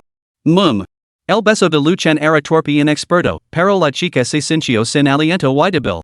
Con los ojos bien cerrados, las mejillas sonrosadas y las pequeñas manos agarrando inconscientemente los hombres de luchan, se derrumbo impotent en sus brazos.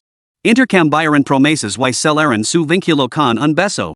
En ese momento, ambos se habían rendido completamente el uno al otro. Después de un largo rato, Luchan soltó a su chiñana regañadientes. El rostro de la joven estaba ahora tan sonrosado como las flores de melocotero, con lágrimas en los ojos por el dolor, pareciendo verdaderamente frágil, lamentable y indefensa. Tú, me estás maltratando. Miró a Luchan con reproche, con los labios fruncidos como si estuviera a punto de llorar en cualquier momento. No lors. Es culpa mía. No pude evitarlo. Luchan permaneció inmerso en la tenura persistente de su abrazo, reacio a soltarla. Tú, sigues abrazandome. Oh, está bien. Luchan soltó apresuradamente su chiñán, con el rostro ligeramente sonrojado. El encanto de esta chica era simplemente abrumador. No podía resistirse en lo más mínimo. Yo, me voy. Su chiñán bajo la cabeza y se alejó apresuradamente, dejando a Luchan bastante inquieto. ¿Realmente la había molestado? Sin embargo, al momento siguiente, la figura de su chiñán, que se alejaba, se giró de repente y levantó su pequeño puño rosado, iris un gran matin. Con eso, corrió de vuelta a casa y cerró la puerta de un portazo. ¿No parecía enfadada en absoluto? De vuelta en casa, Luchan caminó de puntillas por el salón, a punto de abrir la puerta de su dormitorio, cuando su siempre presente madre se materializó detrás de él, con los brazos cruzados y una fría sonrisa en los labios. Via, mi niño grande está en casa? Mamá, es muy tarde, ¿por qué sigues despierta? Luchan se dio la vuelta, completamente desanimado. Al ver la amplia sonrisa en su rostro, Lu Jing perdió los estribos. Ahora, dime con sinceridad. ¿Qué has estado haciendo hoy? Oh, mamá, ya soy adulto. Esta es mi privacidad. Tienes que respetarme y darme algo de espacio personal. ¿Podrías dejar de ser tan molesta? Bien hecho. Te has vuelto valiente. Entonces te mostrar el respeto adecuado. Hoy. Mamá. Lo siento. Bajo el amoroso respeto de su madre, Luchan se tapó los oídos y confesó obedientemente to do. Por lo que dices. Esa chica es realmente especial. Un chico de verdad. Tras reconstruir toda la historia, Lu Jing se acarició la barbilla pensativa. Por supuesto. Con el gusto de tu hijo, no puede ser otra cosa que de primera categoría. Luchan comenzó a intentar desesperadamente quedar bien. Tú, probablemente te venderían y aún así ayudarías al comprador a contar el dinero. Lu Jing le lanzó una mirada despectiva a su hijo. Luchan estaba a punto de replicar, pero al recordar el desastre de su vida pasada, admitió que se sentía un poco desanimado. Ella es diferente. No la conoces en absoluto. Luchan hinchó el pecho y habló con indignación justificada. Esa frase no es precisamente tu diálogo habitual, ¿verdad? Lu Jing puso los ojos en blanco con total exasperación, lamentando que el cerdo gordo que había criado durante más de una década finalmente se hubiera descarrilado por completo. Cuando tengas tiempo, trae a la chica a casa a cenar. Al final, Lu Jing se abstuvo de decir más. Simplemente le recordó a Luchan que actuara con discreción en su relación, para no herir inadvertidamente a la chica. Capítulo 21, Enviados de Universidades de Elite, Reevaluación del Talento. A la mañana siguiente, temprano. Sumido en un profundo sueño, Luchan murmuraba incoherencias cuando Lu Jing abrió de golpe la puerta de su dormitorio. Xiao Chen. Acaba de llamar tu tutor, los responsables de admissions llegarán en cualquier momento. Levantate y preparat, ¿me oyes? Ya vienen. Luchan se dio la vuelta aturdido, tardó una eternidad en levantarse y finalmente salió de la cama a regañadientes. Merecía la pena ir a la universidad. Especialmente a las 4 instituciones más prestigiosas, que ofrecen a los estudiantes vastos recursos. Su modelo operativo general era prácticamente indistinguible del de las sectas descritas en las novelas. De hecho, para promover la cultura de las artes marciales y fomentar el cultivo, la mayoría de las escuelas incluso habían cambiado su terminología. Por ejemplo, los estudiantes clave ahora se denominan verdaderos discípulos. Todo en nombre de abrazar una estética retro. Además, la universidad difiere fundamentalmente de la escuela secundaria. Durante la educación secundaria, los estudiantes se centran en el aprendizaje teórico. Pero una vez en la universidad, se resuelve solo con la fuerza. Lucha como quieras. Siempre que nadie termine muerto o lisiado. La mayoría de las veces, nadie interferirá. No se puede evitar. En el Apocalipsis, ese clima es inevitable. Los débiles no tienen derecho a hablar. Su Qingyan fue acusada en la escuela. Después de despedir sus poderes, se vengó ante todo el profesorado y el alumnado, pero no recibió ningún castigo. Precisamente por eso. Y esto es para aquellos con superpoderes. A la gente corriente le vie mucho peor. Si te encuentras con alguien de buen corazón, puede que te trate como a un ser humano. Los que requieren crueldad pueden dejarut medio paralítico, y eso se consideraría indulgent. Por supuesto. Dentro de las zonas seguras de China, esto sigue siendo el mejor de los casos. Una vez que sales de esos límites, los asesinatos y los saqueos se convierten en algo habitual. Saliendo del dormitorio. En la sala de estar se habían reunido más de una docena de caras desconocidas. La única sorpresa para Luchan fue que su Qingyan lo había seguido. Pequeña compañera de clase, que te trae por aquí? Luchan se apresuró a acercarse, con la mirada fija en la chica que permanecía en silencio con la cabeza gacha. Xiaochun, ¿es esta la señorita Su de la que me hablaste? Los ojos de Lu Jing se iluminaron mientras se apresuraba a tomar la pequeña mano de su Qingyan. Su entusiasmo asustó a la joven, que se eco hacia atrás. Tía. Su Qingyan se sonrojó y su voz era tan suave que apenas se oía si no se prestaba mucha atención. Ay, querida Nina. ¿Por qué no has dicho hola cuando has llegado? Tras confirmar que se trataba de su futura nuera, Lu Jing se volvió en más efusiva, olvidándose por completo de la docena de responsables de admissions que estaban cerca. ¿Has desayunado? ¿Te preparar algo ahora mismo? No. No hace falta, tía. ¿Cómo que no hace falta? Bueno. Xiaochen, tu padre y yo no sabemos mucho sobre asuntos universitarios. Voy a preparar el desayuno. Tú y Xiao Su deberíais hablar con los profesores. Entendido, mamá. V.E. Luchan sabía que su Qingyan estaba nerviosa, por eso no se había atrevido a hablar al principio. Tuvo que despedir a su madre y le lanzó una mirada tranquilizadora a su Qingyan. Bueno, Luchan. Su Qingyan mencionó que le gustaría solicitar plaza en la misma universidad que tú. Lo hemos hablado y hemos decidido traerla con nosotros.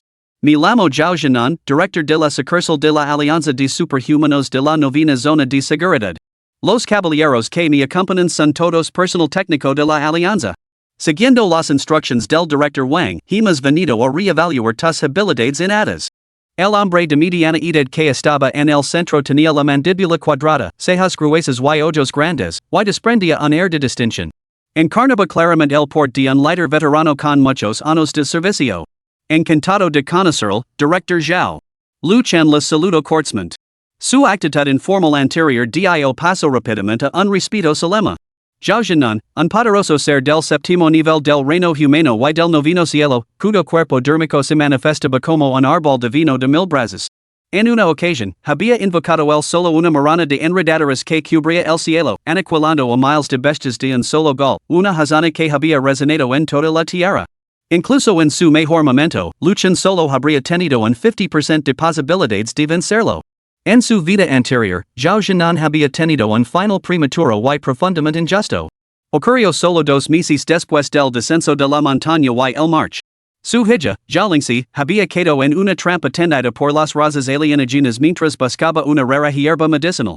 Para rescatar a su amada hija, se había lanzado solo al campo de batalla extranjero. Se quedó atrás voluntariamente para cubrir su retirada y, finalmente, fue asesinado por 3 guerreros alienígenas del octavo reino que actuaron de forma concertada. Su cabeza cortada. Colgó de las murallas de la ciudad alienígena durante 15 días. A partir de ese día, su hija, Zhao Lingxi, pereció consumida por la oscuridad. En su vida anterior, Luchan nunca la había conocido personalmente. Solo había oído que Zhao Lingxi había sido una prodigiosa médica en ascenso con un talento sin igual. Su don innato era una habilidad de grado SS para revivir todas las cosas, con efectos curativos más allá de lo comprensible. Ella misma vivía una vida aislada, alejada de las luchas mundanas, dedicada exclusivamente a cultivar hierbas espirituales y refinar elixirs para la raza humana. Sin embargo, tras la muerte de su padre, orientó a sus estudios hacia los venenos. Finalmente, con ingenios inigual, forjo el elixir de octavo grado, la píldora asesina de dioses. Esto ocurrió el año anterior a la desaparición de Lu Chen. Ya Lingxi se tragó resueltamente el polvo cambiaformas, infiltrándose en secreto en las filas de la raza alienígena. En veneno y mató a todos los poderosos del octavo reino responsables del asesinato de su padre, vengando a su muerte. Por desgracia, su identidad quedó al descubierto y no sobrevivió. Esta legendaria inmortal médica finalmente decidió detenerse en medio de un enjambre de bestias monstruosas. Que padre y que hija. Lu Chen sintió una profunda admiración desde lo más profundo de su corazón. Ambos eran verdaderos héroes de la raza humana. Lu Chen no les mostraría ningún desprecio. No sabía que podrías necesitar, así que he traído los 6 tesoros con atributos de trueno del almacén. Elige que quieras. Si tus afirmaciones son ciertas, estos tesoros serán tuyos por completo, como muestra de bienvenida al futuro prodigio sin igual de nuestra raza humana. Zhao Jinan esbozo una sonrisa cálida y afable, sin mostrar la altivez que cabría esperar de un superior. Muy bien, entonces este muchacho no es andará con ceremonias. Lu Chen sonrió con franqueza y, sin perder tiempo, examinó los 6 tesoros que Zhao Jinan había traído. Hierba de la nube de truenos, perla del espíritu del trueno, madera del dios del trueno. Los tesoros raros que una vez la habían hecho envidiar en su vida anterior oración ante él en una deslumbrante variedad. La mayoría eran tesoros de tercer grado. Solo la madera del dios del trueno era un material raro de cuarto grado utilizado para forjar armas espirituales de alta calidad. Entonces, Lu Chen cogió la madera del dios del trueno sin dudarlo. Los recursos necesarios para mejorar su talento innato eran un pozo sin fondo para él naturalmente, no se iba a contener. Canalizó su energía espiritual. Al instante, unos arcos de rayos azul pálido surgieron y se agitaron a través del medio tronco, estalando en una serie de crujidos y silbidos. Lu Chen no necesitó ninguna guía deliberada. Como se estuvieran guiados por una fuerza invisible, esos arcos de rayos comenzaron a surgir locamente en su cuerpo. Esta era la naturaleza única de la semilla del trueno. Cualquier trueno que Lu Chen tocara sería automáticamente absorbido y refinado por él. Si no lograba refinarlo, entonces el trueno lo refinaría a él. Afortunadamente, el rayo azul pálido contenido en esta madera del dios del trueno era simplemente un trueno común de cuarto grado de los 5 elementos. En su vida anterior, Lu Chen había estudiado minuciosamente innumerables registros, y finalmente había ideado un sistema de clasificación aproximado para los truenos. La calidad se clasificaba por colores, ascendiendo a través de 9 niveles. A los rayos especiales como el rayo negro los denominó semillas de trueno innatas. Las semillas de trueno innatas no poseían ningún nivel de calidad. Estos rayos nacen del cielo y la tierra, y su origen era imposible de rastrear.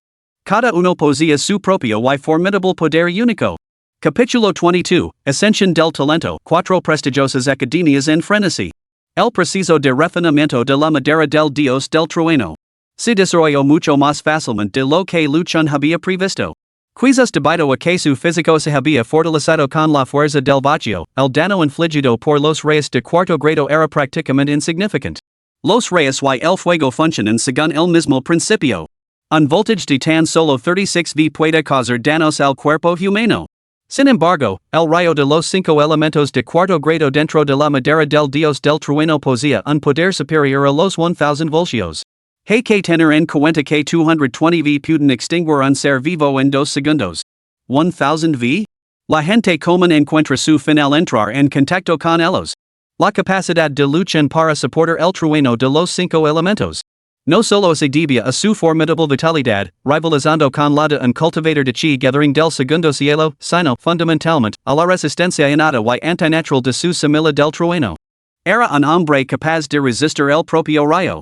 La potencia inicial de un rayo alcanza la asombrosa cifra de 1000 millones de voltios. Incluso si el 99% se disipa durante su recorrido, la fuerza que golpea a un ser humano sigue siendo aterradoramente potente. En las novelas de Caldivo, esas temidas tribulaciones de reyes se derivan en realidad de la esencia misma del rayo. Zumbido, zumbido, zumbido. Cuando Lu Chen refinó por completo el trueno de los 5 elementos contenido en la madera del dios del trueno, este tesoro de cuarto grado perdió por completo su brillo original, transformándose en un trozo de madera corriente. Lu Chen lo apretó ligeramente. Con un crujido seco, la madera se hizo añicos y se esparció por el suelo. Ascendido a grado C. Su reino de cultivo también había alcanzado el segundo cielo. Luchan intento hacer circular su energía espiritual, incapaz de reprimir una sonrisa de satisfacción. Si hubiera dependido únicamente de sus propios esfuerzos, un trozo de madera del dios del trueno como ese habría requerido al menos 30,000 puntos de contribución de la raza humana. Convertido. Eso equivaldría aproximadamente a 3,000 núcleos demoníacos del primer reino. Así que, a decir verdad, aunque la exposición de su talento trae consigo muchos riesgos desconocidos para el futuro. Ese trato era en realidad bastante espléndido. Como mínimo, acordó drásticamente el periodo de crecimiento inicial de Luchan. Muy bien, procedamos con la reevaluación. Luchan junto los dedos y unos arcos de rayas azules bailaron instantáneamente con jubilo entre sus nudillos. Nombre, Luchan. Talentos. Poder del vacío SSS. Semilla del trueno de los 5 elementos C. Reino. Guerrero del vacío, nueve transformations. Reino de forja corporal, segundo cielo. Vitalidad, 3,000. Espíritu, 180. Arts marciales, técnica de la lanza que roba las sombras, rango S, maestría, arte del control del rayo, rango S, maestría. Mientras los técnicos reexaminaban los talentos de Luchan utilizando los instrumentos superpotentes, el activo silenciosamente su escáner del vacío. Tras despeda sus talentos. Su atributo espíritu también había experimentado una cierta mejora. Dica esto, hay que reconocer que este atributo era bastante decepcionante.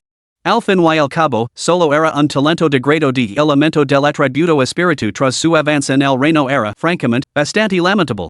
El único consuelo para él era que cada vez que su semilla del trueno evolucionaba, su talento de superabilidad experimentaba un cambio correspondiente. Cuanto más potente era el rayo que refinaba, mayor era el elemento de su atributo espíritu. Por lo tanto, su futuro seguía siendo totalmente impredecible. Informando al director. Tras realizar pruebas exhaustivas, la fuerza del talento del estudiante Luchan se registra como de grado C. La comparación con los datos previos del director Wang confirma sin lugar a dudas que el talento de Luchan posee un potencial evolutivo genuino. Esto es nada menos que extraordinario. Varios investigadores sonrieron con fervor. Sus miradas fijas en Luchan parecen brillar con expectación. Ministro, propongo clasificar el talento de Luchan como un archivo ultrasecreto de nivel SSS. Y presentar formalmente una solicitud de investigación a la sede central de superhumanos.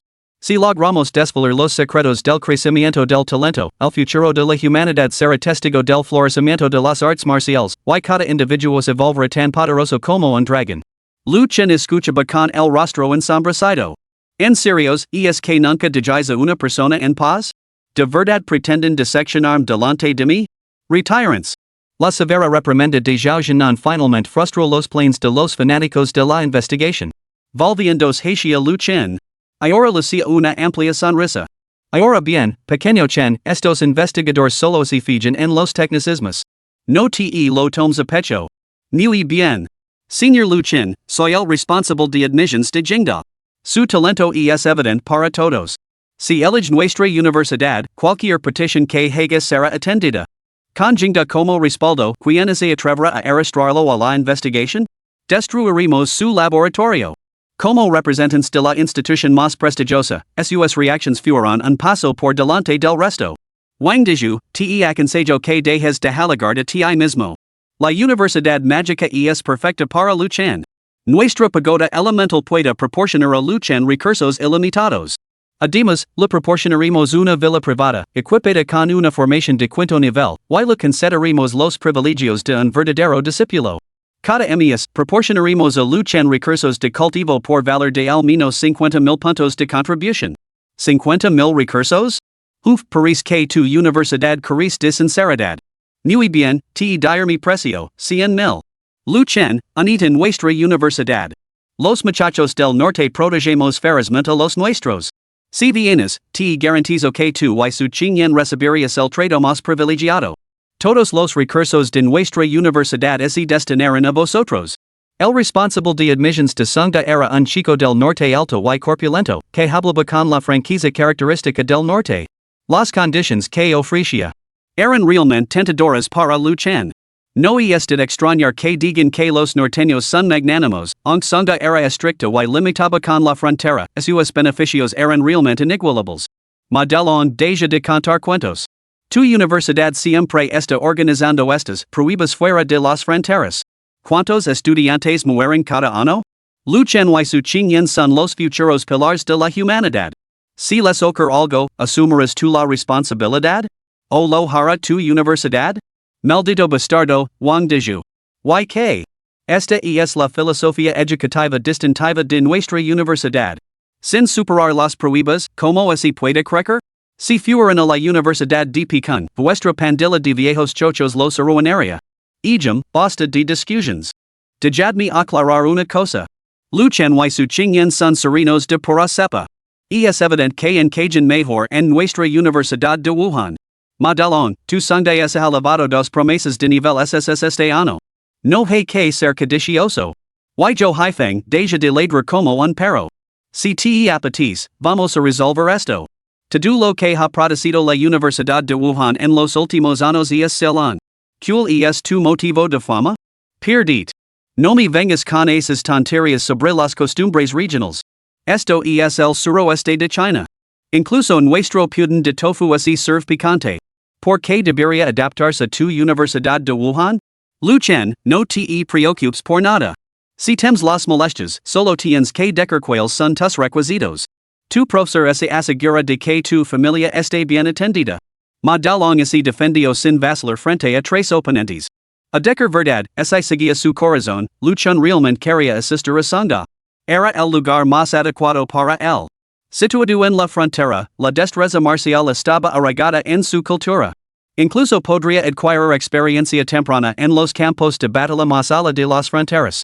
Pero Luchen miró a su chinyen.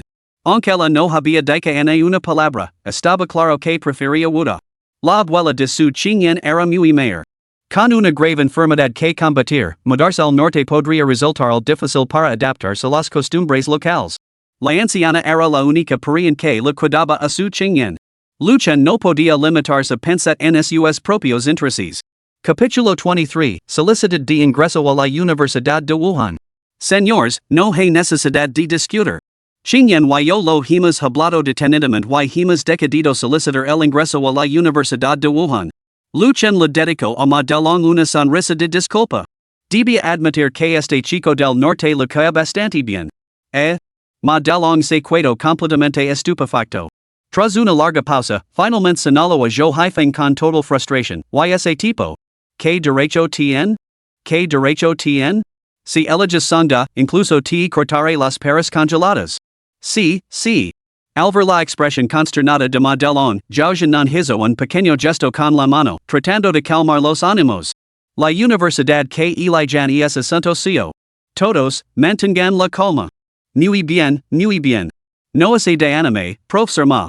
Por lo que tengo entendido, ese prodigio del elemento fuego reclutado este año posee un talento no menos impresionante que el de nuestro propio Su Chinyen. En cuanto a Lu Chun, todavía tiene un margen de crecimiento considerable. Cuando llegue el torneo de artes marciales de las cuatro escuelas, es posible que ustedes consigan una clasificación respetable. Ya. La cara de Zhou Haifeng estaba prácticamente partida en dos por la sonrisa. La Universidad de Wuda había estado algo en desventaja estos últimos años, y él había dado por perdidas sus posibilidades. Por eso apenas había dicho una palabra durante la pugna por el reclutamiento. Quien iba pensa que esta colosal suerte lo iba a sonreír precisamente a él. Una vez que el director recibiera la noticia, su puesto como jefe de admissions estaría asegurado. No te confíes demasiado. El resultado del torneo de artes marciales de las cuatro escuelas está lejos de decidirse. El rostro de Madalong se ensombreció por la frustración. Escupió una última frase antes de levantarse para marcharse. Ojos que no ven, corazón que no siente. Después de todo, ninguna de estas personas era fácil de manejar. Todos comprendían lo que realmente significaba el talento de Luchen. Significaba que era casi seguro. Si Luchen no sufría un final prematuro, estaba prácticamente destinado a unirse a las filas de los más poderosos de la humanidad. Más allá de eso, su chinyen no era menos formidable.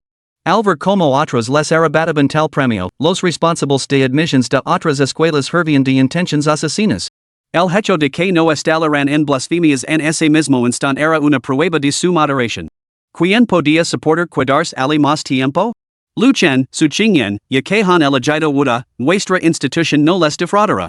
Cualquier beneficio que les ofrezcan otros, nosotros si lo igualaremos. Volveré inmediatamente para hacer los trámites necesarios. Ustedes dos, hagan las maletas en casa. En un par de días, ir personalmente a recogerlos para matricularlos. Entendido, profesor Joe. Luchen respondió educadamente. Después de despedir a los responsables de admissions, Zhao Jinan finalmente se levantó para marchas. Luchen, wuda es una buena institución y está cerca de nuestra sucursal del suroeste. Aquí tiene mi tarjeta. Si necesita algo, no duden en ponerse en contacto conmigo. Gracias, Director Zhao. Luchen aceptó la tarjeta y asintió educadamente. Y es posible que más adelante necesitará la ayuda de este influyente hero humano. Una vez que todos se marcharon. Una figura apresurada llegó finalmente, tarde. Hijo, había tráfico. No llegó demasiado tarde, ¿verdad? Mirando al hombre que tenía delante, empapado en sudor y catido, Luchen se sintió momentáneamente aturdido. Su padre, Lu Shui, era camionero. Y esto era el Apocalipsis, fíjate. Sin embargo, desde su infancia hasta la edad adulta, Luchen nunca había pasado necesidad de comida o bebida. ¿De dónde había salido ese dinero? Naturalmente, lo había ganado gata a gata Lu Shui. Su anciano padre era taciturno y no solía hablar mucho. Habiendo estado lejos de casa durante tantos años, Luchen en su vida anterior no había sido particularmente cercano a él. Ahora, renacido en esta nueva vida, con el mundo transformado hasta quedar irreconocible, ¿cómo no había a comprender las penurias que había soportado su padre? Para cuando vuelvas, las flores de crisantemo se habrán enfriado. Luchen puso los ojos en blanco con exasperación, aunque por dentro lucaba por contener las lágrimas. Lo siento, yo. El tráfico, los atascos, ya sabes. Yo. Deja ese trabajo. Nunca estás aquí. Quédate en casa y disfruta de la vida. Todos estos años, apenas has pasado tiempo con tu vieja madre. Ah, nuestro pequeño chun ha llegado a lo más alto. Ya deberías jubilar ese viejo cacharro tuyo. Lu Jing salió de la cocina, le quitó el abrigo a Lu Shui sin esfuerzo y le trajo las zapatillas. ¿De verdad ha entrado en esa prestigiosa universidad? Por supuesto. El responsable de admissions acaba de irse, diciendo que considerarían cualquier recomendación e incluso ofrecieran regalar una villa a Chun. Nuestro chico nos ha hecho sentir orgullosos. Lu Shui se rascó la cabeza con una sonrisa avergonzada. Sin duda es igual que su padre. Deja de halagart. Vi el avarut y a comer, el pequeño Suan no ha deseado. Ah, claro, comer, comemos primero da Lu Shui miró con cierta rigidez a su Qingyan y hizo una ligera reverencia. Señorita Su, soy Lu Shui, el padre de Luchen. Ah, tío, hola. Su Qingyan es a sobresalto y se puso de pie de un salto ante el desconcertante movimiento de Lu Shui, y se sonrojó mientras se apresuraba a hacer una reverencia de 90 grados. La postura era impecablemente estándar. Luchen, iota. Aunque la imagen de su sugro inclinándose ante su futura nuera era bastante cómica, a Luchen no le hizo ninguna gracia. Sabía muy bien que se trataba de un hábito profesional de su padre, perfeccionado tras años transportando mercancías para otros. Habla amablemente con todos, inclinad ante todos los que encuentras. Así era la forma de actuar del hombrecillo en la sociedad. Pequeña Su, con más costillas. Mira que delgada estás, ese mi par del corazón. Sí, tía. Luchen o Lu Shui, traquitio, a comer. Pequeña Su, con más carpa cristiana también. No seas temida, el pescado es muy nutritivo. Sí, tía. Luchen o Lu Shui, sorbo, a comer. Smack. Justo cuando Luchen iba a coger un muslo de pollo, Lu Jing lo apartó los palilos de un manatazo. ¿Sois dos fantasmas hambrientos reencarnados? Ese muslo era para Xiao Su. No pasa nada, tía. Yo no me lo iba a terminar de todos modos. Oh, Su, no les hagas caso. Son duros como piedras, saltar un par de comidas no les va a matar. Come tú. Luchen o Lu Shui, oh? Al final. Su Qingyan, alimentada a la fuerza por la tía Lu, se frotó la barriguita mientras ella y Luchen salían a dar un paseo. La tía es bastante entusiasta. Su Qingyan trotaba obedientemente junto a Luchen, dejando que él lo cogiera la manita mientras murmuraba su admiración. De mi posición en la familia acaba de dar otro vuelco. Luchen murmuró con un toque de frustración, pero pronto su expresión se suavizó en una sonrisa resignada. Al menos papa sigu por debajo de mí en la jerarquía. Put. Su chingyen se tapo la boca, riendo suavemente. Sus cotivadores ojos se curvaron instantáneamente en forma de luna creciente. Su piel ahora brillaba como el jade blanco, sus ojos eran luminosos y sus dientes, blancos como perlas. Fiel a su nombre, su chingyen mostraba destellos de un rostro capaz de cautivar una ciudad. Su figura también ejemplificaba el dica una rama delgada que de frutos abundantes, cavas en todos los lugares adecuados, líneas de encanto. Aparte de ser un poco delgada, no se le podía encontrar ningún defecto. Su transformación era sorprendente. La antigua inseguridad y fragilidad desaparecieron sin dejar rastro el día en que se produjo su déspota. Sin embargo, había un aspecto que difería de su vida pasada. Su comportamiento frío y distante parecía haber cambiado notablemente. Por supuesto, esta ternura estaba reservada exclusivamente para Luchon y su familia. Ante los demás, mantenía un aura que parecía decar mantener la distancia desde el principio.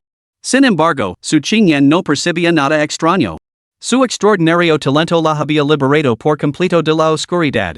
Pero durante aquellos tiempos oscuros, Luchon había sido la única luz en su vida. Sin Luchon, seguiría siendo aquella chica vulnerable a la que cualquiera podía intimidar. Sin Luchon, su único pariente restante probablemente ya habría perecido. Sin Luchon, nunca habría conocido la calidez y la felicidad de una familia. Sin Luchon, podría haberse convertido en la llamada prodigio de la raza humana, la futura emperatriz del alma de hielo. Pero ya no sería su chingyen. Solo con Luchon a su lado podía ser la niña fuerte y sensata que una vez fue. Capítulo 24, La venganza de Chunfeng. Cuando Luchon acompañó a su chingyen a casa, ya había anochecido.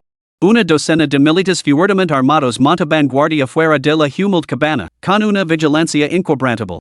Tal era el privilegio que se concedía a los prodigios.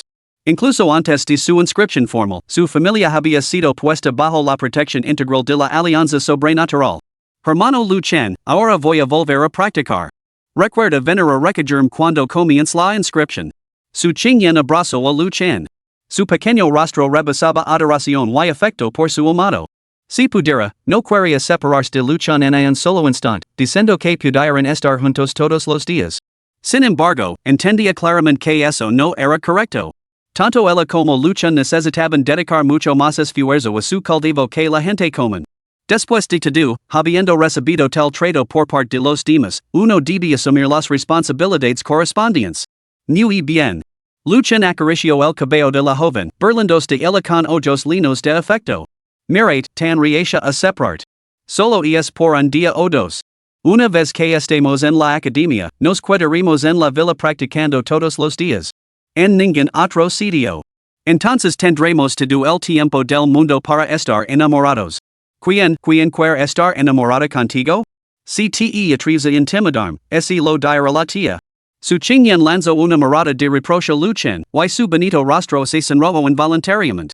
Oh, ahora te estás volviendo traviesa?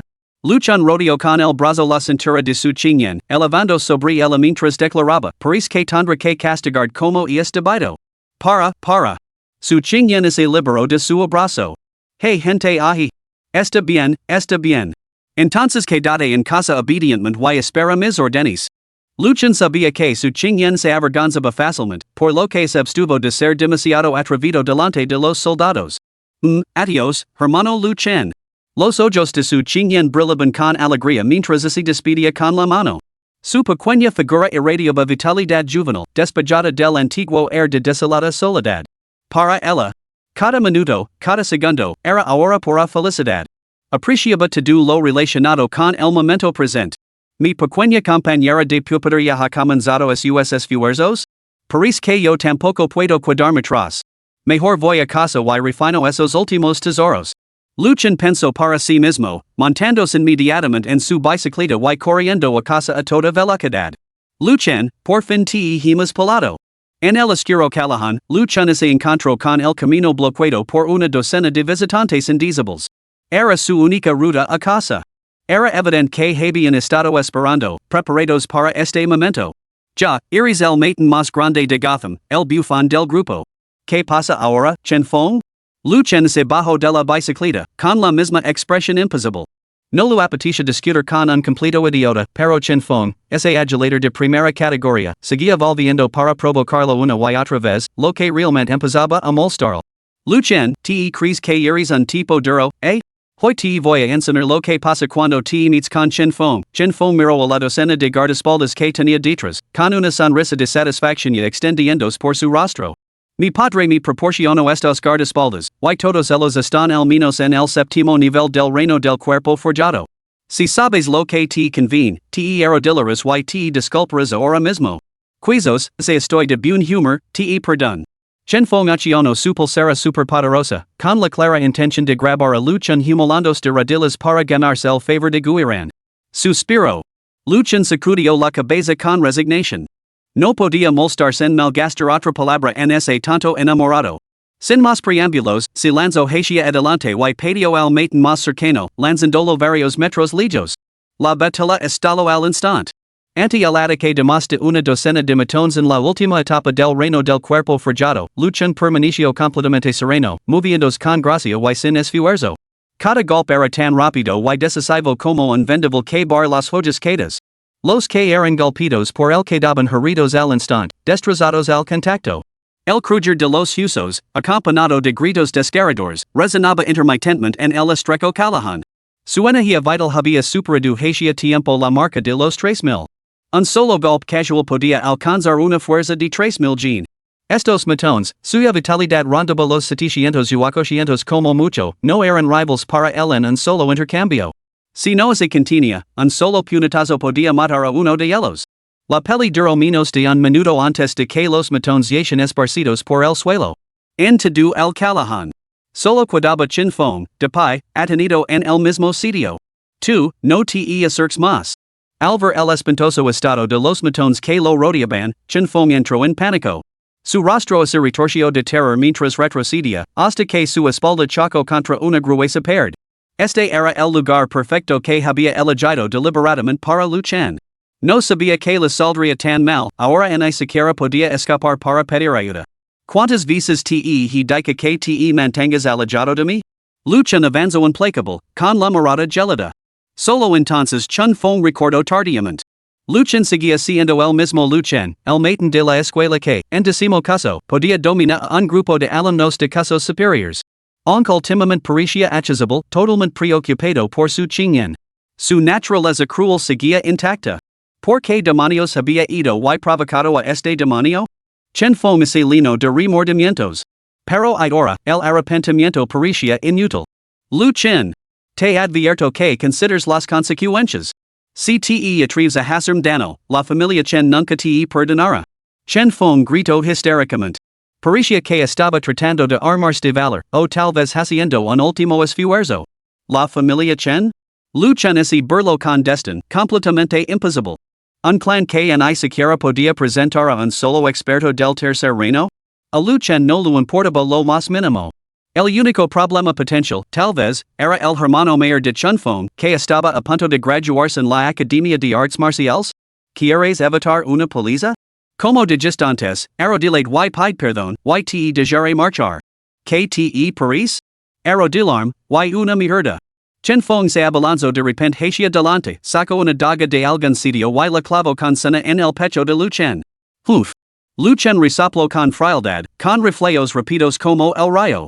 Agarró la muñeca de Chen Fong con un revés, inmovilizándolo firmemente. Como veterano experimentado que había pasado años en primera línea más allá de las fronteras, esos trucos insignificantes pudieran hacer el daño, ya habría muerto innumerables veces. ¿Te gusta blandar espadas? Lu Chen ese burlo sin conteners. Agarró la muñeca de Chen Fong y la retorció con fuerza brutal, rompiendo el brazo de un golpe. Ah! El dolor insoportable de su muñeca hizo que Chen Fong gritara de agonía, con sudor frío brotando de su frente. Crack! Sin embargo, Lu Chen no dio señales de detenerse. Clavó la rodilla en el pecho de Chen Fong, enviándolo contra la pared. Innumerables costillas se rompieron con el impacto. But, Chen Fong escupió una bocanada de sangre, con los ojos muy abiertos por el terror. Solo entonces se dio cuenta. Lu Chen estaba realmente dispuesto a matarlo. No. No me mates. Chen Fong, tirado en el suelo, agarró frenéticamente la pernera del pantalón de Lu Chen. En ese momento, de su orgullo y dignidad quedaron completamente relegados. Acababa de despedir su talento de grado ese todavía tenía un futuro prometido por delante. ¿Cómo podía morir allí? Si prefieres morir antes que renderte, quizá te tenga en mayor estima. Lu Chen negó ligeramente con la cabeza. Un maten tan cobarde realmente desperdiciaba un talento tan espléndido. Recordó su vida anterior. ¿No había sido Chen Feng una figura importante en aquel entonces? Desconcertado, Lu Chen decidió no dar más vueltas. Se agachó directamente ante Chen Feng, lo agarró del pelo y lo miró fríamente mientras declaraba te sugiero que reflexiones sobre lo que realmente significan tus talentos innatos. Si esto vuelve a suceder, te matar. Al final, Lu Chen se abstuvo de asestar un golpe mortal. No fue por compasión santa, ni por miedo a la familia Chen. Más bien, tras haber soportado el crisol de los campos de batalla extranjeros, su mentalidad se había alejado mucho de la de estos jóvenes de rostro fresco. Quienes no habían servido en el ejército nunca podrían comprenderlo. El brutal campo de batalla podía transformar muchas almas. Especialmente prodigios como Chen Feng, al igual que su Qingyan, no podía escapar de ello, no podía liberarse. Las bestias salvajes no toleraban la rendición de rodillas dejar de resistir solo significaba una muerte más espantosa. Lu Chen. Chen Feng fijó su mirada en la figura que se alejaba. Podía sentirlo. La decisión de Lu Chen de no matarlo no se debía al miedo a sus antecedentes, sino a razones ocultas que él desconoce, razones que aún no había descubierto. Capítulo 25, Saltando a través de la puerta del dragón. Chen Feng fue hospitalizado. Se rumoreaba que Gu Yanran lo había visitado. Sin estos dos entorpeciendo, Lu Chen disfrutó de un respiro durante los siguientes días. Por supuesto. Tampoco había estado ocioso. Ya había refinado los 5 tesoros de tercer grado restantes. Lo único que lamentaba era esto.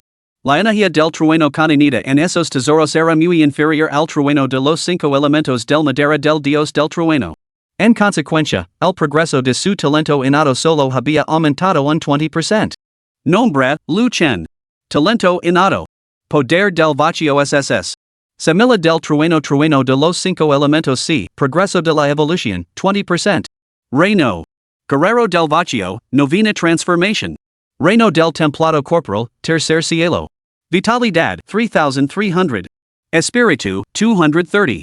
Arts marciales, técnica de la lanza que roba las sombras, rango S, maestría, arte del control del trueno, rango S, maestría. Aunque su talento innato no logró evolucionar.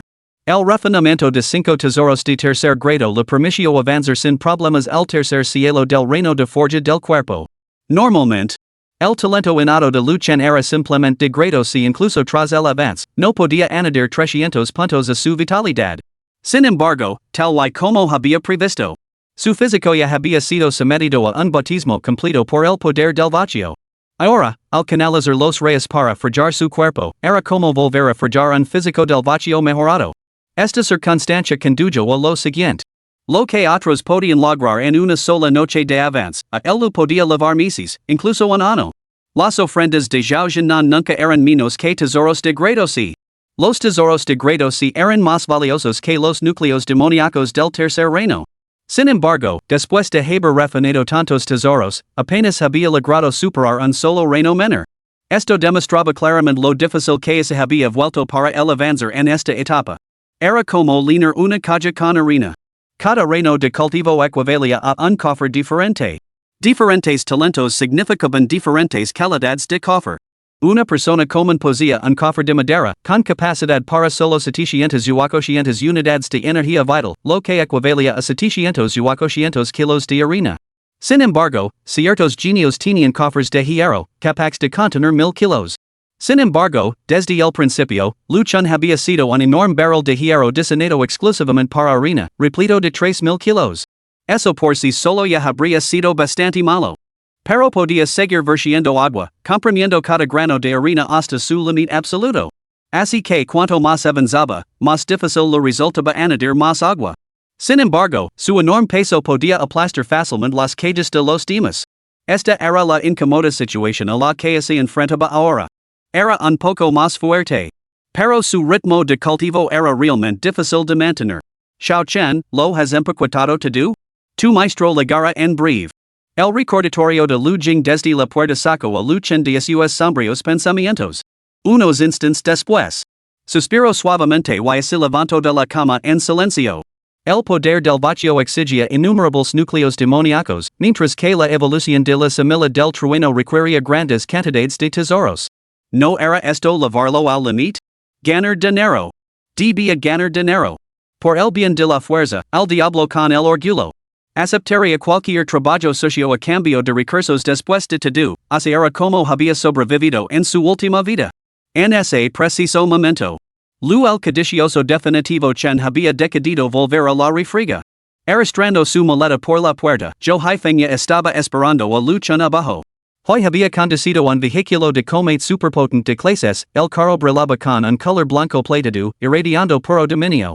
Los canones espirituales de alta calidad montados en sus alas superaban con creces a cualquier coche deportivo de la era tecnológica. ¿Te gusta? Si te apetes, más tarde una solicitud a la academia. A ver site regalan uno. Al notar la mirada de Lu Chen, una pizca de satisfacción presumida brilló en los ojos de Zhou Haifeng.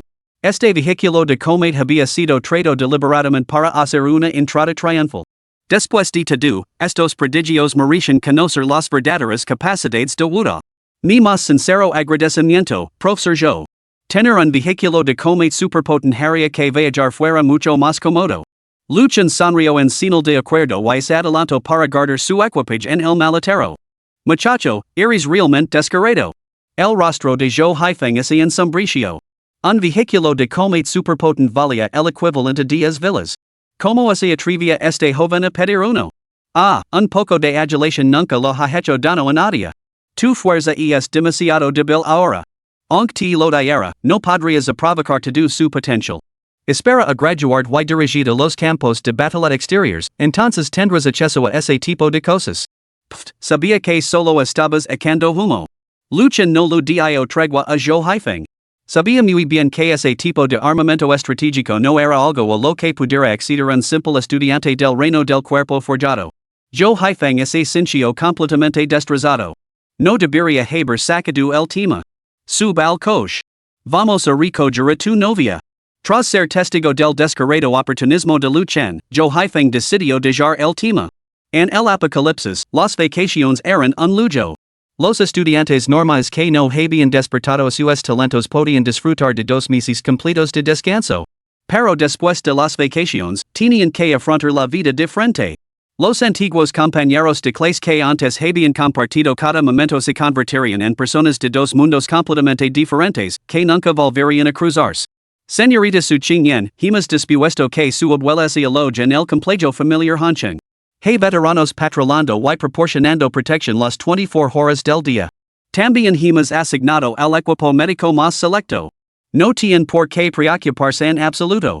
Después de recoger a Su Qingyan, Zhou Haifeng discutió los preparativos mientras conducía.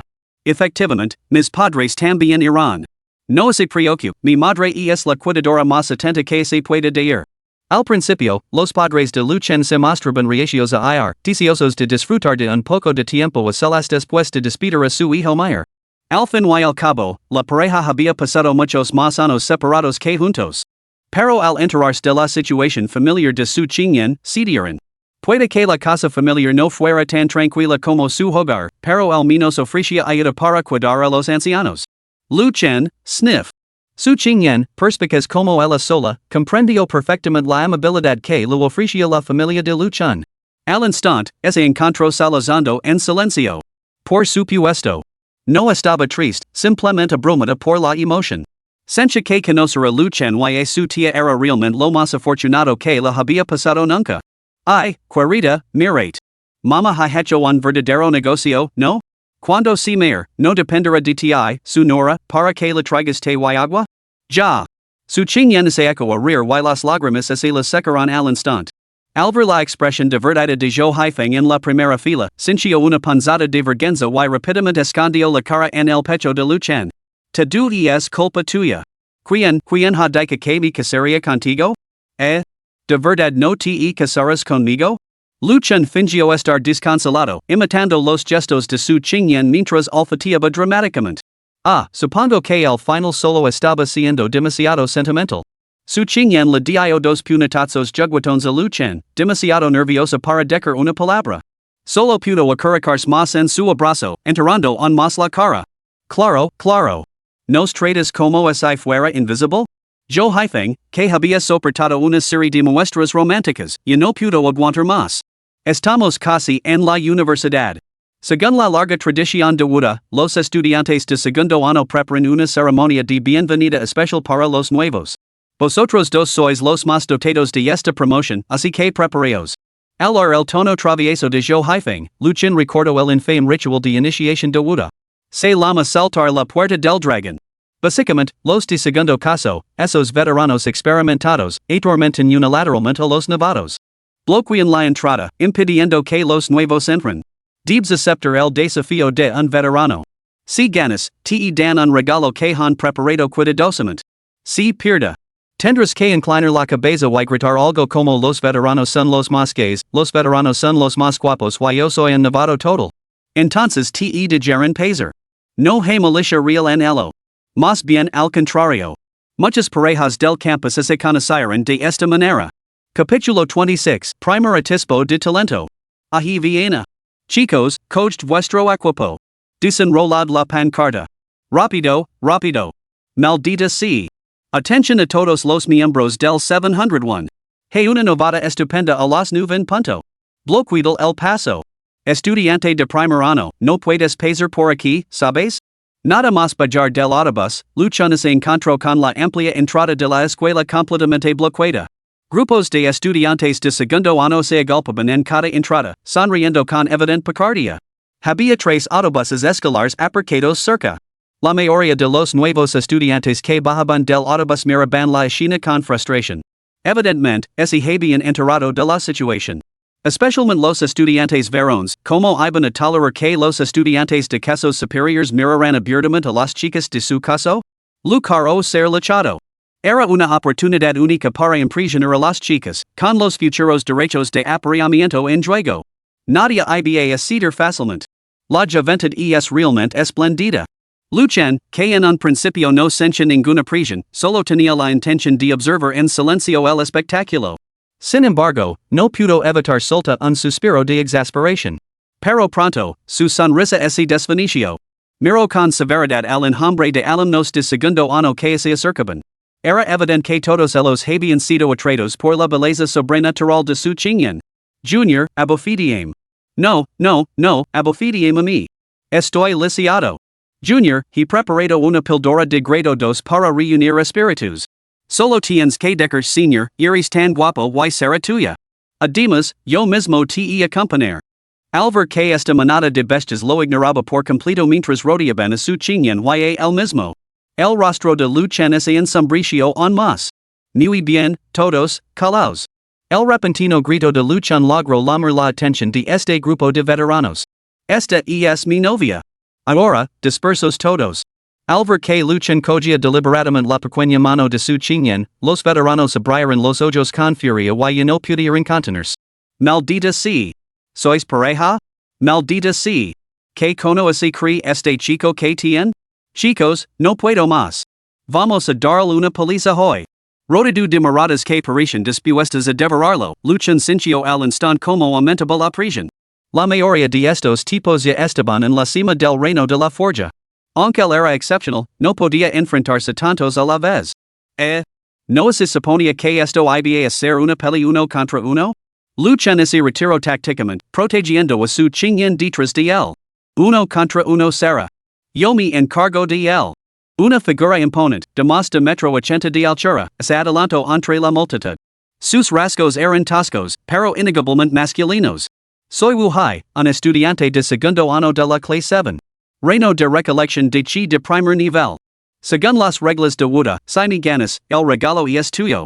Si pierda, no hace falta que te deshagas en elogios sobre lo guapo que es tu superior, solo deja aquí a tu hermana menor. ¿Qué me dices? El joven que se hacía llamar Wu Hai agitó la pequeña caja de regalo que tenía en la mano, con expresión burlona mientras miraba a Luchan. Ya. Con la intervención del hermano Wu, este pequeño novato lo veía tener difícil hoy para evitar la vergüenza. ¿Que no hemos pasado todos por esto?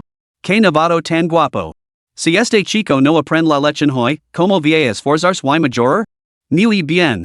pero, sinceramente, tengo muchas ganas de dar un puñetazo. Este era el espíritu que imperaba en la Universidad de Wuda. Porque la universidad no prohibía a los estudiantes de casos superiores gastar bromas a los de casos inferiores? El objetivo era, naturalmente, fomentar una dinámica competitiva. Si los alumnos de este año querían vengarse de los del año anterior, solo tenían que entrenarse más duro. Por supuesto. En circunstancias normales. Los mayores no solían ir demasiado lejos. Si se pasaban de la raya, la escuela intervenía, ya que difundir este tipo de incidents tampoco reflejaba bien su reputación. No hace falta, mayor. No quiero el regalo, pero tengo otra petición. Luchen miró de riojo a Wuhai, con un destello de enfado en los ojos. ¿De verdad quería que se quedara con su pequeño compañero de pupitre?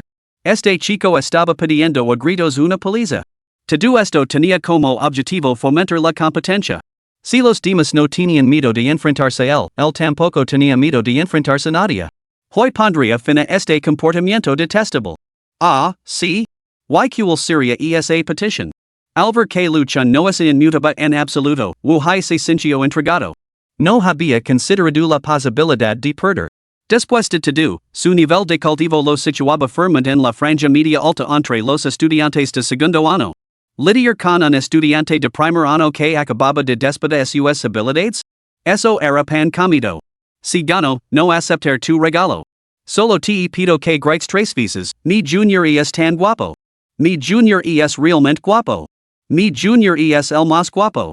Seguro que eso es justo, ¿no? Luchan reveló sus verdaderas intentions. Está bien, está bien. Tienes espíritu, muchacho. Trato hecho. Todos, retroceden. Lo dejaré hacer tres movimientos primero, para que este joven no pueda decir que los mayores de nuestro año son irrazonables. Wuhai sonrió con desdén, hinchó el pecho y adoptó una pose digna de un maestro. Boom. Luchan no perdió tiempo y giró sobre sí mismo para lanzar una poderosa patada circular. La fuerza del golpe envió a Wuhai, que no estaba preparado, volando limpiamente hacia la multitud. La escena se quedó en silencio al instante. Unos momentos después, estallaron los gritos ahogados. Maldita sea. El chico se hacia el tanto para atrapar el tigre. Wuhai está en el primer nivel de absorción de chi. Aunque fuera descuidado, no debería haber salido volando así. ¿Cuánto chi y sangre tiene este chico? Caramba, creo que hoy nos hemos tapado con un moro, muchachos. ¿Hacemos jugada? Wuhai ha sido eliminado de un solo golpe. Quedarse aquí no tiene sentido. Han frunció el seno y se retiró detrás de los demás. Ejum. Wuhai se agarró el pecho, con la cara roja como un tome, mientras se ponía en pie toda prisa. Pequeño bastardo, juegas sucio. Señor, usted me dijo que atacara primero. Luchan ese encogio de hombres inocentemente. Lo subestime. Una vez más. Wuhai se negaba a admitir la derrota, pero la patada de Luchan finalmente había despertado toda su atención. Este chico era más duro de lo que había calculado. ¿Lo dejamos aquí? Sería bastante vergonzoso si la hicieras dano al señor. Basta de charla. Mira esto. Wuhai se abalanzó hacia adelante, lanzando un poderoso puñetazo dirigido directamente al plexo solar de Luchan. El reino de la recolección del aliento dependía por completo de una palabra, fuerza. Proyectar fuerza oculta era como añadir efectos perforantes. Aterrizar ese puñetazo supondría un golpe devastador para sus órganos internos. Estaba claro que él tampoco se estaba conteniendo. Después de todo, inclinarse ante un novato delante de tanta gente sería totalmente humillante. No tenía ningún deseo de convertirse en el hazmorer de todo el año. Había subestimado las monstruosas capacidades de Luchan. Al ver el puño de Wuhai lanzándose hacia él, Luchan no se apartó ni lo esquivó, sino que decidió responder a la fuerza con fuerza. ¡Pum! Los puños chocaron. Luchan se quedó completamente inmóvil, pero Wuhai sintió como se hubiera golpeado una pared sólida.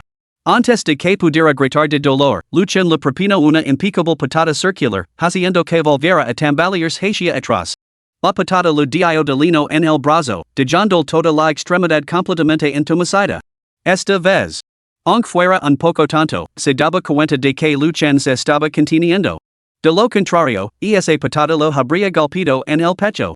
Al darse cuenta de que ni siquiera era rival para Luchan, Wuhai se sonrojó. ¿Quién demonios había dicho que los nuevos estudiantes eran presa fácil? Un practicante del reino del cuerpo forjado aplastandolo, un novato del reino de la recolección de chi. Como iba hacer eso presa fácil? El chico era un maldito monstruo. Capítulo 27, entrando en el campus. Yo, me rindo. Wu se enderizó con la ayuda de varios compañeros de clase y pronunció las palabras de rendición con evident dificultad. No era de los que recazaban una peli justa. Continuar solo le traería una mayor humiliación. Zaz.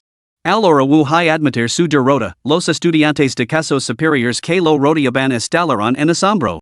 Wu había perdido de verdad. Había admitido abiertamente que no podía vencer a Luchen. Estaba en el reino de absorción de chi. Con su formidable aura y su energía oscura exteriorizada, muchos de los estudiantes de casos superiores presentes no eran rivals para él. Con tal poder, solo había aguantado 2 rondas? ¿Qué talento tan monstruoso tenía este recién legado? Hace unos días el rumor sobre 2 prodigios de nivel SS entre los estudiantes de primer año de este año. ¿Podrían ser ellos? Pero ni siquiera un talento de nivel SS podría aniquilar a Wu al instante. Él está en el reino de absorción de chi. La última en derrotar a un señor fue Lady Xiaolan, ¿no? Pero ella era la heredera de un antiguo clan de artes marciales y se había entrenado en formidables técnicas de combate antiguas desde la infancia. Aun así, apenas lo consiguió. Los veteranos lo miraban con total incredulidad. Pero los novatos? Por fin habían conseguido su venganza. Ya. Se lo merecen por presumir. Hablando de la novata que tropezó y cayó de cabeza. ¿De verdad nuestra promoción es tan buena? Solo quiero saber de qué academia es. Te lo dire, amigo. Se llama Luchen. Es el famoso maten de nuestra academia suroeste, conocido en todas partes. No quiero más de una docena de alumnos de casos superiores en su primer año. Joder. ¿Tan feroz? Los novatos susurraban entre ellos. Algunas chicas recién matriculadas, con los ojos brillantes, comenzarán a indagar discretamente sobre los datos personales de Luchen. Es tan guapo. Me encanta. 3 minutos. Quiero el expediente completo de este hombre. No puedo ni imaginarme caminando por la calle cuando de repente me agarra, me arrastra a su casa y me tira bruscamente sobre la cama. ¿Qué haría yo entonces? Caramba, despierta. Junior el senior quiere tener una pequeña sesión de entrenamiento contigo. No, ignorala, deja que el senior se encargue. El senior aumentará tu velocidad de ataque. Alvara un grupo de chicas coquetas rodeando de repente Luchen, su Qingyan, que había estado sacando en silencio detrás de su amado para contemplar el espectáculo, sin sombricio de repente. Si alguno de ustedes, seniors, dice entrenar, estar encantada de complacerlos. Pero, por favor, no molesten a mi novio. Una frialdad escalofriante broto del pequeño cuerpo de su Qingyan.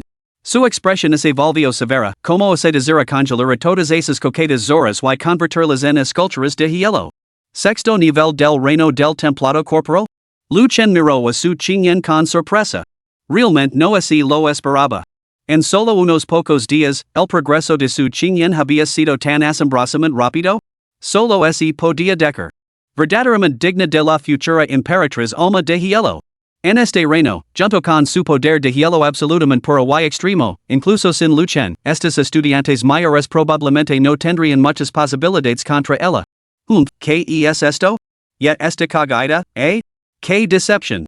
Mi dulce romance ha terminado antes incluso de empezar? Está bien, calmeos todos. No provoquéis en vuestra adorable pequeña junior. ¡Qué bonito! Mirad que pareja tan perfecta, su amor es tan fuerte como el oro. Es realmente digno de ver. No tengas miedo, pequeña novata. Los veteranos te apoyamos para que defiendas a tu chico y pongas en su sitio a estas pequeñas descaradas. ¿Aquían llamas pequeñas descaradas? Aunque la legada de Luchen y su Qingyan había causado bastante revuelo. La mayoría de los estudiantes de casos superiores se mostraron bien intencionados. Al fin y al cabo, los agresivos eran minoría. ¿Podemos entrar ya? Luchen encontró el ambiente algo abrumador y estaba dispuesto a escabullirse con su Qingyan. Por supuesto que no. Wu bloqueó el paso a Luchen, con una expresión cambiante. Tu ganas, tu pierda. Espera a que cumpla la apuesta antes de irte. Solo era una diversión, veterano. Seguro que no es necesario, ¿no? Al ver que Wu realmente tenía intención de cumplir la apuesta, Luchen se sintió bastante avergonzado.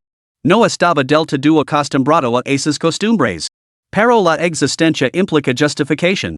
El camino del artista marcial exigia realmente una cierta dosis de competencia, ya que forjaba un espíritu combativo. La competencia dentro del campus solo suponía el riesgo de pasar vergüenza, en el peor de los casos. No sería fatal. Pero si uno se negaba a entrenar con diligencia y se aventuraba en los campos de batalla más allá de las fronteras, las consecuencias irían mucho más allá de la simple pérdida de prestigio. Ejum. Wu Hai se aclaró la garganta, resignándose a la tarea que tenía entre manos. Joven, eres tan guapo. Joven, eres realmente guapo. Joven, eres el más guapo. Después de gritar esto, su rostro catido se enrojó, tan rojo como el trasero de un mono. No te confíes demasiado. Te volveré a desafiar. Con ese comentario de despedida, Wu Hai se escabuló avergonzado. Estaba completamente mortificado. Tenía la intención de presumir delante de los juniors, pero quien iba a pensar que elegiera alguien al azar lo llevaría a enfrentarse a un fenómeno de la naturaleza? ¿A quien podía cuidarse? Solo le quedaba aceptar su mala suerte. Ya. Al menos Wu Hai es un buen perder. No ha desenredo en nuestros estudiantes de segundo año. Dispersos, todos. Aquí no hay nada más que ver. Exacto. ¿Por qué seguís apanados? Las parejas entran, los solteros se quedan fuera. He esperado todo un año para encontrar a una novata pura y soltera.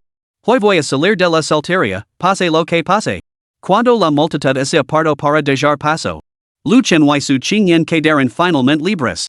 Con los estudiantes de casos superiores bloqueando la entrada, el vasto campus permaneció prácticamente desierto de novatos por el momento. La superficie total de la Universidad de Wuda rivalizaba con la de una pequeña ciudad de provincia. Contaba con instalaciones como el Salón de Recompensas, la Arena de Artes Marciales, la Torre de Pruebas, zonas académicas, dormitorios y calles peatonales. Durante la vida universitaria, salvo en las fiestas importantes, pocos se preocupaban por las actividades diarias. Sin embargo, aquí todo requería puntos de contribución para poder comprarlo. Incluso para ir en bicicleta por el campus se necesitaban puntos. Afortunadamente, Luchen y su chinyen disfrutaban de privilegios de primer nivel, ya que recibían 100,000 puntos de contribución cada mes. Podían entrenar como quisieran, sin preocuparse en absoluto por las limitaciones de recursos. Incluso su residencia estaba situada dentro del complejo de villas rodeado de montañas en la parte trasera de la escuela, lo que ofrecía un entorno tranquilo y libre de perturbaciones. Cada villa estaba separada de sus vecinas por aproximadamente 1 kilómetro. Hermano Lu Chen, este lugar es realmente enorme. Su chinyan no pudo evitar exclamar mientras caminaban por el sendero. Era la primera vez que veía un campus universitario tan magnífico y no pudo evitar sentirse conmovida. Yo Haifeng no los había llevado directamente a la zona de villas, en parte para que se familiarizaran con el entorno del campus de antemano. Si te gusta, puedo traer de dar un paseo todos los días a partir de ahora.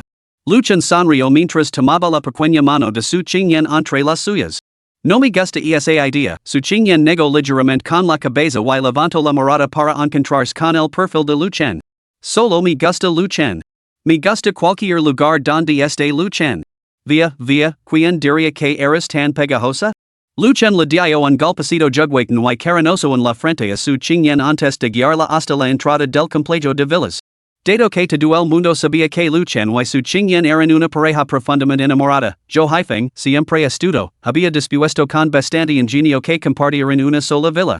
Afortunadamente, ni Luchen ni su chinyen pusieron ninguna objeción. Al contrario, ambos sentían cierta expectación por la convivencia que les esperaba. Capítulo 28, Encuentro con un enemigo feroz, una calamidad inmerecida. ¿Tú debes de ser Luchen? Lo que Luchen no había previsto era que, incluso al acercarse a la puerta de su casa, alguien le bloquearía el paso. El hombre que se acercó era un joven alto con el pelo largo, vestido con una túnica de guerrero y con una espada en la cintura, que se mantenía erguido como un árbol joven al viento. Sus rasgos se parecían mucho a los de Chunfeng, pero sus comportamientos eran completamente diferentes. ¿Eres el hermano mayor de Chunfeng, Chun Yuan? Luchen levantó una ceja y su expresión cambió a una de repentina comprensión. En efecto, Chun Yuan asintió levemente con la cabeza, con expresión fría. Ese tanto sigo siendo miembro de la familia Chen. Tú lo has herido. Debo resolver este asunto. Claro. Luchen sintió que una ola de cansancio lo invadía. Paris otro alborotador. Habla. ¿Qué quieres? Luchan no se molesto en andars con cortillas y fue directo al grano. Ya estoy en el octavo nivel del reino del mar dividido. Atacart Syria como un maten metiendos con un niño. La mano de Chen Yuan descansa ligeramente sobre la empuñadura de su espada, con los dedos ansiosos por desenvainarla. Así es como será, solo dar un gol. Después de ese único gol, si el resultado, nuestras rencillas, las tuyas y las de la familia Chen, quedarán zanjadas de una vez por todas. Al escuchar la propuesta de Chen Yuan, Luchan ladeó ligeramente la cabeza, mirándolo con la mirada que se reserva a los discapacitados mentales. ¿A qué demonios estás llegando? ¿Crees que esto es una película sangrienta? Me das un solo taja y esperas que te do quid perdonado? Confiando en haber despertado 2 años antes que yo, ya no te queda vergüenza, ¿verdad? Hermano Luchan, ¿lamo a refuerzos ahora? Su Qingyan, temiendo que Luchan pudiera ser apuñalado, sacó apresuradamente su nueva pulsera superpoderosa. La mimos a refuerzos. Declaró con seriedad. Espera. ¿Llamar a refuerzos? Chen Yuan frunció los labios ante la sugerencia. ¿Qué demonios? ¿Por qué estas dos no siguen las reglas? Es evidente que intentan denunciarnos al profesor. ¿Cómo así les ha ocurrido esto? ¿No se sienten completamente avergonzados? ¿Acaso son unos niños? Está bien. Lama a yo haifeng. Dil que está conspirando contra los novatos. Dale una buena lección. Lu Chen asintió sin comprometers. Espera. Esto va demasiado lejos, ¿no? Chen Yuan se puso visiblemente nervioso. Como estudiante de cuarto año, se confirmaba este asunto del asesinato de novatos, no solo su reputación quedaría totalmente arruinada, sino que podría enfrentarse al castigo más severo de la universidad. ¿Exagerado? ¿No fuiste tú quien dijo que mi materia? Yo. Chen Feng reprimió su rabia y intentó justificarse. Solo quería darte una lección, nunca dije que te materia. ¿Te parezco tan estúpido? Yo, en el reino de la forja, enfrentándome ti, en el reino de la limpieza del mar? ¿Estás loco o lo estoy yo? Si realmente quieres pelear, hagámoslo como es debido. Como en las novelas, hagamos una apuesta de un año. Dame tiempo para subir de nivel y luego te dar una paliza. La mano de Chen Yuan que empuñaba la espada tembló ligeramente. Aunque tu objetivo es ganar tiempo, no me opondrá. Pero declarar tu propósito tan descaradamente? Si aceptara esto, ¿no parecería un completo tonto? Chen Yuan respiró hondo y, de repente, su mano derecha desenvainó la espada. Estaba en el reino del mar dividido, ya era capaz de controlar los elementos de forma rudimentaria. Así que se quedó completamente inmóvil mientras una espada de viento veloz como un rayo se dirigía directamente al pecho de Lu Chen. Maldita sea, no hay honor en el combate. Después de haber luchado contra bestias durante años, los instintos de Lu Chen se activaron. En el momento en que la espada se lanzó, saltó varios pasos hacia atrás. El poder atribuido al viento se encontraba entre los elementos más rápidos. Incluso para un antiguo poderoso del séptimo reino como él, evadir tal ataque no era tarea fácil. Sin embargo, Lu Chen no sintió ni una pizca de envidia. Lo admitió. Esa espada de viento poseía una fuerza formidable, pero el trueno era a la vez imponente y potente. El poder del viento era ciertamente rápido, pero el poder del rayo era a la vez imponente y rápido. Ahora no podía derrotar a Chen Yuan. Era simplemente una cuestión de la gran disparidad entre esos reinos. Sin embargo, no era tan fácil manipularlo. Técnica de la lanza que roba sombras, segunda forma, cisne sobresaltado. En el instante en que legó la espada de viento, Lu Chen giró violentamente su cuerpo, evitando por la fuerza las zonas vitales. Si hubiera recibido un golpe directo. ¿Quién sabe cuántas costillas se habrían roto? Por desgracia, la diferencia en su destreza era simplemente demasiado grande. A pesar de los reflejos rápidos como el rayo de Lu Chen, la hoja de viento le hizo un corte superficial en el brazo izquierdo. La sangre manchó instantáneamente la mitad de su manga. ¡Boom! A su lado, la expresión de su Qingyan se oscureció, de su ser envuelto en capas de frío glacial. Estaba a punto de intervenir. Pero Lu Chen, detrás de ella, la tiró hacia atrás con fuerza. Un corte era solo un corte. Chen Yuan cavó ligeramente los labios mientras enfundaba su espada y se ponía de pie, eres bastante buena. Si no estás satisfecha, puedes vengarte cuando quieras. Al ver la figura de Chen Yuan alejándose, un frío apenas perceptible brilló en los ojos de su Qingyan. Pero lo oculto bien, limitándose a llorarse en silencio para apoyar suavemente a Luchan. Hermano Luchan, ¿estás bien? Estoy bien. Esos dos hermanos Chin son realmente unos idiotas. Ha sido pura mala suerte. Luchan tiró de la camisura de la boca, esbozando una sonrisa forzada. Sin embargo, en su corazón, la furia seguía bulendo sin cesar. En esta era apocalíptica, el poder reina supremo. Los tontos como Chen Yuan, descarados y irracionales, abundaban en la realidad. Sin la fuerza suficiente, era natural que les dieran una paliza. ¿Qué importaba que la Universidad de Wuda les respaldara? Nadie pensaría que Chen Yuan había hecho nada malo. Al contrario, solo verían a Luchan y su Qingyan como unos malos perdedores. Hermano Luchan, ¿te duele? Su Qingyan sacó su pañuelo y vendó cuidadosamente la herida de Luchan. No te preocupes tanto, solo es un rasguño sin importancia. Luchan le dedicó una sonrisa tranquilizadora. Admite que no podía derrotar a Chen Yuan, pero en una lucha a vida o muerte, podría tener la oportunidad de intercambiar golpes. Sin embargo, con su Qingyan presente, se negaba a dejar que su amada sufriera engaño. Al fin y al cabo, su fuerza aún era insuficiente. Luchan sintió una punzada de frustración. Su deseo de hacerse más fuerte se volvió cada vez más urgente. Bien, volvemos y entrenemos. Su Qingyan sintió obedientemente, sin exigir venganza en insistir en la marajo haifeng para cuidarse. Habiendo sufrido ella misma el acoso, comprendía mejor que nadie que delatar a alguien era inútil. A menos que estés muerto. Las escuelas suelen barrer las cosas bajo la alfombra. De acuerdo. Luchan le revolvió el pelo a su Qingyan y aceptó de buen grado. Probablemente había adivinado sus pensamientos y admiraba aún más el carácter de su pequeña compañera de pupitre. Controlar el temperamento es verdadera madurez. Por supuesto. Controlar el temperamento no significa perderlo por completo. Habiendo sido apuñalado sin motivo, era imposible simplemente dejarlo pasar. Como a Chen Yuan le gustaba presumir, Luchan le haría pagar caro tarde o temprano. Siguiendo la dirección enviada por Zhou Haifeng, la pareja localizó rápidamente su villa exclusiva. Un piso independiente de 3 plantas. Los alrededores eran elegantes y estaban rodeados de árboles, con gimnasio, piscina, sala de meditación, terraza en la azotea y mucho más. Según la petición de Luchan, la villa estaba equipada con la matriz ilusoria de hielo y escarcha para el cultivo de su Qingyan y la matriz de invocación de los 4 espíritus del trueno para la práctica de Luchan.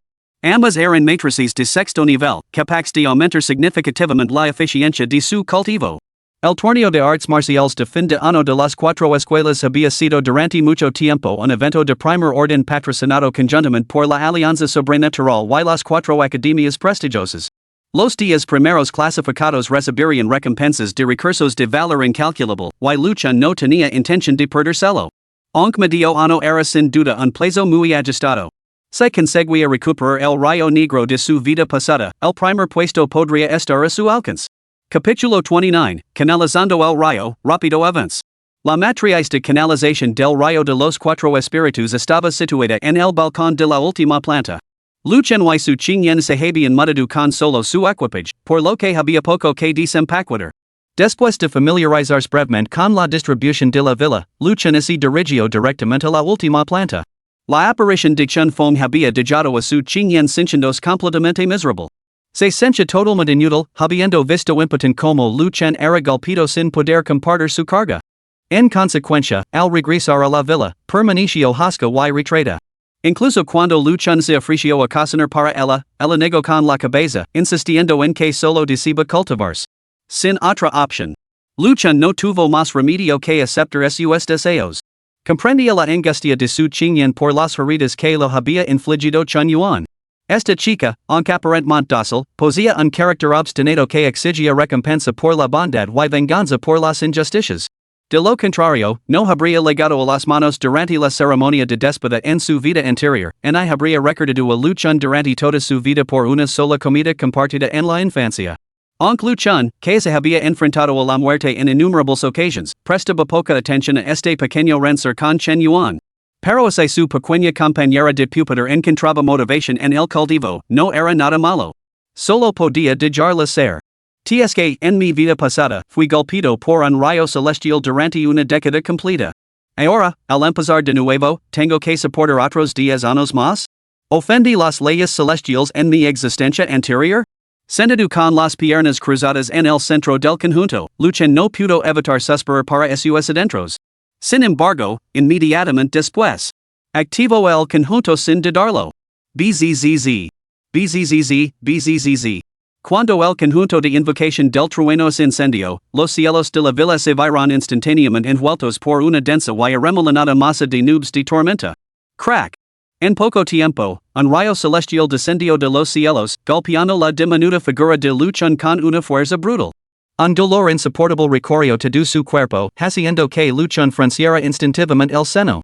Hacer esto de nuevo, y sigue siendo igual de estimulant. Afortunadamente. Ya había dominado la técnica de control del rayo de Rangoes, por lo que el cultivo de esta vida fue, en última instancia, mucho más fácil que el anterior. Tras un breve periodo de adaptación, Luchen se sumergió en un estado de cultivo completo y olvido de sí mismo. Con cada rayo que utilizaba su técnica de invocación de rayos para templar su físico, refinando al mismo tiempo una parte del rayo celestial para mejorar la calidad de su talento innato. Aunque el progreso seguía siendo lento. Era constante y gradual, y rendía una eficiencia 10 veces mayor que el cultivo normal. La noche pasó en un instante. Cuando Luchen volvió a abrir los ojos, su cultivo había avanzado sin problemas hasta el cuarto nivel del reino de forja corporal, y la tasa de evolución de su semilla del trueno había aumentado un 10%. Sin embargo, Luchen seguía algo insatisfecho. A este ritmo, seguía sin estar claro si podría alcanzar la cima del reino de forja corporal en medio año. Las cuatro grandes academias no carecen de prodigios. Para superarlos y reclamar el primer lugar en la competición de artes marciales, necesitaría alcanzar al menos el reino de la recolección de chi para tener alguna posibilidad. Por supuesto, podría ignorar la precaución y explotar la peculiaridad del poder del vacío para elevar por la fuerza su nivel de cultivo utilizando grandes cantidades de núcleos demoníacos. Pero hacerlo lo impediría alcanzar la sublimación definitiva y construir una base perfecta. La sublimación definitiva. El umbral mismo de la certificación para todo genio demoníaco prodigioso. Lo que distingue a los genios es su capacidad para lograr lo que los mortales comunes nunca podrían sonar. Tomamos a su chinyen, por ejemplo. Si no hubiera logrado la sublimación definitiva y despertado su físico blanco jade durante el reino del templado corporal, nunca se habría convertido en la emperatriz del alma de hielo. Por lo tanto, las bases son primordiales para un prodigio. Los reinos son, en el mejor de los casos, secundarios. Habiendo asegurado un comienzo tan celestial, Luchen nunca sacrificaría lo mayor por lo menor, desperdiciando su futuro por ganancias efímeras. Incluso si su camino de cultivo fuera 100 veces más difícil que el de los demás. Mejor preparar primero el desayuno para mi pequeño compañero de escritorio. En el peor de los casos, simplemente me aventurar primero en el campo de batalla del reino exterior y mirar con el rayo negro. La mentalidad de Luchen se mantuvo firme. El rayo negro era su última carta de triunfo de su vida anterior y la clave para alcanzar la cima en esta existencia. Por cualquier medio necesario. Debía adquirirlo rápidamente. Media hora más tarde, un aroma apetitoso flotaba en el aire desde la cocina de la planta baja. Atraída por el olor, su chinyen detuvo abruptamente su cultivo, bajo corriendo las escaleras y se dejó caer en los brazos de Luchen como un gatito ágil. ¿Qué estás preparando, hermano Luchen? Pude olerlo desde arriba. Sopa de hongos de oreja platita y semillas de loto. Para nutrir tu cuerpo. Luchen sonrió mientras pellizcaba la mejilla de su chinyen. A decir verdad, el complejo de villas proporcionaba un mayordomo privado encargado específicamente de atender las necesidades diarias de los estudiantes. Con solo tocar el tambor, acudían al instante. La nevera también estaba llena de todo tipo de ingredientes. Pero tal vez porque había sido demasiado servil en su vida anterior, Luchen prefería encargarse él mismo de las tareas domésticas. Delicioso. Su chinyen no pudo esperar para dar un bocado, inmediatamente poniendo una expresión adorable como la de un gatito glotón. Si te gusta, te lo preparar todos los días. No. Quiero cocinar yo misma para el hermano Luchen. Su chinyen se aferró a Luchen como a un osito de peluche, con los ojos llenos de dependencia y satisfacción. Apreciaba tanto esta vida que deseaba vivirla para siempre. ¿Realmente importa quién cocina? Preguntó Luchen, besando suavemente la frente lisa, con un tono ligeramente exasperado. Pequeña pegajosa, ¿podrías dejarme lavar esto primero? Su chingyen cinchio una panzada de vergüenza ante sus palabras y, oreganadians, lo solto. Se trasladaron al salón, donde ella cogió una cuchara y se inclinó hacia Lu Chen. Hermano Lu Chen, ¿quieres que te de comer?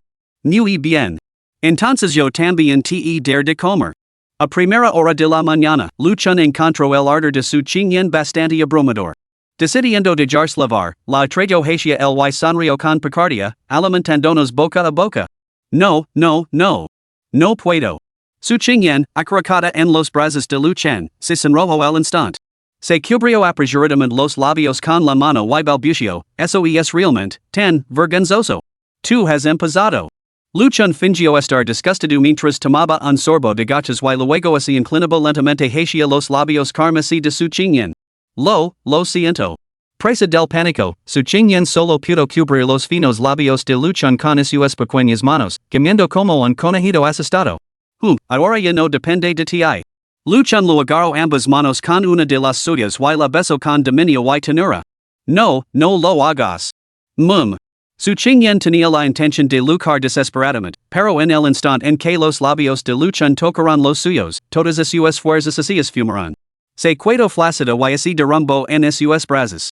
Cerró los ojos, sus largas pestañas revoloteando levemente, delatando la timidez y el afecto de la doncella. En medio de su beso, en el que se olvidaron de sí mismos. La respiración de Lu Chen se volvió cada vez más pesada. Ya no contento con el estado actual, sus manos comenzaron a vagar libremente. El delicado cuerpo de su chingyen tembló mientras intentaba empujar a Lu Chen, pero simplemente no podía reunir las fuerzas. Sus pequeñas manos golpearon ligeramente su pecho, mas como una protesta juguetona que como un rechazo. Después de un largo rato. Solo entonces Lu Chen, con el cerebro ligeramente privado de oxígeno, soltó a su chingyen a reganadians.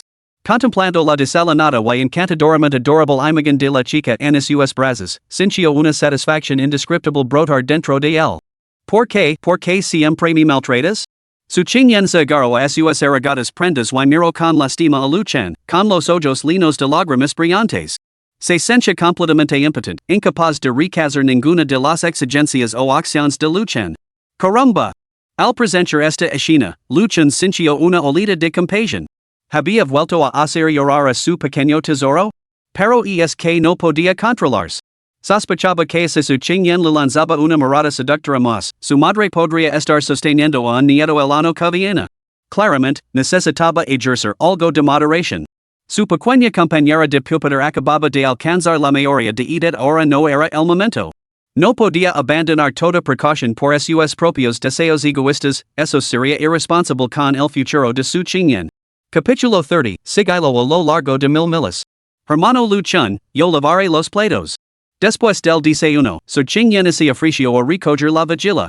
Desde pequeña se había acostumbrado a ser autosuficiente.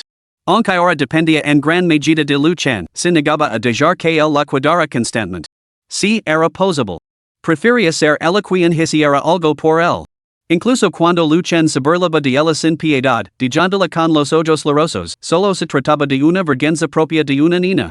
En el fondo, ella estaba bastante complacida por su enamoramiento.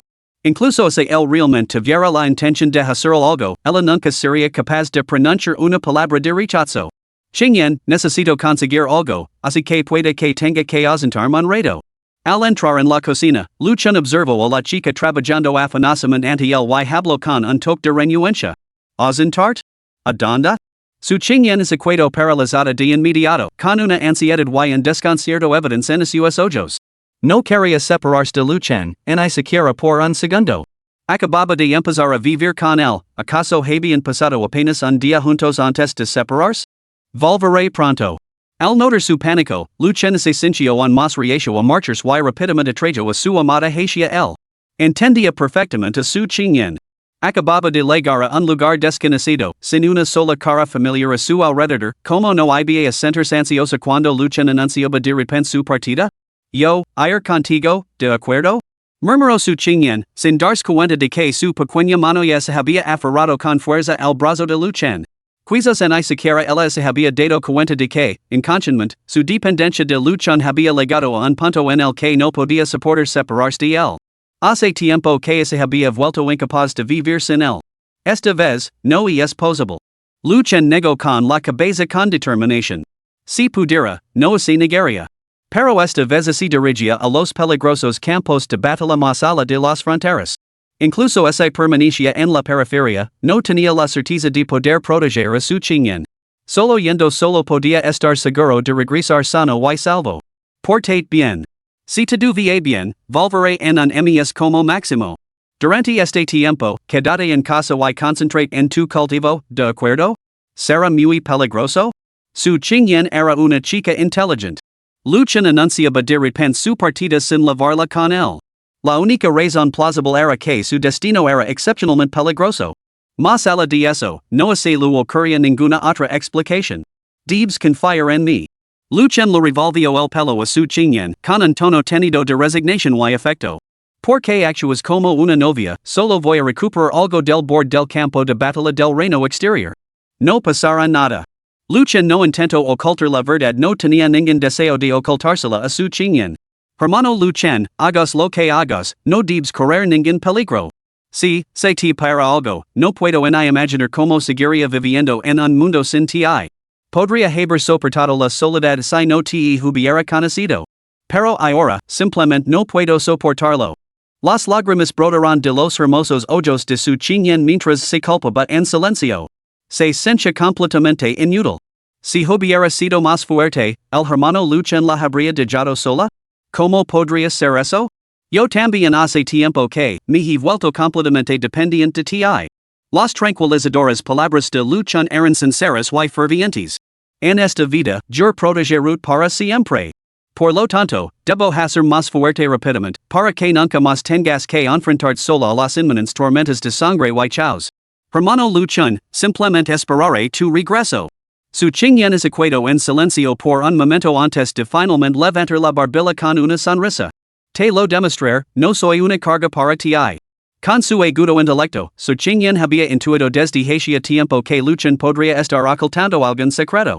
Pero como él había decidido no hablar de ello, ella no hizo preguntas. Confiaba en este hombre incondicionalmente, ya que él era la única redención en su sombría existencia. Tonta, ¿cómo podrías ser una carga?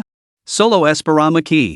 Luchen se sintió profundamente conmovido por la tranquila comprensión de su chinyen. La abrazó durante un largo rato antes de abandonar la villa a regañadientes. Si se hubiera cuidado más tiempo, temía que nunca hubiera encontrado la fuerza para partir. La Universidad de Wu se encontraba a decenas de miles de kilómetros de la frontera más cercana, por lo que Luchen solo podía partir a través de la matriz de superteleportación de la academia. Su destino era la ciudad del dragón.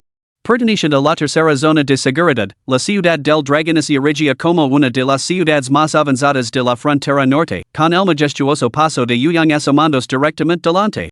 Más allá del paso de Yuyang se encuentra el dominio de las tribus de las praderas. En su vida anterior, fue en un reino secreto a las afueras del paso de Yuyang donde Luchen obtuvo inesperadamente el rayo negro. Sin embargo, en aquel entonces, fue para defenderse de una olida de bestias. Su grupo se había dispersado accidentalmente y él, tras luchar hasta salir agotado, no tuvo más remedio que esconderse temporalmente en un lago sin nombre para recuperarse. Sin embargo, en las profundidades del lago, descubrió inesperadamente sus secretos ocultos. Siguiendo el pasadizo subterráneo, finalmente descubrió el peculiar reino secreto donde residía el rayo negro. La ubicación del lago quedó grabada en la memoria de Luchen, lo que le garantizaba que no se desviaría.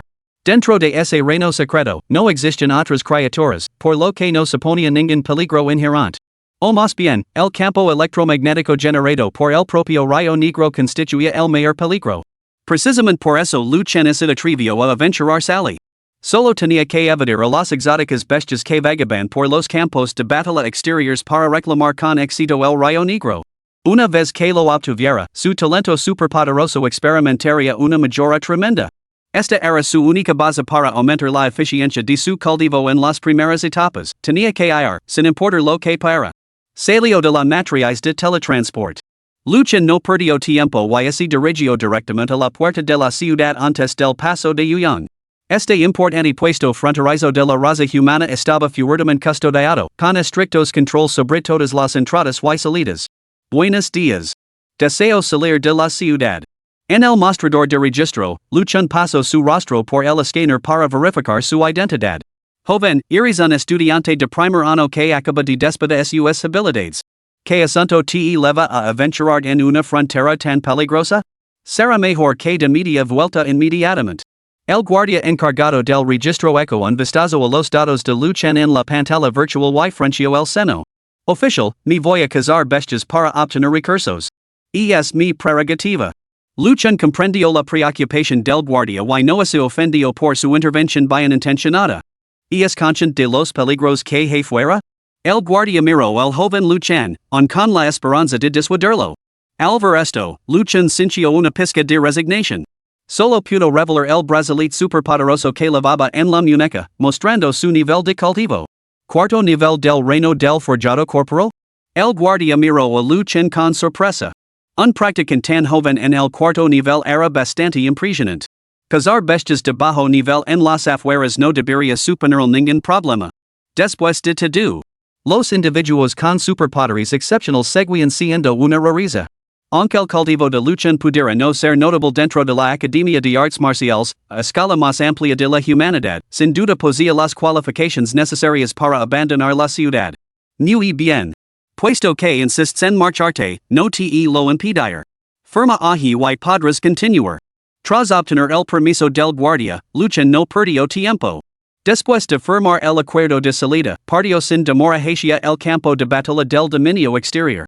A través de las vastas y abiertas praderas, era prácticamente imposible pasar desapercibido ante todas las bestias. Sin embargo, precisamente porque las praderas no ofrecen cobertura natural en escondites, la mayoría de las bestias viajaban en manadas, y su presencia era detectable desde una distancia considerable. Siempre que es evitara encontrarse con planes excepcionalmente poderosos y se supera como evitarlos con antelación, no era muy probable perder la vida. Siempre y cuando, por supuesto, se lograra no ser perseguido fácilmente. En este sentido, Luchan tenía una confianza considerable. Al fin y al cabo, era un veterano catido en el campo de batalla. Como mínimo, el arte de escapar era algo que aquellos que habían sobrevivido para ver la década siguiente habían dominado a la perfección. Por ese acaso, antes de llegar aquí, Luchan incluso había gastado 3,000 puntos de contribución en el repositorio de recursos de la universidad para adquirir un traje de camuflaje de grado militar. Los 100,000 puntos de contribución prometidos por Joe Haifeng se le habían acreditado el día de su inscripción, aunque Luchan no tenía ningún uso inmediato para ellos. Tenía la intención de ahorrar primero un millón más o menos y luego darse el gusto de comprar un arma espiritual de grado S o alguna técnica de artes marciales. Al ponerse el traje de camuflaje, el comportamiento de Luchan se transformó al instante. Ahora parecía un cazador profesional experimentado, atravesando sigilosamente las vastas praderas.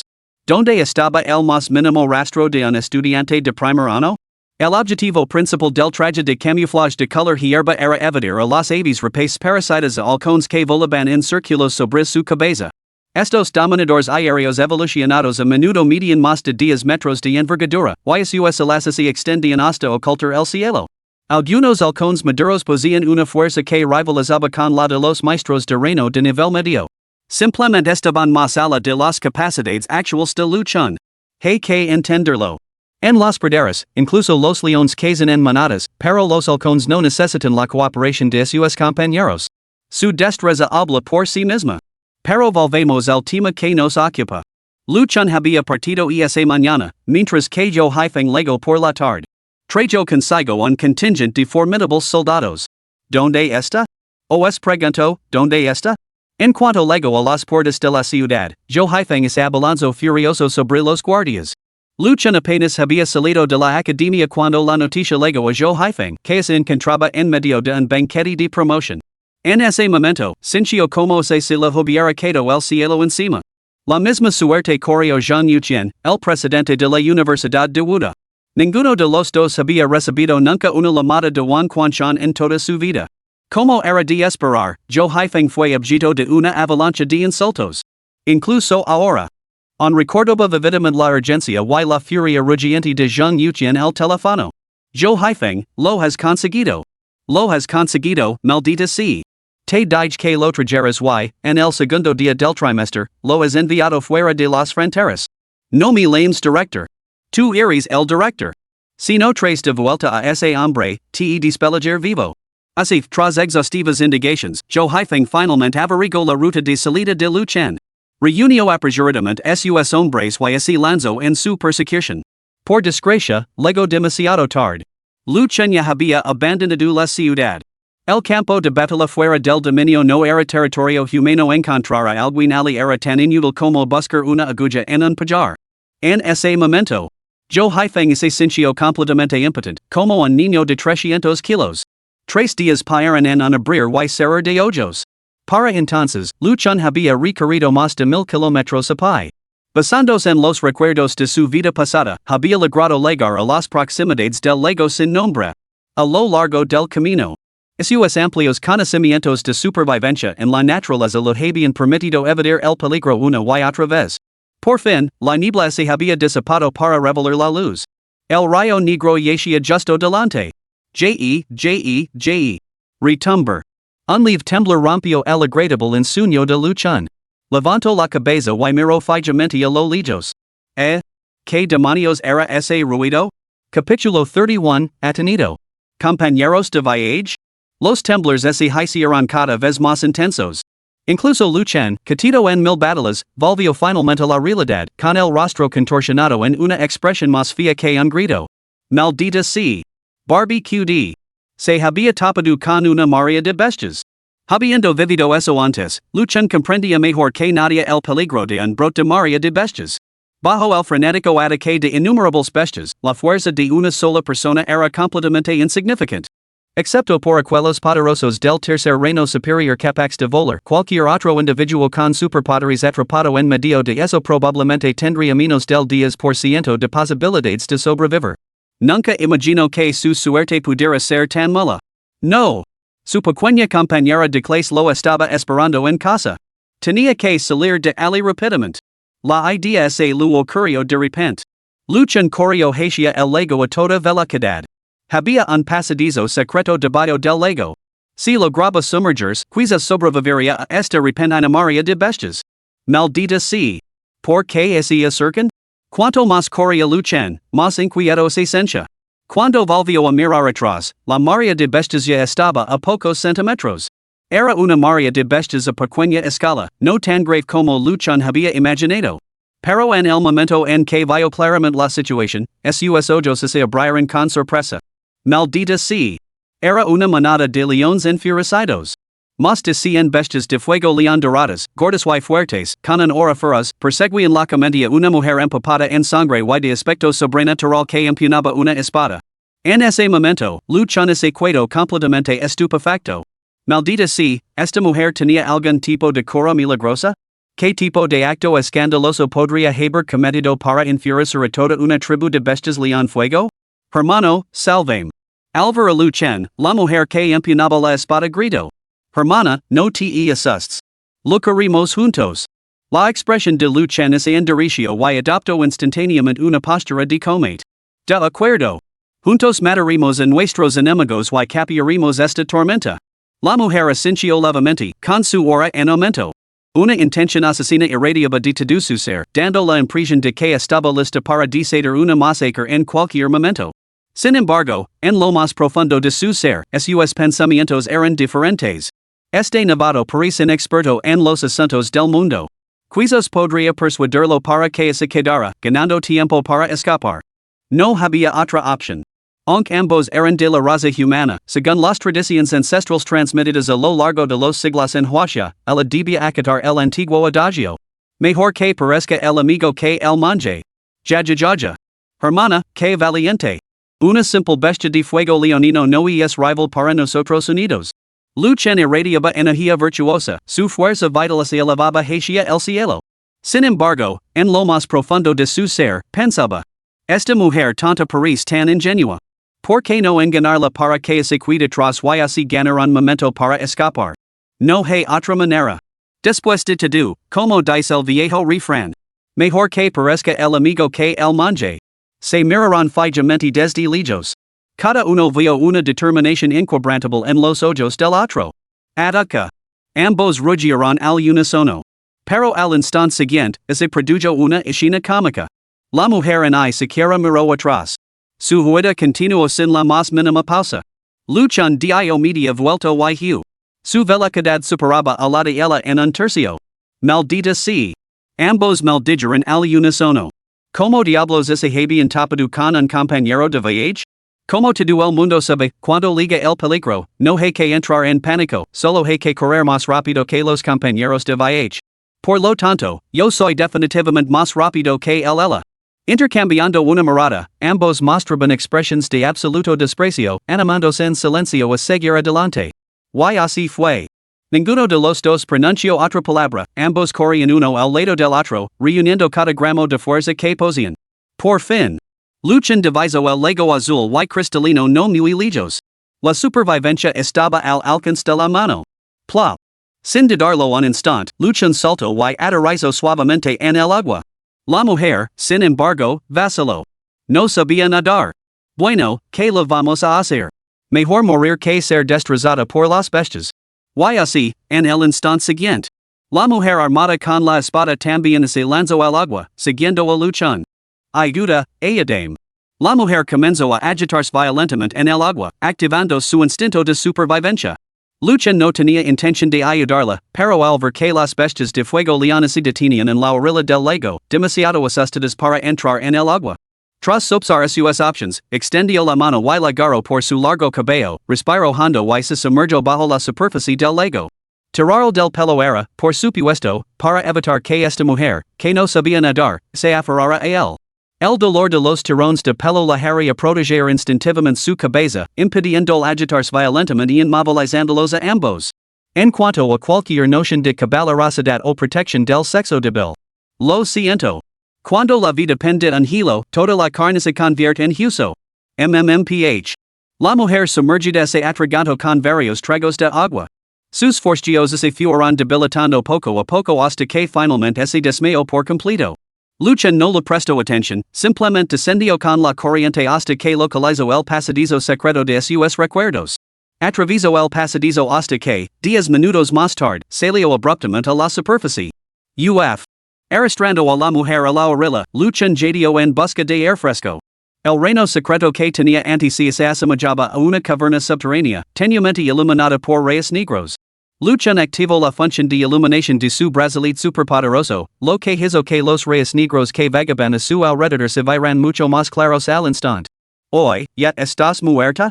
Luchan dio una patada a la mujer que tenía a su lado. Al no obtener respuesta, se quedó momentáneamente desconcertado. El agua del lago había lavado las manchas de sangre de su rostro, revelando un rostro sorprendentemente hermoso, aunque ligeramente pálido. Para ser justos. En términos de apariencia, era innegablemente impresionante, lo que le dejó sin aliento a Luchan por un momento. Una boca rojo cereza, cejas en forma de hoja de sauce y un air natural de espíritu entre las cejas, era tan llamativa como su chiñán. Luchan incluso sintió una sensación de familiaridad con ella. Por supuesto. En el corazón de Luchan, su pequeña compañera de pupitre sin duda tenía ventaja. ¿Salvarla o no? Esta era la agonizante lección que así le presentaba a Luchan. Salvarla significaría perder su integridad. Después de todo, implicaría compresiones torácicas y respiración boca a boca, acciones que le daban una extraña sensación de traicionar a su pequeña compañera de pupitre. No salvarla. Como seres humanos, le parecía bastante cruel. Aunque la mujer era bastante retorcida, cualquiera con dos dedos de frente sabría que elegir en esa situación. Solo eran conocidos. No había ninguna conexión real entre ellos. Los viajeros no duran mucho en el Apocalipsis, esa era una lección que Luchan había aprendido a lo largo de años de experiencia. Muy bien. La salvaría. Al fin y al cabo, era una vida humana. Verla morir ante sus ojos pesaría en la conciencia de Luchan. Durante su huida, Luchan había percibido que el cautivo de esta mujer superaba con creces el suyo.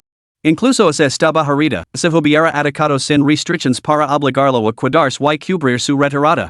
Quizás no habría escapado ileso. Así que, al final, ella también debió decidir. Esa fue la razón principal por la que Luchan decidió salvar la vida cuando cayeron al agua. Ahora que la había salvado, ¿qué más podía hacer? Aún así, sería mejor que su pequeña compañera de escritorio nunca se enterara de esto. Cuando llegara el momento, se separarían como extraños en un camino ancho. Como así nunca se hubieran conocido. Al inventarse estas excusas, la sensación de culpa de Luchan y alivio ligeramente. Al ver que el rostro de la mujer se ponía cada vez más azul. Luchan suspiró mientras separaba sus labios rojos y lo practicaba un minuto de respiración boca a boca con la calma de las aguas tranquilas. Luego lo hizo compresiones en el pecho, seguidas de más respiraciones. Este ciclo se repitió durante unos 5 minutos, hasta que la mujer finalmente abrió los ojos, aturdida y confusa. Al ver el rostro de Luchan a pocos centímetros de distancia y sentir la suave presión sobre sus labios, la mujer se quedó paralizada por la sorpresa. Su expresión se ensombreció al instante y, sin dudarlo, le dio una fuerte bofetada en la cara. Cough, cough, cough. Cuando la mujer abrió la boca para hablar, de repente tosió y expulsó una gran cantidad de agua. Esto la devolvió a la realidad. Ese hombre. ¿Había estado tratando de salvarla? ¿Estás loca? Luchan se agarró el pecho, haciendo una mueca de dolor mientras se ponía en pie a toda prisa, con los ojos ardientes de furia. ¿Te salvo la vida y así es como me lo pegas? Maldita sí. Luchan estaba realmente furioso, de muy mal humor, y las palabrotas salían de sus labios. Su mente estaba completamente ocupada por su pequeña compañera de escritorio. No podía quitarse de la cabeza la extraña sensación de que, de alguna manera, había sido manipulado. Pero, en medio de su diatriba, Luchan se caló. La mujer estaba ahora ante él, con los ojos llenos de lágrimas, mirándolo con una completa mezcla de rebeldía y determinación. ¿Qué miras? Luchan desvió la mirada con irritación. ¿Crees que disfruto tomando libertades? Gracias. La mujer apartó la mirada en silencio y inmediatamente cogió la espada que tenía a su lado, apretándola contra su pecho. Incluso inconsciente, no había soltado su espada, algo que era incomprensible. Si estás bien, deberías irte. Este lugar es peligroso.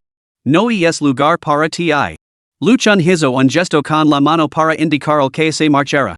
Este reino secreto estaba saturado de reyes negros. Para cualquiera que no fuera Luchan, con su constitución excepcional, quedarse aquí era realmente peligroso. No me voy. La mujer levantó la mirada para encontrarse con la suya. Si tú, que solo estás en el reino del templado del cuerpo, no temes el peligro, que tengo que temer yo, una orgullosa cultivadora del reino del mar despejado? Si no te vas, no lo hagas. Luchan no se molestó en persuadirla más. Un par de reyes deberían hacerla entrar en razón. Con ese pensamiento, procedió a comer las provisiones que había preparado anteriormente. Gorgoteó. Sin embargo, apenas había dado unos bocados cuando un sonido extraño llegó a sus oídos. Luchan miró hacia Ali y la mujer inmediatamente bajó la cabeza, con una mezcla de vergüenza y enfado. Yo.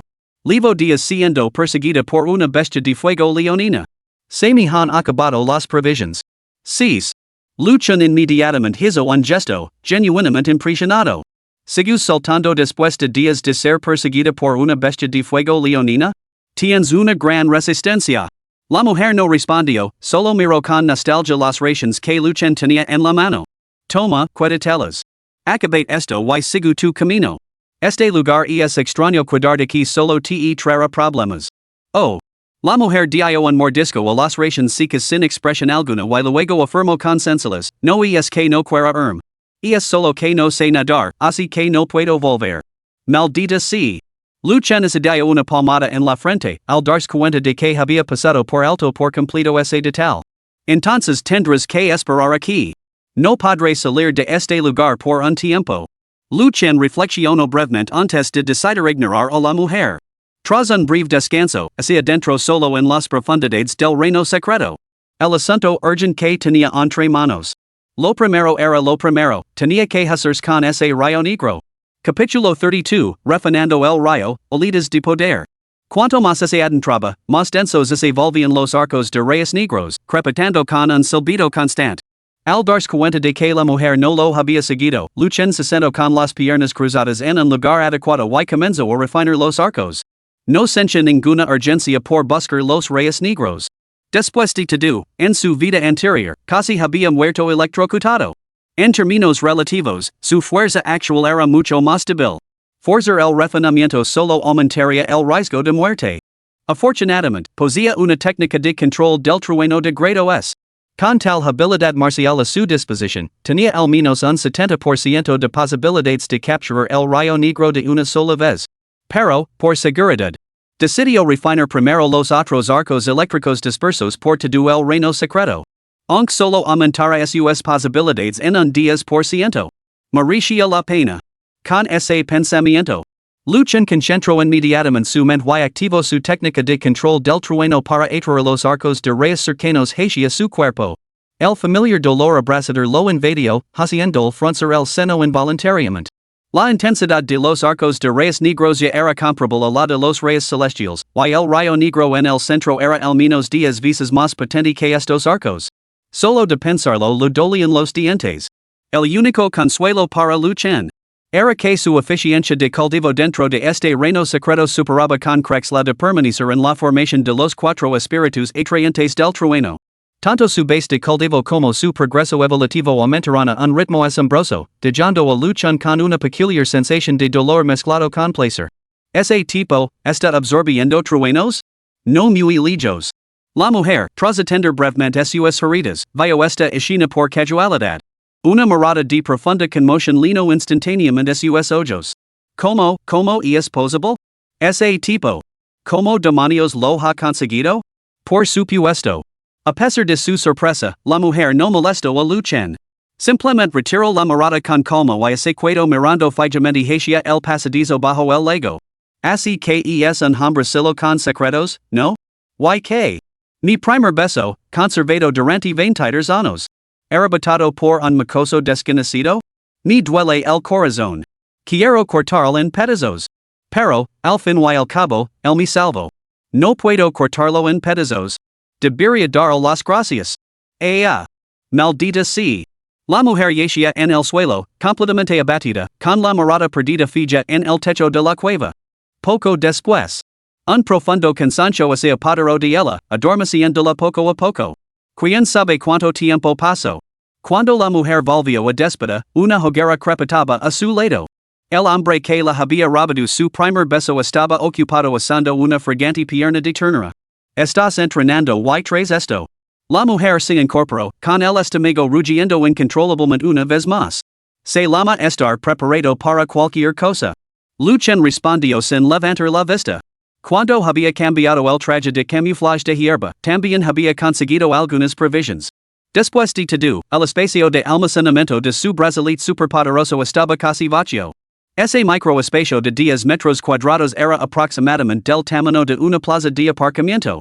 ¿Con qué más iba a llenarlo si no era con comida? Necesitaría al menos otras 2 semanas para refinar completamente la esencia del trueno del reino secreto. Toma, la mitad es tuya. Luchen sacó su cuchillo de come triangular y cortó rápidamente la pata de buey en dos antes de ofrecerle una parte a la mujer. En ese momento se sentía bastante bien. De la noche a la mañana, había avanzado al quinto nivel del reino de forja corporal, mientras que la tasa de evolución de su semilla de trueno había subido al 50%. Tal eficiencia lo dejaba completamente satisfecho. En efecto.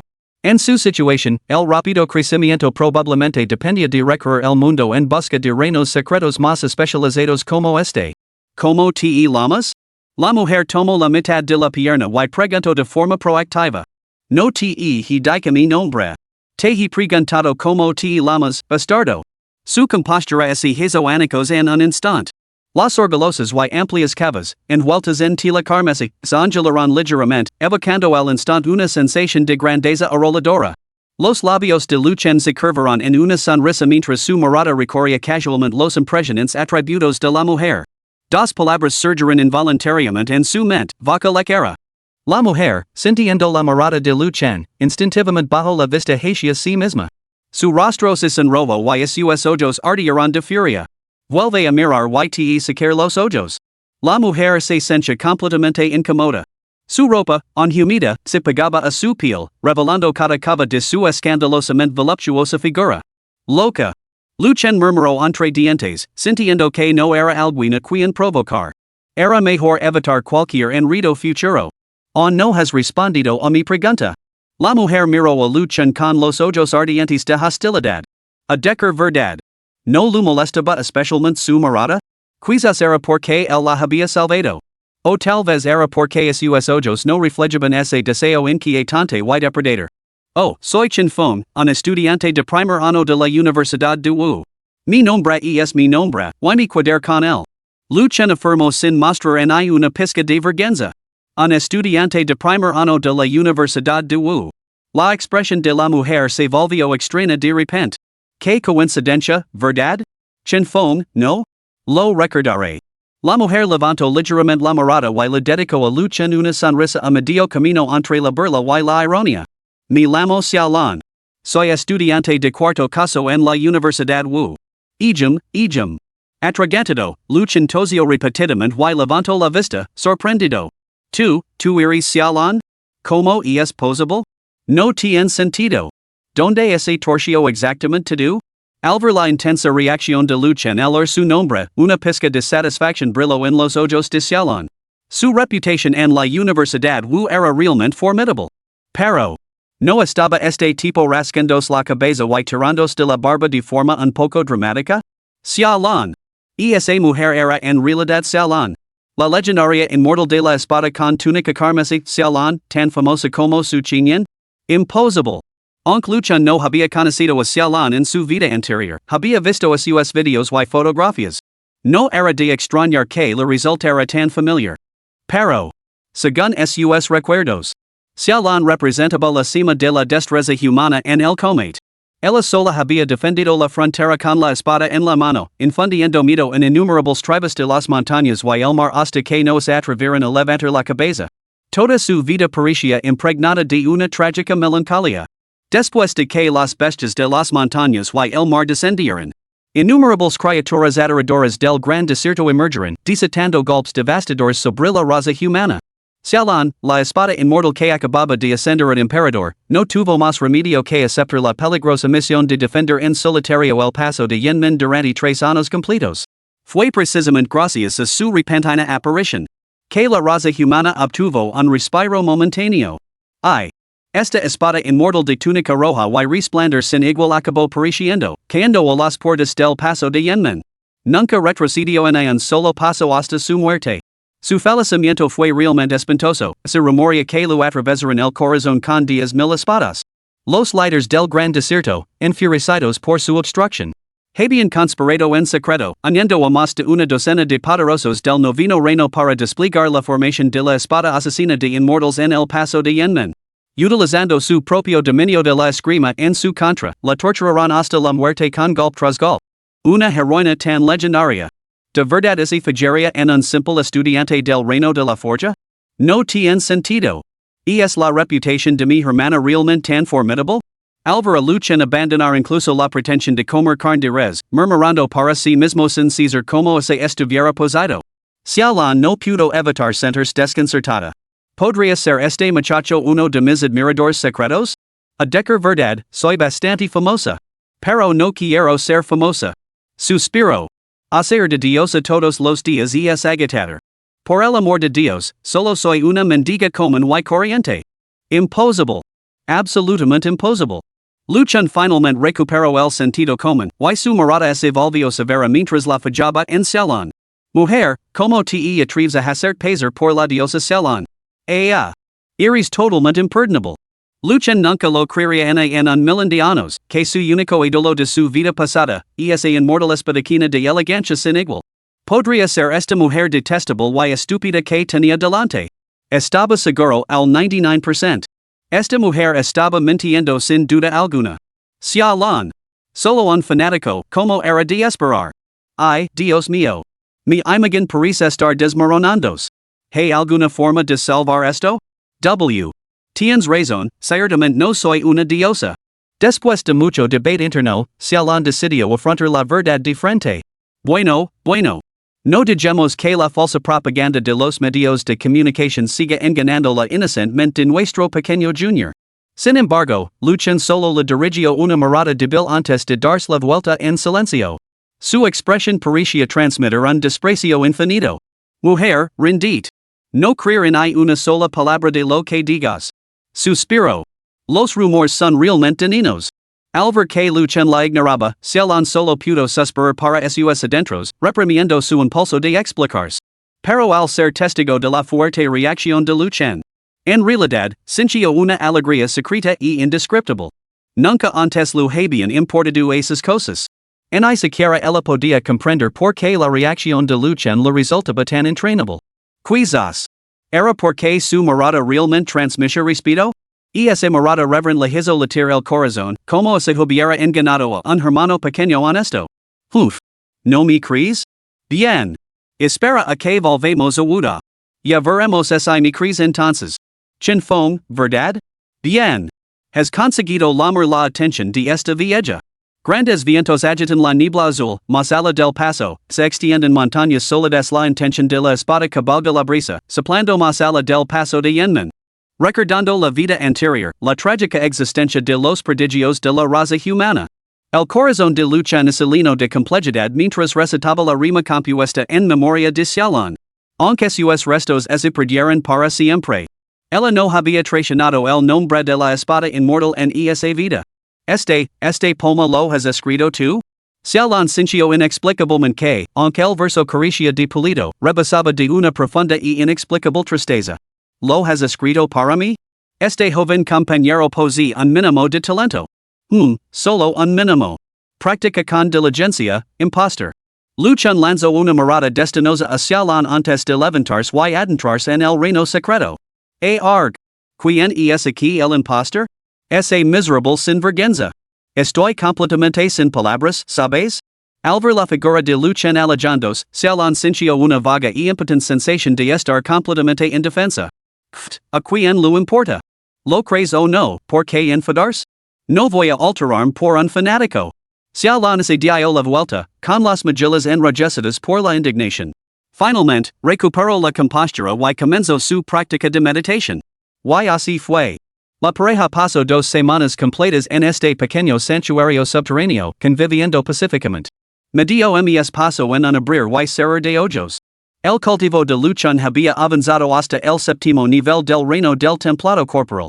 Su talento innato, la semilla del trueno, también había evolucionado con éxito, alcanzando el bienvenido grado B. A continuación. Era hora de refinar ese rayo negro que tanto había anhelado. Capítulo 33, Olvido. Al llegar a los recovecos más profundos del reino secreto. Una oscuridad infinita envolvió gradualmente a Luchen por completo. Incluso al volver a visitar este lugar, el hora de malagüero que emanaba débilmente seguía pasando sobre él. Se sentía como si estuviera caminando hacia la aniquilación. El entorno estaba mortalmente silencioso, desprovisto de cualquier ruido. Toda la extensión. Solo el tenue resplandor del brazalete superpoderoso y los poderosos latidos del corazón de Luchen ofrecen un indicio de vida.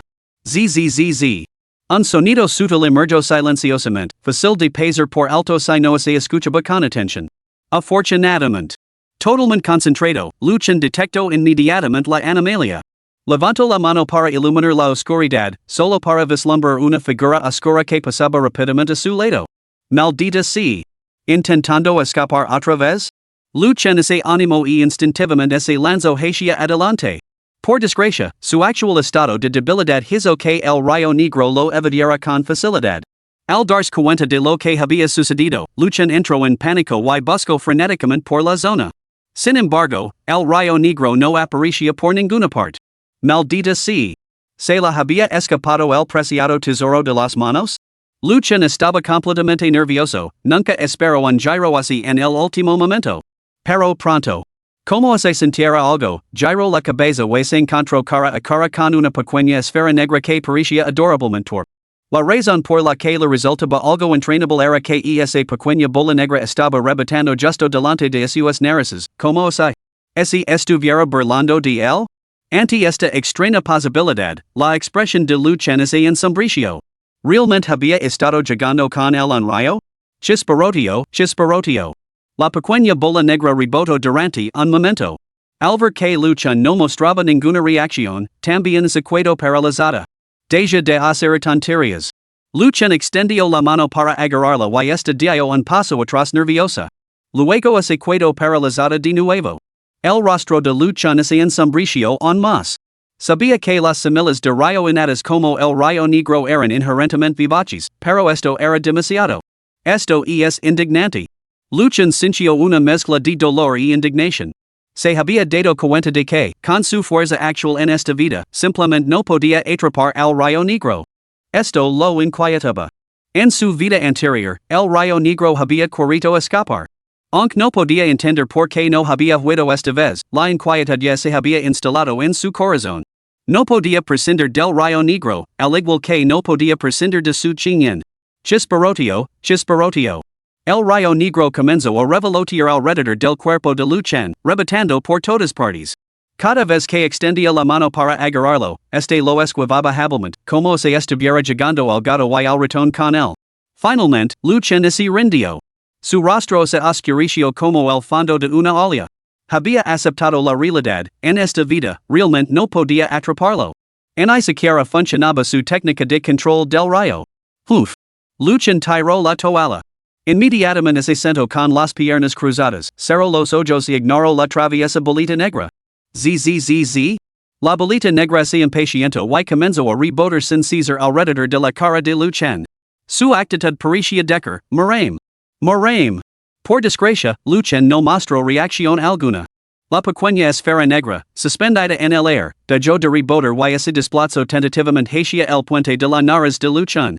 Un arco de relámpago negro se separó de su cuerpo, pareciendo una pequeña mano que golpeaba suavemente la nariz de Luchan. Te voy a atrapar. Sin embargo, al instante siguiente, Luchan extendió bruscamente la mano y atrapó la pequeña esfera negra en su palma. Chisparoteo. La pequeña esfera negra se enfureció al instante y se adentró en el cuerpo de Luchan con un silbido. Pero la sensación que le produjo a Luchan fue. ¿Cómo si estuviera avergonzada? Maldita sea. Un rayo y sonrojas como una tetera de té con burbujas. ¡Qué extraño! Absurdo. Por un momento, Luchan no supo qué pensar. Afortunadamente, al segundo siguiente. No tuvo tiempo para reflexionar sobre tales cosas. Un dolor insoportable le hizo sudar frío al instante, como si miles de agujas lo atravesaran el cuerpo. La agonía era idéntica a la de su vida anterior. La única sorpresa fue que el rayo negro de esta vida parecía algo más fácil de absorber. Durante el refinamiento, no ofreció la más mínima resistencia. Esto desconcertó profundamente a Luchan. ¿Acaso este maldito también había reencarnado? ¡Qué maldita broma! No importa. La tarea urgente era refinarlo rápidamente, no fuera que Luchan temiera realmente morir por el dolor. Chisparoteo. Densos arcos de relámpagos negros bailaban sin cesar alrededor de la figura de Luchan, transformándolo en un oscuro dios del trueno descendido de algún reino prohibido. Ugh. La agonía desgarradora del alma obligó a Luchan a emitir un gemido ahogado. Al mismo tiempo, su cultivo comenzó a aumentar exponencialmente. Ya. Ja. Luchan ya no pudo contenerse más. Se derrumbó en el suelo, haciendo muecas y retorciendos, dejando escapar ocasionalmente un gemido, con la frente empapada en sudor. Sin embargo, impulsado por el instinto, siguió refinando frenéticamente el rayo negro dentro de su cuerpo. El alboroto, se le abrió los ojos y se apresuró a acercarse para ver cómo estaba Luchan. Pero nada más acercarse a él.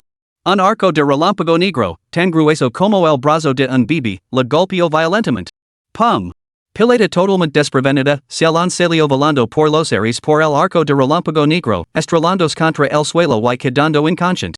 Si hubiera habido algún gran cultivador con profundos conocimientos presente, habría reconocido esto como el instinto protector de un. Por desgracia, en su vida anterior, aunque Luchan apenas podía considerarse un gran cultivador, había pasado años protegiendo la frontera. Su comprensión de este mundo era claramente bastante superficial. Luchan finalmente se desmayó por el dolor. Sin embargo, en ese último momento antes de perder el conocimiento, había logrado refinar el rayo negro hasta completarlo. Con la mente finalmente tranquila. Cayó inconsciente. No tenía conciencia del paso del tiempo. Cuando Luchan despertó, descubrió que estaba acostado sobre un objeto suave. Al levantar la vista, se encontró descansando sobre las largas piernas blancas como la nieve de Xiaolin. ¿Estás despierto? Al ver la mirada desconcertada de Luchan, Xiaolin se sonrojó ligeramente y rápidamente lo empujó a un lado. Solo temía que pudieras morir aquí, dejándome incapaz de regresar. Por eso te ofrecí un poco de cuidado. No lo de demasiada importancia. De acuerdo, gracias. Luchan se puso de pie. Su primer instinto fue evaluar su condición física. Increíblemente fuerte. Su chi y su sangre habían alcanzado al menos 5,000 de fuerza en los puños. Sus sentidos también parecen más agudos. Incluso en la oscuridad, podía discernir los arcos de reyes negros que permanecen en el reino secreto. Por fin, una trascendencia completa. No en vano casi muero del dolor. Los labios de Lu Chen se curvaron en una leve sonrisa, rebosante de emoción. A decir verdad, incluso antes de perder el conocimiento, había adquirido una comprensión aproximada de su nuevo estado físico. La habilidad especial que había obtenido a través de esta trascendencia era precisamente la propiedad inherente del rayo negro, la aniquilación. También era la carta de triunfo definitiva que lo había distinguido en su vida anterior. El efecto de la aniquilación podía entenderse como destrucción. Cada vez que desataba el rayo negro, podía destruir directamente los ataques elementales de su oponente. No era una mera supresión, sino una destrucción devastadora. Para ilustrarlo, si se volvía a encontrar con las cuchillas de viento de Chen Yuan, Lu Chen podía invocar el rayo negro para destruirlas por completo. Esta habilidad no solo era sumamente formidable en combate, sino igualmente sobresaliente en otras aplicaciones. Tomamos como ejemplo la ruptura de formaciones. Ciertas formaciones potentes poseían formidables capacidades defensivas sin localizar el punto focal de la formación, resultaban casi imposibles de desmantelar. Sin embargo, Lu Chen no tenía por qué preocuparse por tales asuntos.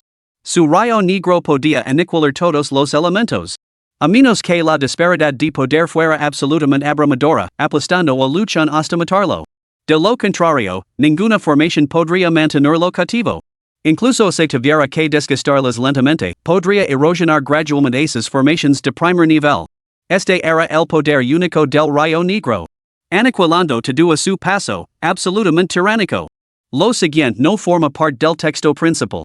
Pide el primer día de verificación, 6 que varios de ustedes pulsaban el botón solicitar actualizaciones, lo cual me alegró enormemente. Dando vueltas en la cama, no podía dormir, consumido por una profunda culpa. Con lectores que los apoyan tan incondicionalmente, ¿cómo podrían dormir? ¿Cómo puede alguien tan joven conseguir dormir? Así que me levanto y escribí otro capítulo. Son las 4 de la mañana y el trabajo empieza de nuevo a las 6.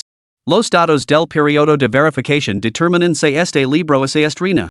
Les ruego sinceramente su apoyo, hermanos y hermanas.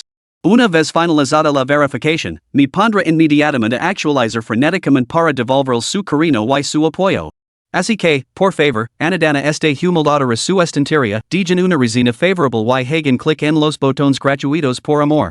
Los queer siempre. Capítulo 34, ¿Sigue siendo un hombre? Nombre, Lu Chen. Talentos. Poder del vacío SSS. Semilla del trueno Rio Negro S. Reino. Guerrero del vacío, nueve transformations. Reino del templado corporal, noveno cielo perfection. Vitalidad, 5400. Espíritu, 1800. Habilidad divina innata, aniquilación nivel básico. Arts marciales, técnica de la lanza que arrebata sombras, grado S, maestría, arte del control del trueno, grado S, maestría. Maldita sea. Esto es absolutamente increíble. Después de revisar su panel de atributos, Lu Chen sintió el instante una sensación de logro sin esfuerzo. Una vitalidad desafiantemente alta que supera los 5000. Esto rivalizaba con un superhumano del sexto nivel del reino de absorción de chi. Combinado con la habilidad divina innata otorgada por el rayo negro, Lu Chen ahora poseía la confianza para enfrentarse incluso a un superhumano del reino de absorción de chi en combate. Las habilidades divinas innatas difieren de las técnicas de artes marciales. Esta habilidad funcionaba como el movimiento definitivo de un juego, no tenía nada que ver con el esfuerzo, era puramente una cuestión de talento innato. Normalmente, solo los superhumanos de rango SO superior podían comprender tales habilidades después de alcanzar la trascendencia definitiva. Cuanto más fuerte es el talento innato, más poderoso es el poder divino. Esta era precisamente la razón por la que los superhumanos que poseían talentos innatos de rango SO superior alcanzaban un estatus tan trascendente. Via, parece que te has vuelto considerablemente más fuerte.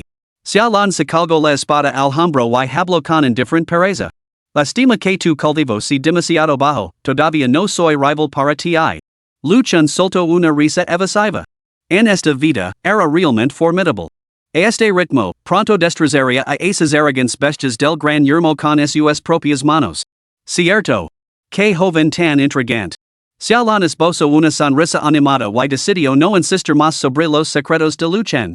Aquella extraña descarga eléctrica negra lo había causado una profunda impresión. Ella, una formidable cultivadora del reino marítimo, había cuidado en conscience sin siquiera tener oportunidad de reaccionar. Afortunadamente, no lo había causado ningún daño duradero, solo una parálisis momentánea que la había robado brevemente la conciencia. Vamos, te llevar afuera. Después de haber perdido casi medio años en este reino secreto, Lucian estaba ansioso por volver con su pequeña compañera de pupitre. ¿Qué tal es me enseñas a nadar? Se la han quedado clavada en el sitio, dudando si movers. ¿Enseñarte a nadar? ¿Crees que estoy ocioso? Lucian lo lanzó una mirada incrédula y puso los ojos en blanco. ¿Vienes o no? Pero, ¿cómo vas a sacarme? Se han señalado el estrecho pasadizo en el fondo del lago, todavía indecisa. Si no quieres venir, no vengas. Lucian se dio la vuelta y se alejó, sin ganas de malgastar palabras con ella. Ya voy. Pero ¿cómo piensas? Ya. Antes de que se lan pudiera terminar la frase, Lucian la cogió en brazos con decisión, en una dominante postura de princesa. Deja de cuidarte y escucha. Al ver el rostro increíblemente hermoso de Xiaolan enrojecido, Lucian se mordió la lengua para mantener la compostura. Respira hondo y aguanta la respiración. No piensas en nada y, sobre todo, no te muevas. Si fallas, te tiraré al lago. ¿Está claro? MMHM. Xiaolan parpadeó y asintió frenéticamente. No te dica que aguantarás la respiración ahora. Yo, estoy un poco asustada. Vamos, respira hondo.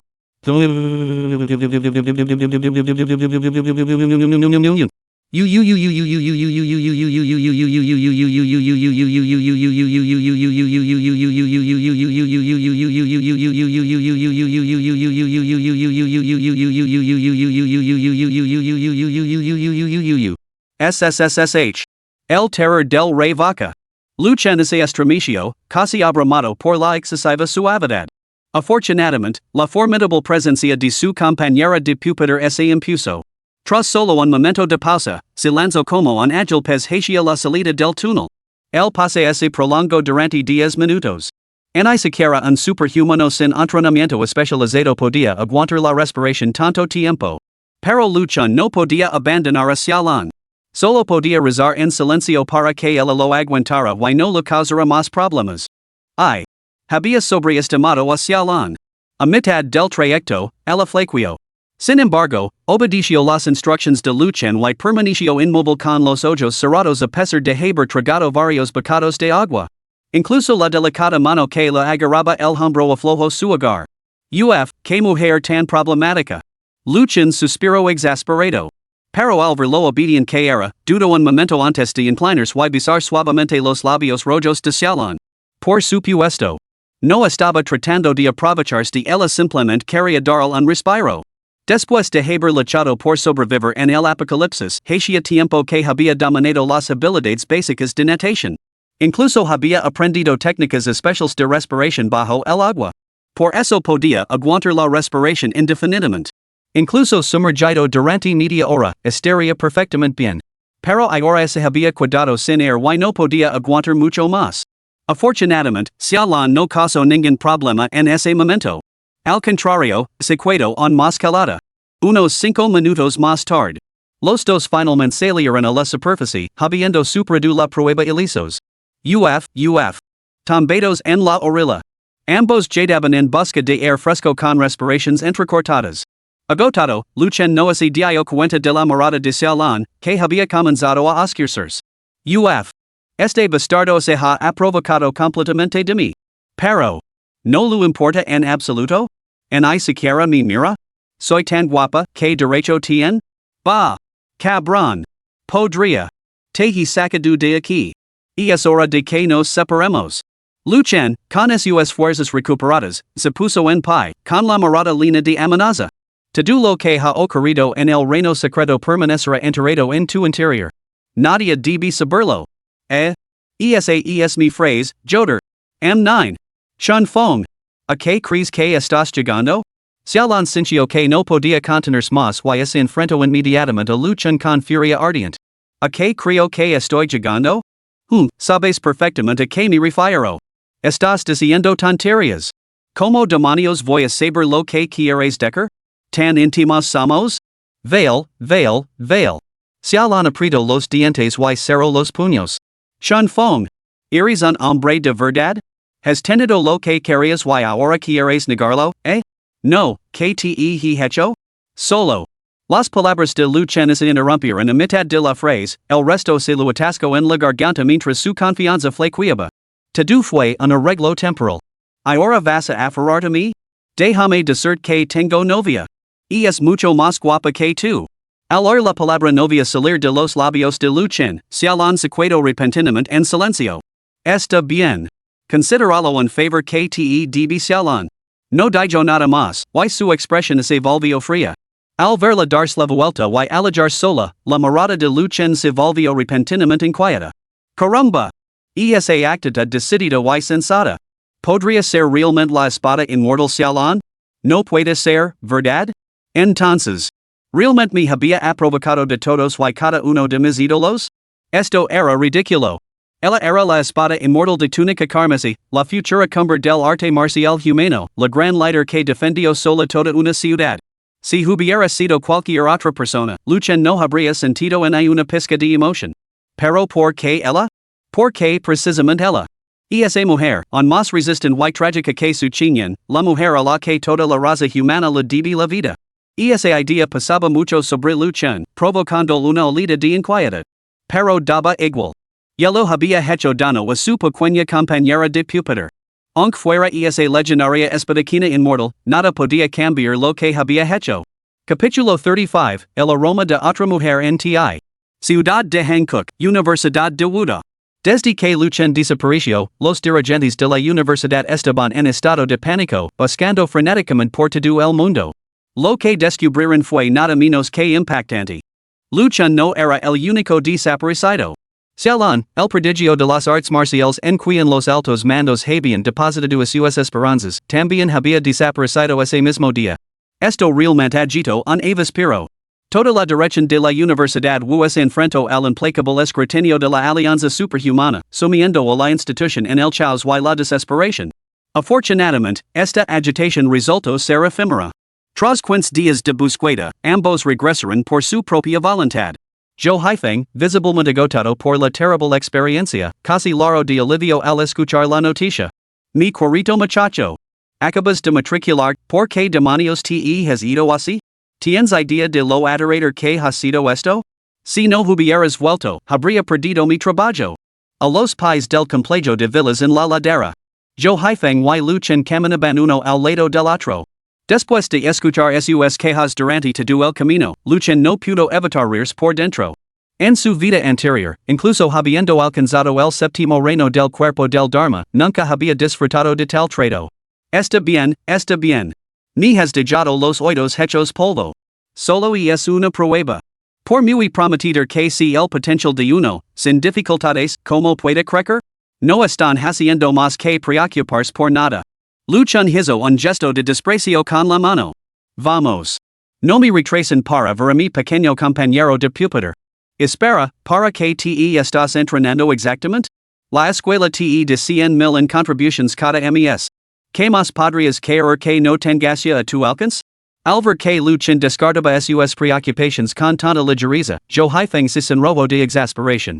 Debes entender que tus registros están actualmente en el escritorio del líder supremo en la sede de la Alianza Superhumana. Si te pasa algo, será una pérdida colosal para toda la raza humana. Mas te vel comportarte, muchacho. ¿No te das cuenta de lo crucial que eres? Lo que quieres, solo tienes que solicitarlo a tus superiores. Si la escuela no puede proporcionártelo, hey superiors, no? Siempre que sea razonable, pide lo que quieres. Incluso si no es razonable, podemos calarlo discretamente. Lu Chen escuchaba con dolor de cabeza. Sabía muy bien que muchas cosas estaban ahora a su alcance. Aunque no era tan exagerado como lo pintaba Zhou Haifeng, ciertamente no estaba lejos de la realidad. Después de todo, poseía el único talento cultivable de toda la raza humana. 1000 veces, 100 veces más precioso que un tesoro nacional. Lo pedí. ¿No fue para revelar mi talento? ¿Y qué hacéis vosotros? Cambiáis mi expediente a un talento de nivel SSS. ¿De verdad pensabais que no me daría cuenta? Lu Chen cambió deliberadamente de tema. ¿Qué te pasa, chico? ¿Te falta un tornillo? Solo quieres aljar la atención de las razas alienígenas de tu novia, no? Un talento SSSES más que suficient para eso. Los altos mandos te están protegiendo. Si te hubieran expuesto por completo, estarías durmiendo con un ojo abierto. Está bien, lo entiendo. Eres un verdadero charlatan. De todos modos, a Luchan no lo había molestado especialmente el asunto. De hecho, ese manejo era el más adecuado. A decir verdad, así realmente deseas ayudarme, concentrate en localizar reinos secretos y ruinas antiguas para mí. Avísame inmediatamente si encuentras alguna pista, y esa es la clave para mi rápido avance. Después de pensarlo detenidamente, Luchan decidió informar a Joe Haifeng de su necesidad de la semilla de trueno en Ada. Al fin y al cabo, nadie más podía refinar esa cosa. Buscar solo. Era menos suficiente que contar con la ayuda de los superiores en la búsqueda. Una vez comprendido todo el contexto, Joe Haifeng entendió por qué Luchan se había marchado sin avisar. Inmediatamente se tomó el asunto en serio y se apresuró a informar a sus superiores. En cuanto a cómo Luchan había descubierto el reino secreto más allá del paso de Yuyang, Joe Haifeng se abstuvo sabiamente de indagar. Todo el mundo tenía sus secretos. El futuro de Luchan era ilimitado, poser secretos solo significaba encuentros extraordinarios y una inmensa fortuna. Era un avance positivo. Traspasar los límites solo provocaría resentimiento en un prodigio así. En última instancia, probablemente resultaría contraproducente. Después de despedirse de Joe Haifeng, Luchan regresó a la villa sin demora. Antes de su llegada, ya había enviado un mensaje a su Qingyan a través de su brazalete superpoderoso. Así, en el momento en que entró en la casa, una pequeña figura, como un duende se lo saltaron, se lanzó directamente a sus brazos. Luchan. Su Qingyan se aferró con fuerza a Luchan, respirando con avidez su aroma. Hoy lavaba una bonita camiseta blanca y tenía el pelo largo recogido en una coleta. Parecía menos distante y más radiante, con un vigor juvenil. Sobre la mesa detrás de ella había una variedad de delicias humeantes. Estaba claro que esta chica debía de haber estado preparándolo todo desde primera hora de la mañana. Qingyan. Los ojos de Luchan se suavizaron con afecto. Justo cuando estaba a punto de hablar, Sir Qingyan de repente olfateó bruscamente y lo empujó. Omega? Luchan estaba completamente desconcertado, mirando con curiosidad a la amada belleza que había anhelado día y noche. Hermano Luchan, tú. Hueles a perfume de otra mujer. Su Qingyan lo miró fijamente, con pánico en los ojos, que se llenaron de lágrimas al instante. Maldita sí. Luchan maldijo para sus adentros, con el corazón en un puño, como si fuera a salirse del pecho en cualquier momento. Dios mío. Mi compañera de Pupitre es la reencarnación de Sherlock Holmes? ¿Cómo demonios se dio cuenta de que algo no iba bien? Incluso después de sumergirse en el agua, el aroma del perfume no se había desvanecido? Maldita mujer, ¿por qué demonios tuvo que echarse perfume? ¿Y era resistente al agua, por el amor de Dios? Maldita sí. No. Qingyan, déjame explicarte. Luchan entró en pánico. Sin pensarlo dos veces, lo contó todo. Si Xiaolan estuviera aquí, seguramente se burlaría de él. Eres un caso perdido, chico. ¿Y me pediste que lo mantuviera en secreto? Uf. Bueno, sin duda lo has mantenido muy bien. Así es como sucedió. La estaba salvando, nada más. Al final, Luchan declaró su explicación con justa indignación. Por supuesto. Aunque lo había explicado todo, había omitido deliberadamente la parte sobre el beso a Xiaolan. No había otra razón. Simplemente no se atrevía a mencionarlo. ¿De verdad? Su Qingyan frunció los labios y fijó sus grandes ojos en Luchan. Juro que es verdad. Luchan se dio unas palmaditas en el pecho apresuradamente para asegurársela. Uf. Aunque su pánico había disminuido. Los celos de su Qingyan se habían despertado claramente. Incluso en su enfado, se negó a regañar a Luchan, limitándose a sentarse malhumorada a la mesa del comedor, enfadada consigo misma. A decir verdad, en la era postapocalíptica, esas convenciones tenían poco peso. China había soportado años de guerra, dejando nueve de cada diez hogares vacíos, con grandes bajas entre los hombres en las fronteras. El concepto de monogamia había desaparecido hacía mucho tiempo. Siempre que se tuvieran los medios, se podía tener tantos compañeros como se desira. Las autoridades incluso compensaban generosamente a las mujeres por tener hijos. Así era el Apocalipsis, la población era lo más importante. Esto había sido así a lo largo de la historia. Cuando una nación se enfrentaba a una grave crisis demográfica, inevitablemente se recuperaba. Cuando las mujeres esquecían, su estado se en pecado, una tendencia inevitable que no tiene nada que ver con el romanticismo. Incluso aquellos maestros exaltados, la mayoría de ellos tenían numerosas esposas y concubinas. Sin embargo, la mentalidad de Luchen seguía siendo relativamente conservadora. No era tan codicioso. Para él, tener solo a su pequeña compañera de pupitre en esta vida era realmente suficiente. Chinyen, debes confiar en mí. Nunca, jamás te abandonaré.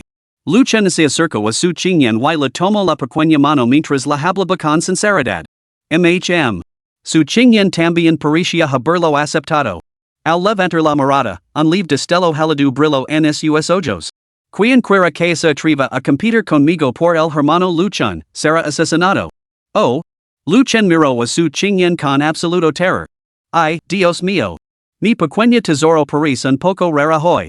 ¿Podría ser que la poderosa Emperatrices se estuviera convirtiendo en una yandera? Capítulo 36, El pequeño balo celoso y malhumorado. Chinyen, realmente tiene sentido del humor. Luchen cogió nerviosamente los pelillos y el cuenco, y rápidamente cogió una gamba de la mesa. Te la pelar. Gracias, hermano Luchen. Los ojos de su Chinyen se arrugaron con una sonrisa mientras aceptaba obedientemente que le diera de comer. Al ver que su Chinyen dejaba de lado el asunto de salón, cierta persona suspiró en silencio aliviada. Casi lo había olvidado. Su pequeña compañera de clase no era ninguna pusilánime.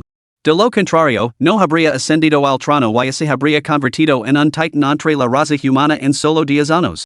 Simplemente se comportaba de forma más dócil en su presencia. Chinyen, ¿en qué reino te encuentras ahora? Ante la repentina pregunta de Luchen. Su Chinyen, que había estado pelando gambas, le guiñó un ojo con picardia. Ya he alcanzado el noveno nivel del reino de forja corporal, ¿sabes? A partir de ahora, donde quiera que el hermano Luchen quiera ir, ya no podrá dejarme atrás. ¿Cómo puede ser eso? Luchen tenía ganas de llorar. Su Chinyen no había dicho mucho durante todo el tiempo, él seguía sintiendo una atmósfera palpable de opresión. Su pequeña compañera de pupitre seguía enfadada. Sin duda. Luchen, toma unas gambas. Su Chinyen llevó las gambas peladas a la boca de Luchen, con su sonrisa de siempre. Está bien. Luchen se sentía como si estuviera sentado sobre alfileres y agujas, con espinas en la espalda, caminando sobre hielo fino, con una espina de pescado atascada en la garganta, como. No podía soportarlo más. Chinyen, no seguirás enfadada, ¿verdad? ¿Enfadada? No, ¿por qué iba a estar enfadada? Su Chinyen hizo una pequeña pausa y miró a Luchen con expresión inocente. ¿Ha hecho algo el hermano Luchen para ofenderme? No lo he hecho.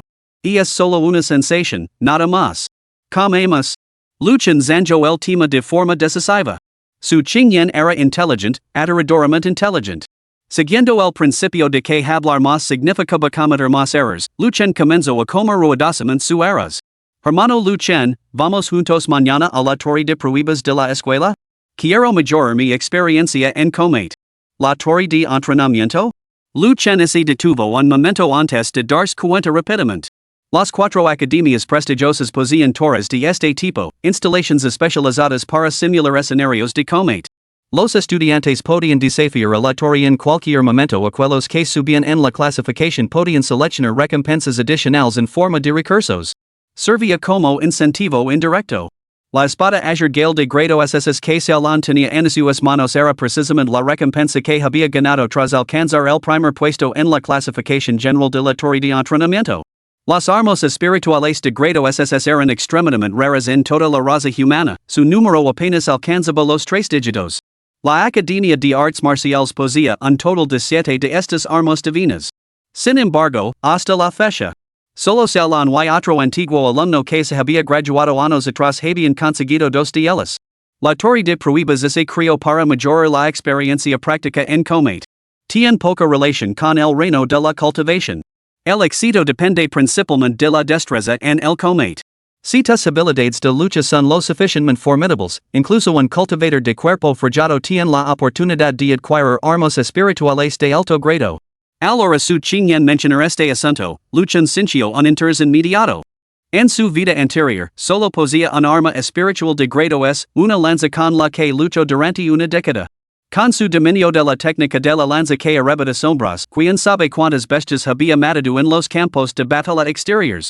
Ahora, con la oportunidad de obtener un arma espiritual de grado SS, estaba decidido a intentarlo sin importar lo que para. Además, estaba ansioso por descubrir cuáles eran sus límites de combate actuales, reforzados por el poder del vacío y sus habilidades divinas innatas. Debería ser un poco más fuerte, ¿no? Muy bien, iremos mañana. Luchan asincio con la cabeza antes de limpiar voluntariamente la mesa. La pequeña botella de vinagre se había derramado tenía que convencerla para que volviera. Al ver esto, su chinyan no hizo ningún alboroto, simplemente se sentó en el sofá y observó a Luchan en silencio.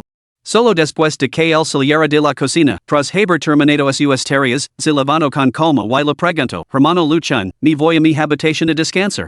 ¿Quieres acompañarme? Luchan se detuvo un momento y luego se lo iluminaron los ojos.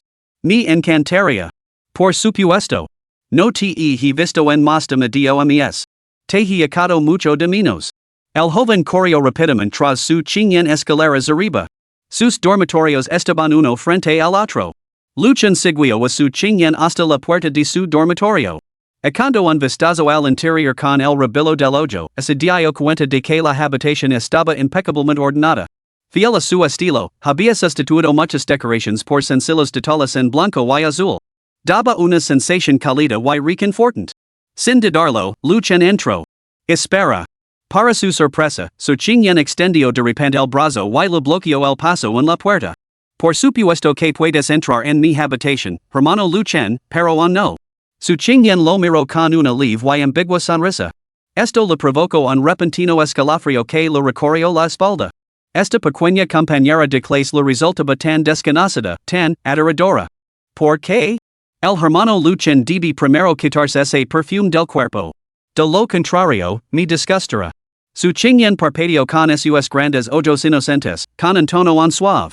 Sin embargo, fue precisamente ese tono suave lo que le provocó escalofríos a Luchan. ¿Realmente estaba celosa, no?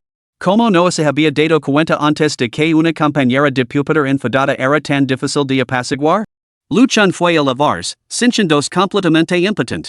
Consideró que ese era el día más oscuro desde su renacimiento. El sol se había puesto y la luna colgaba alta en el cielo. Luchan se puso ropa cómoda y abrió silenciosamente la puerta del dormitorio de su chinyan. Ninguno de los dos había practicado el caldivo ese día, ambos lo habían omitido en perfecto acuerdo tácito. Se acercó a la cama. Su chinyan yacía de espaldas a él, aparentemente inmóvil, como si estuviera profundamente dormida. Luchan se subió de puntillas a la cama y la trayó suavemente hacia él por detrás. Su suave calor lo envolvió y sintió claramente que su cuerpo temblaba ligeramente. Pequeña celosa, ¿dejamos esto? Luchan giró suavemente a su chinyan, con voz tenida de exasperación y afecto. Luchan. Sus ojos se enrojecen mientras finalmente bajaba todas sus defensas, acurrucándose en su abrazo y salazando suavemente. Yo, tengo mucho miedo. Tengo miedo de que algún día me abandones, de que dejes de quererme. ¿Qué tonterías estás diciendo? Luchan se sintió completamente desconcertado, solo capaz de seguir secando las lágrimas de su chinyan. Te lo dije, nunca te dejaré. ¿Quién sabe si solo estás consolándome o engañándome? De cualquier manera, soy perfectamente feliz siendo engañada por ti. ¿Cómo podría ser eso? Mira, ¿qué es esto? Luchan se subió la manga para mostrar el cordón rojo que le había dado su chinyan. Esto significa mucho más que cualquier pulsera con superpoderes. Tú, solo me estás engañando. Esa pulsera vale decenas de miles. Esto no tiene ningún valor. ¿Quién lo dice? Para mí, no tiene precio. Y es una muestra de afecto de alguien especial. Pues yo también tengo uno. Su chinyan abrió rápidamente la palma de la mano y sacó de su superespacio la miniatura de Luchan que él lo había regalado. Pulsó un botón y la voz descarada del muñeco lino al instante sus oídos. Mi pequeño compañero de pupitre me echa de menos. Mi pequeño compañero de pupitre me echa de menos. Ya voy. Put. Su chinyan se echó a reír y puso los ojos en blanco a Luchan con un toque de exasperación. ¿Quién quiera que haya pensado en regalar esto a una chica como muestra de afecto debe de ser un completo idiota? Ah, sí. ¿Ahora empiezas a despreciarme? No es verdad. Claro que sí. Me estoy enfadando. Entonces, ¿qué hacemos? Te perdonar si me besas. En I hablar, tú, Luchen, que había estado conteniéndose durante mucho tiempo, no pudo resistir más. Presionó sus labios contra la boca roja de su chinyen, decidido a descargar todo el deseo que había sentido durante las últimas 2 semanas. Por supuesto. Su chinyen tampoco era precisamente inocente. Aunque normalmente era paiva, esta vez respondió con evidente torpeza. Después de mucho tiempo, finalmente se separaron, jadeando pesadamente, reaciosa detenerse. Yo me voy a dormir. Su chinyen murmuró aturdida, con las mejillas sonrojadas como manzanas tentadoras, que daban ganas de morder. Está bien, entonces dormir abrazándote. Luchen, desvergonzado como siempre, había decidido quedarse. Entonces no debes move root. Tras un largo silencio, la chica finalmente accedió, con voz tenida de timidez. Prometo que no me moverá. El joven declaró solemnemente, asintiendo con firmeza. Tú, prometes no move root. Lo siento. No he podido evitarlo. Entonces, ¿por qué te has movido? La luna brillaba intensamente entre las escasas estrellas a medida que la noche se hacía más profunda. Dentro de la habitación. La conversación de la joven pareja se fue apagando poco a poco. P.D. Feliz Navidad a todos. Deseo a todos mis hermanos y hermanas riqueza y fortuna repentina. Capítulo 37, se avecinan problemas. Al día siguiente. Cuando Luchen despertó, descubrió que su chinyen se aferraba a él como un pulpo, con sus extremidades envueltas firmemente alrededor de él. Su peso había dejado medio cuerpo entumecido. Contemplando la impresionante belleza de la doncella dormida en sus brazos, Luchen se sintió a la vez divertido y exasperado. Ella dormía profundamente, con un tenue y luminoso brillo llegando en las comisuras de sus labios. No se parecía en nada a la emperatriz alma de hielo que él recordaba. Pequeña pegajosa. Con un tierno pellizco en su nariz, Luchen se deslizó silenciosamente fuera de la cama. Cubrió cuidadosamente su chinyen con las mantas antes de ir a hacerse. Después de todas las travesuras de la noche anterior, que los habían mantenido despiertos hasta altas horas de la madrugada, su chinyen debía de estar completamente agitada. Luchen pensaba preparar el desayuno antes de despertarla. Sin embargo, inesperadamente, nada más encender la cocina, su chinyen entró tambaleándose en la cocina, medio dormida. Bostezando, lo abrazó por detrás. Si estás cansada, vuelve a la cama, ¿cómo puedes dormir así? Suspiró Luchen con impotencia. No. Su chinyen apoyó la cara contra la amplia espalda de Luchen, con los ojos entrecerrados y una expresión de total satisfacción. Pero no puedo cocinar así. Luchen se sentía completamente impotente ante esa casita tan pegajosa. Al final, no tuvo más remedio que dejar que se aferrara a él mientras empezaba a preparar el desayuno. Sus habilidades para preparar gachas eran bastante encomiables, y el aroma fragante que flotaba en la habitación pronto disipó el sueño de su chinyen. Hermano Luchen, eres brillante. Su chinyen lo elogió sin reservas. Su inversión emocional se disparó.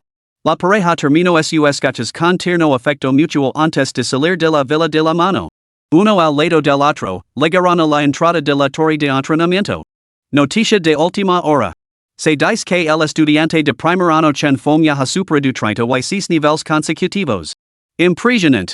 Realmente hace honor a su reputación de talento de nivel SS. Eso no es nada.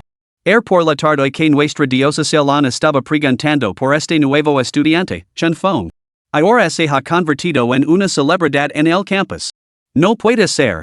No me parece especialmente guapo. ¿Cómo es posible que lo haya gustado a la diocesiana? ¿Quién sabe? Pero ahora tiene novia. Los 6 juntos el otro día y ella es absolutamente preciosa. El chico tiene la cabeza en las nubes. Maldita sea, me he devanado los sesos y sigo sin entenderlo. Ese chico no tiene ni aspecto ni físico, y aún así las diosas y las bellezas del campus se agolpan a su alrededor. ¿De quién estás hablando? Estuve apostado en la puerta de la escuela cuando empezó el trimestre y nunca hablar de nadie llamado Chen Fong. Yo lo conozco. Estoy en su clase. He oído que estaba enfermo y hospitalizado. Solo llegó el tercer día del trimestre, con su novia. En la zona de descanso. Los estudiantes que subían a la torre se reunían en grupos para comentar los últimos cotilleos del campus. Después de inscribirse con su Qingyan, Luchun encontró un rincón para sentarse y hacer cola. Escuchó los cotillos que se intercambiaban. De repente, una punzada de inquietud lo atravesó, y una sensación extremadamente ominosa lo invadió. No es que lo importara que Guyanan y Chen Fong estuvieran juntos, pero había oído que Xiaolan parecía estar buscándolo. Esto era un infierno. Se había registrado falsamente con el nombre de Chen Fong precisamente para evitar cualquier conexión con Xiaolan. La idea de que esa loca de Xiaolan pudiera encontrarse con su antiguo compañero de clase hizo que Lu Chen se pusiera instintivamente en más en la esquina. Tanto él como su Qingyan levaban máscaras y gorras de béisbol mientras mantenían un perfil bajo, nadie que no los conociera los reconocería. Por desgracia, lo que más ese team está destinado a suster. En esta escuela. Realmente había alguien que lo conocía demasiado bien. Lu Chen. Al salir de la torre de entrenamiento, Guyanran vio inmediatamente la figura en la esquina. Después de todo, habiendo pasado tanto tiempo juntos día tras día, incluso con una máscara puesta, Guyanran lo reconoció al instante. Señorita Gu, la belleza de la escuela, que la trae por aquí? Lu Chen suspiró para sus adentros. Si evitara Xiaolan se debía el miedo a despedir los celos de su pequeño compañero de pupitre, esta mujer que tenía ante sí era pura irritación. ¿Dónde has estado estos últimos días? Te he buscado por todas partes. ¿Por qué me has estado evitando? Guyanran tenía los ojos enrojecidos. Cuando Chen Fong fue hospitalizado después de que Lu Chen le diera una paliza, él se culpó a sí misma por haberlo casado. Por eso fue a visitar a Chen Fong al hospital. En su opinión, Chen Fong quizá no fuera tan guapo como Lu Chen, pero al menos había despertado un talento de grado SS. No era alguien a quien Lu Chen pudiera permitirse provocar. Y como Lu Chen la había enfurecido. Ella filtró deliberadamente la noticia de su visita al hospital a Chen Fong. Se negaba a creer que Lu Chen no fuera a reaccionar. Tenía la intención de hacer que ese tipo se arrepintiera. Para que se diera cuenta claramente de que sin él, Lu Chen, ella podía encontrar al instante alguien muy superior. Él era el que no la merecía. Ella no lo despreciaba, ¿qué derecho tenía ella despreciarla? Pero no fue hasta que salió del hospital. Cuando recibió la noticia, tanto Lu Chen como su Qingyan habían despertado talentos de nivel SS. En ese instante, el pánico se apoderó de ella. Empezaba a darse cuenta de que Lu Chen no solo estaba enfadado, realmente ya no quería seguir con ella. Ese chico cuyos ojos solo la habían visto a ella había encontrado a una chica con un talento superior. No. Se negaba rotundamente a aceptar este resultado. Su Qingyan no era más que una inútil, como se atrevía a robarla Lu Chen? Ella había legado primero. Lu Chen, ¿tienes que ser tan cruel? No hay nada entre Chen Fong y yo. Desde el principio, tú eres el único el que he amado. Solo estaba enfadada contigo. ¿Que he hecho mal? ¿No puedo cambiar? Por favor, no estés con ella, ¿vale? Prometo que nunca volveré a hacer una rabieta. Lo que tú digas. Guyanran derramó sus quejas, con lágrimas corriendo por sus mejillas como hileras de perlas rotas. Este chico que la había cortejado durante 3 años, este chico que siempre había obedecido cada una de sus palabras. ¿Cómo podía cambiar de repente? Era como si simplemente lo hubiera consultado con la almohada. ¿Por qué de repente había dejado de reconocerla? Por mucho que intentara aferrarse a él, era inútil. ¿Cuál era la razón? Mientras tanto, los espectadores cercanos, que habían estado espiando como buitres, se animaron al instante al escuchar la noticia. ¡Caramba! Una bomba de proporciones épicas. Así que la belleza del campus, Guyanran, no era la novia de Chen Fong después de todo? ¿Le gusta este chico? ¿Y parece que la ha dejado sin piedad? Maldita sea. Noticia de portada. La nueva belleza del campus abandonada por un sinvergüenza, suplicando que la acepte de nuevo? ¿Cómo ha podido herir a una chica tan guapa? ¿Y es siquiera un hombre de verdad? Todos los hombres son unos cabrones, y ahora parece que eso es totalmente cierto. Chicas, tomad nota. La chica que está a su lado tiene un buen cuerpo, pero que pena que sea la otra mujer. Tampoco es que tenga muy buen gusto. Los espectadores murmuraban con especulations. Esto le provocó un fuerte dolor de cabeza a Lu Chen. No le importaba su propia reputación, pero no podía permitir que su Qingyan soportara esta falsa infamia junto a él. Guyanan, te he perseguido durante 3 años. Durante 3 años, he obedecido cada una de tus palabras. Si me decías que fuera al este, no iba al oeste. Pero, ¿cómo me has tratado? No tienes ni idea? Has disfrutado de mi amabilidad incondicionalmente, pero me has mantenido esperando, buscando pastos más verdes. ¿Qué hace pensa que me quedaría aquí esperando por ti para siempre? Nunca fuimos una pareja propiamente dicha. En el mejor de los casos, yo solo era uno de tus pretendientes. ¿Qué? Ahora que he dejado de perscart, te has arrepentido? ¿Crees que voy a volver solo porque te sientes mal? ¿Qué te hace pensa que eres digno? ¿Acaso te lo mereces?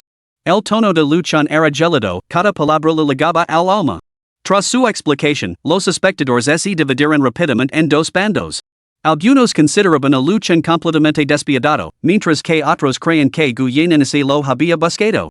Al menos no era algo unilateral. Ahora, estas dos facciones discutían acaloradamente. En un instante. Todo el salón estalló en conmoción. Mirad. Ha llegado la diosa salón. Afortunadamente. El alboroto no duró mucho. En la entrada principal. Una figura vestida de carmesí entró con serenidad, captando al instante la atención de todos. Ni siquiera necesito hablar con solo estar allí, se convirtió naturalmente en el centro de atención de todos los espectadores. Tal era el terror que inspiraba la popularidad de salón.